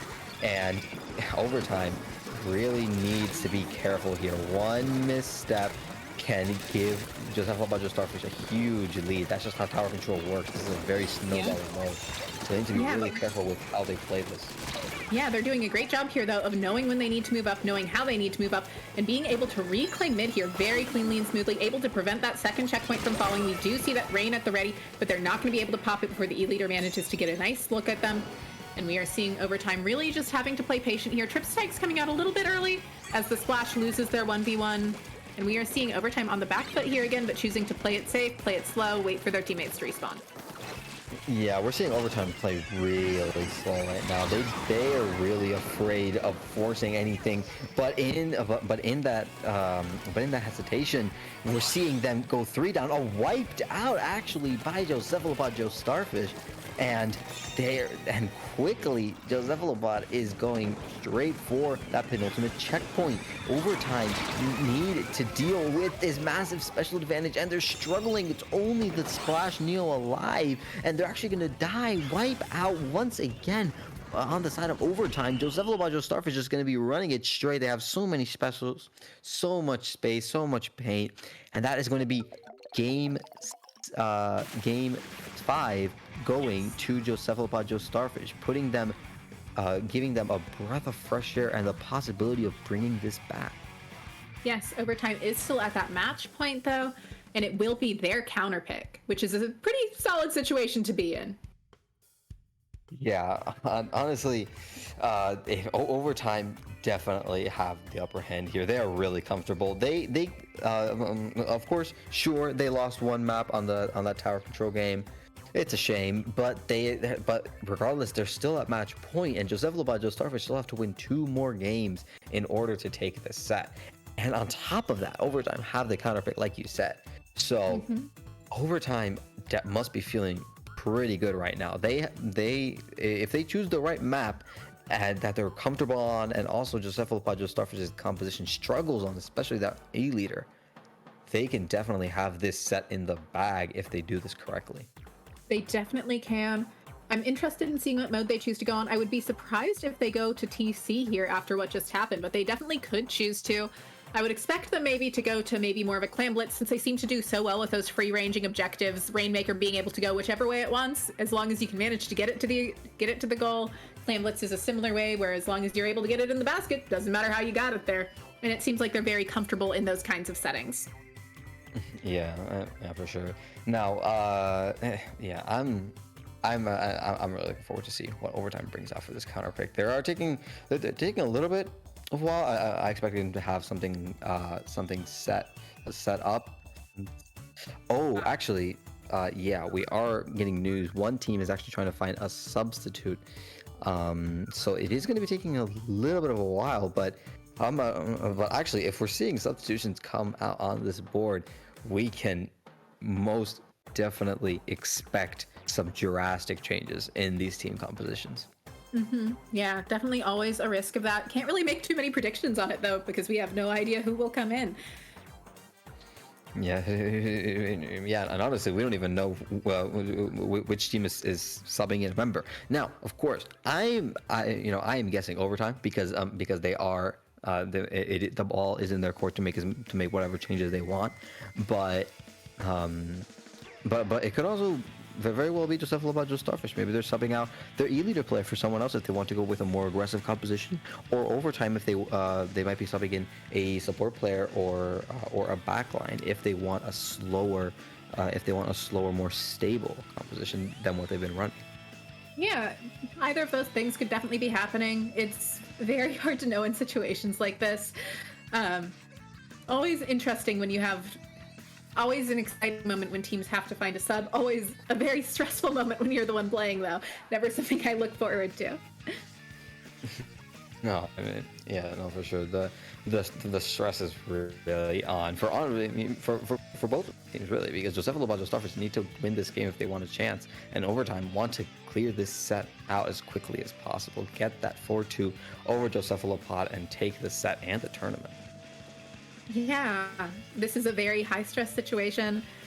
Could always be that somebody just has to go. There could be something that came up. Hopefully it's not an SAC moment where somebody just started making pasta and didn't put water in the pot and just turned the stove on. There have been multiple moments like that throughout Splatoon. Hopefully it's not one of those. or hopefully it's not, an EU player who said, "Oh guys, give me a second. I'm going to take a 5-minute nap. I'm going to take a 5-minute nap," and just never came back. We have had that happen on many occasions. As a former competitive player, that I have heard many stories of that happening, unfortunately. Yeah, there are always a lot of adventures when you need substitutes. Always a lot of interesting stories in general when you start getting into comp Splatoon and seeing whatever people are choosing to get up to. Definitely have had teammates sleep through alarms, I've run the gamut. Traffic getting in the way. Traffic happens a lot. Traffic's a nightmare. Oh, for sure. For sure. And yeah, honestly, we have heard some really, really wacky stories. Sometimes I remember once, I think it was a fire alarm. That was definitely something. So yeah, like you said, substitutes are really, really crazy sometimes. Yeah, and so it's important to just know that if you're a team, make sure that you just have a couple people waiting on standby in case things do go wrong, because in life, things will go wrong. I was playing it was SAC last weekend. I was playing in SAC last weekend, and a thunderstorm knocked out my power right before our set started. Luckily, the team was able to pull an emergency sub, but, that's how it goes. If they hadn't, that would have been a the set lost. Problem. But we lost the set anyway, but it would have been a worse loss emotionally. all right, but regardless, let's stop blabbering here, because we finally have what we've been waiting for. Tower control on Manta Maria is Overtime's counter pick, and honestly, I wholeheartedly support this. Great inkjet map. E-Leader definitely works really well in the middle of that map if it gets set up on a strong vantage point, but it still gives a lot of the weapons on Overtime a chance to shine against E-Leader. So I think Overtime is definitely cooking up something with this counter pick.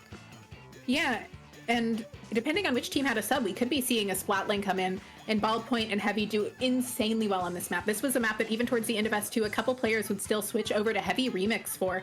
It is a map where Splatlings just have such a good time on those grates. They don't want to ride the tower here. They want to be up in that bunk. Doesn't mean we'll see one come out necessarily, but that Nautilus would end up in a similar situation and be able to hold very similar positions that are really strong here.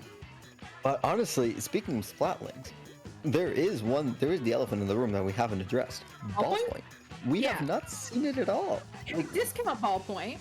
Well, yes, we have the Anaki Nova, we have the wannabe Ballpoint, but it is still not Ballpoint itself. We have not seen either of these two teams bring it out in this set, and so I'm honestly curious. Manta Maria is a great Ballpoint map. It absolutely is.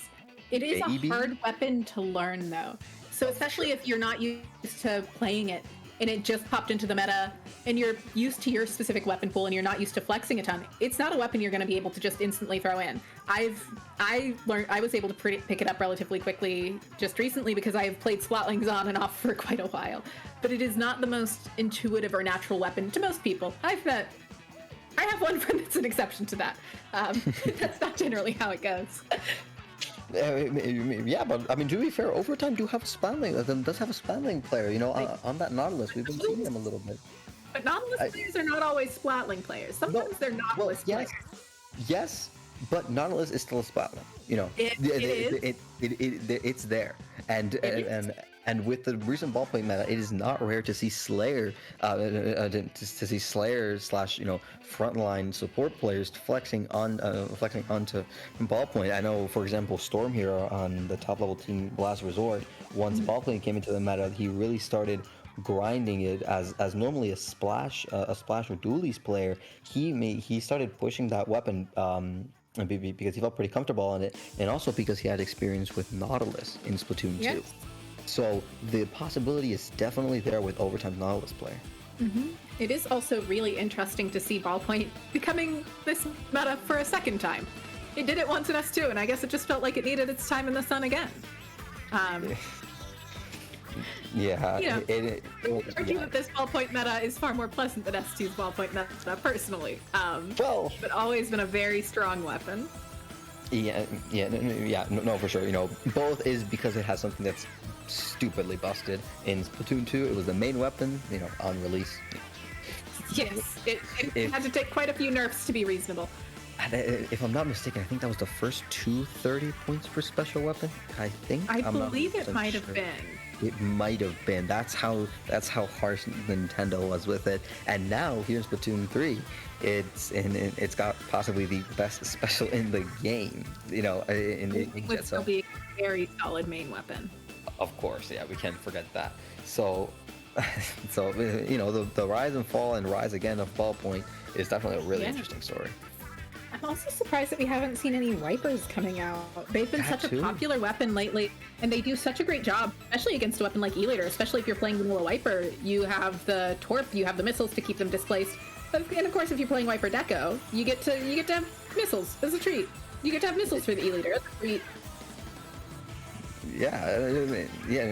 I mean, obviously, missiles have been the name of the game since mid to late Splatoon 2. And every competitive player knows the magic of missiles. You slap it on a composition, and boy, your frontliners have a ton of space to work with.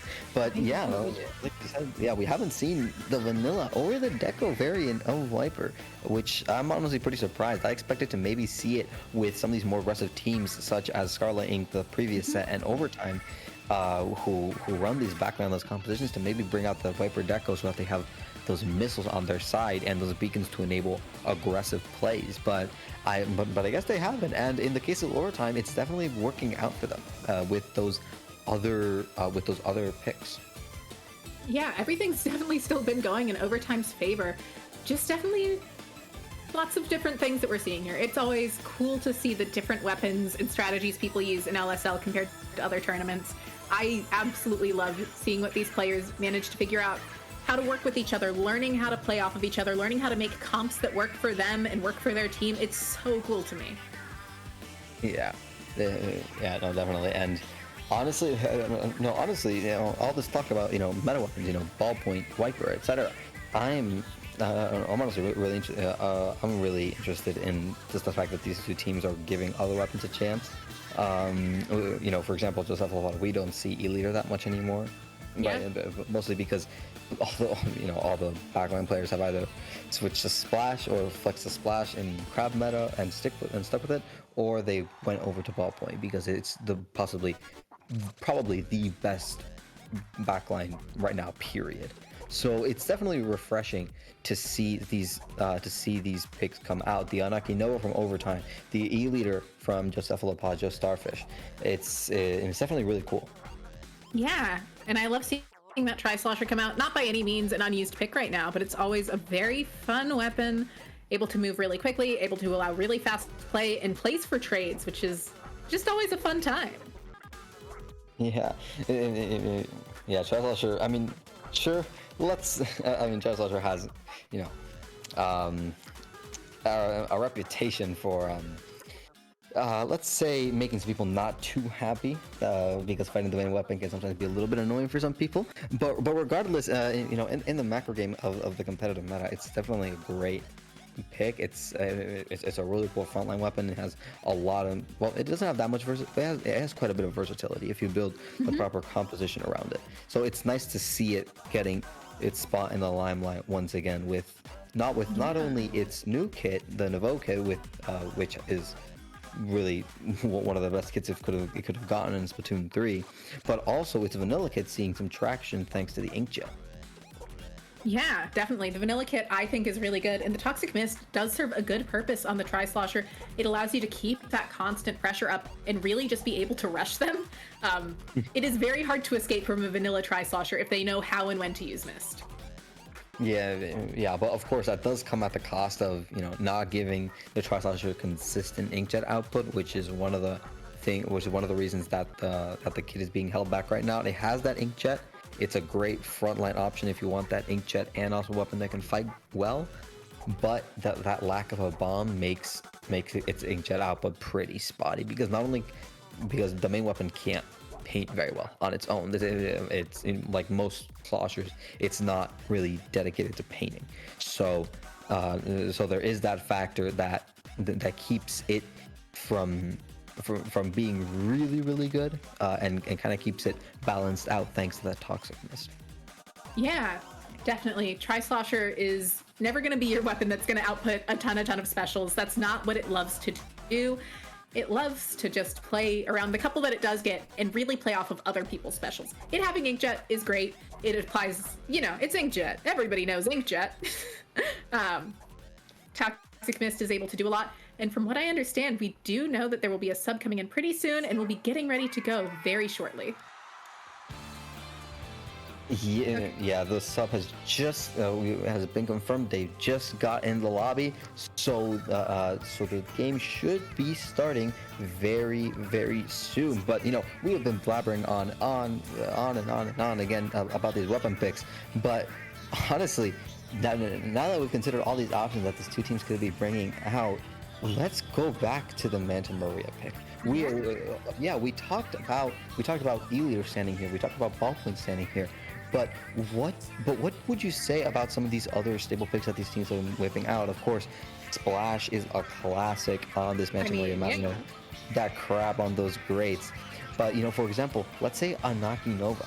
Outside of Inkjet being good on this map, what do you think? Comfortable here. I think it's still very comfortable here. I think its range plays really well here. They're able to get that safe paint that they need, able to place those ink mines in annoying locations to keep those other members just constantly pointed out, and able to keep up a lot of crossfire pressure because of all the fun angles you can take on this map. It has very long range. People nobody really ignores that fact. You just don't talk about the main weapon because that's not why you play Anaki, but it does provide great crossfire, especially if you're running weapons like Carbon or Nautilus or Tri-Slosher, because it is able to just finish off kills that maybe they don't manage to trade out or something.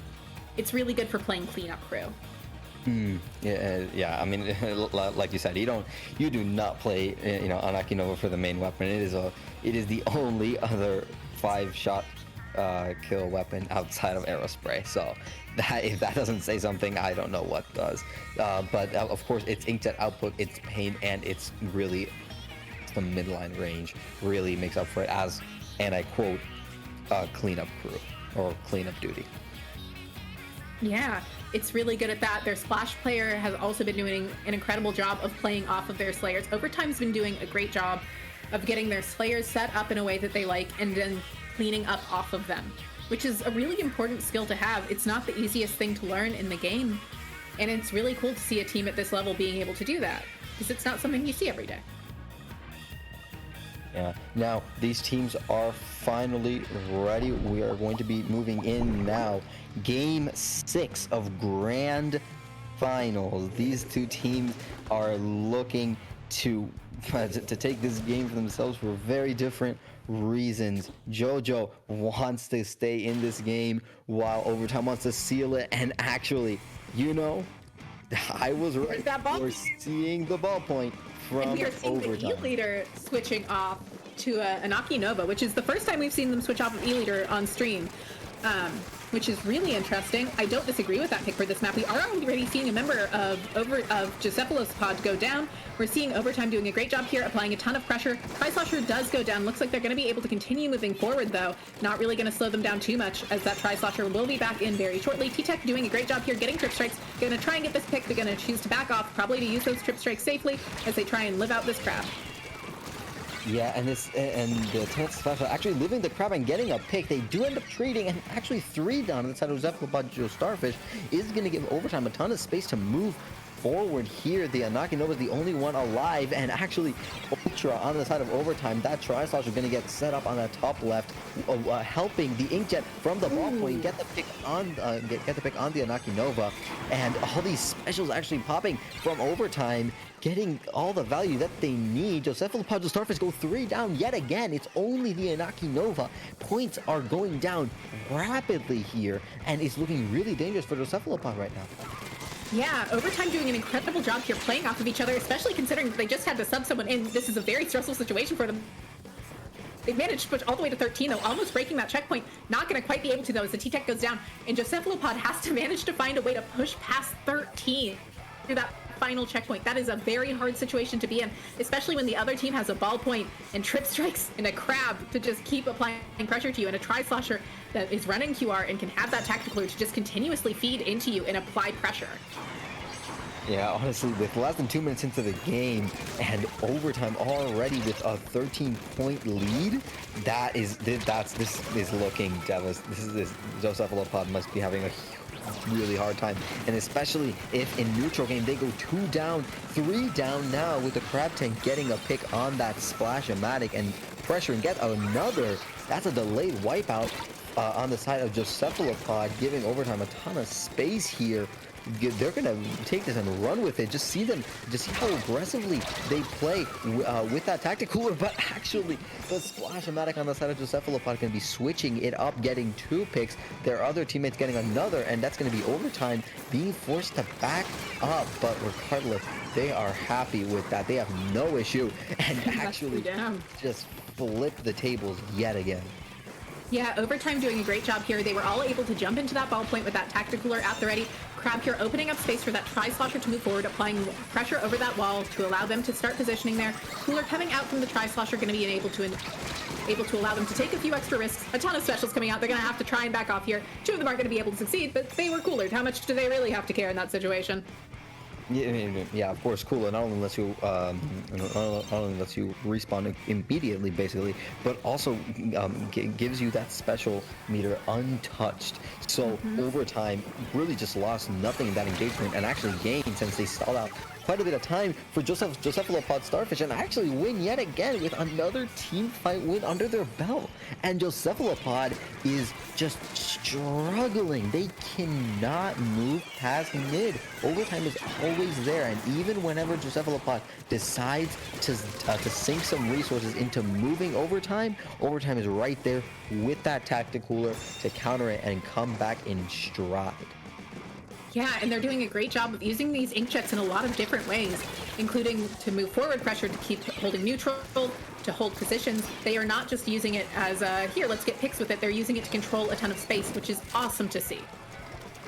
Yeah, with now 1 minute remaining, Joestarfish need to make something happen here. It is looking really dangerous for them, and they can't have their Amaki Nova go down to the ball point like that. This ball point looking for a second pick on the Greats. Not quite going to get it, but it is going to get cleaned up by their Splash-O-Matic.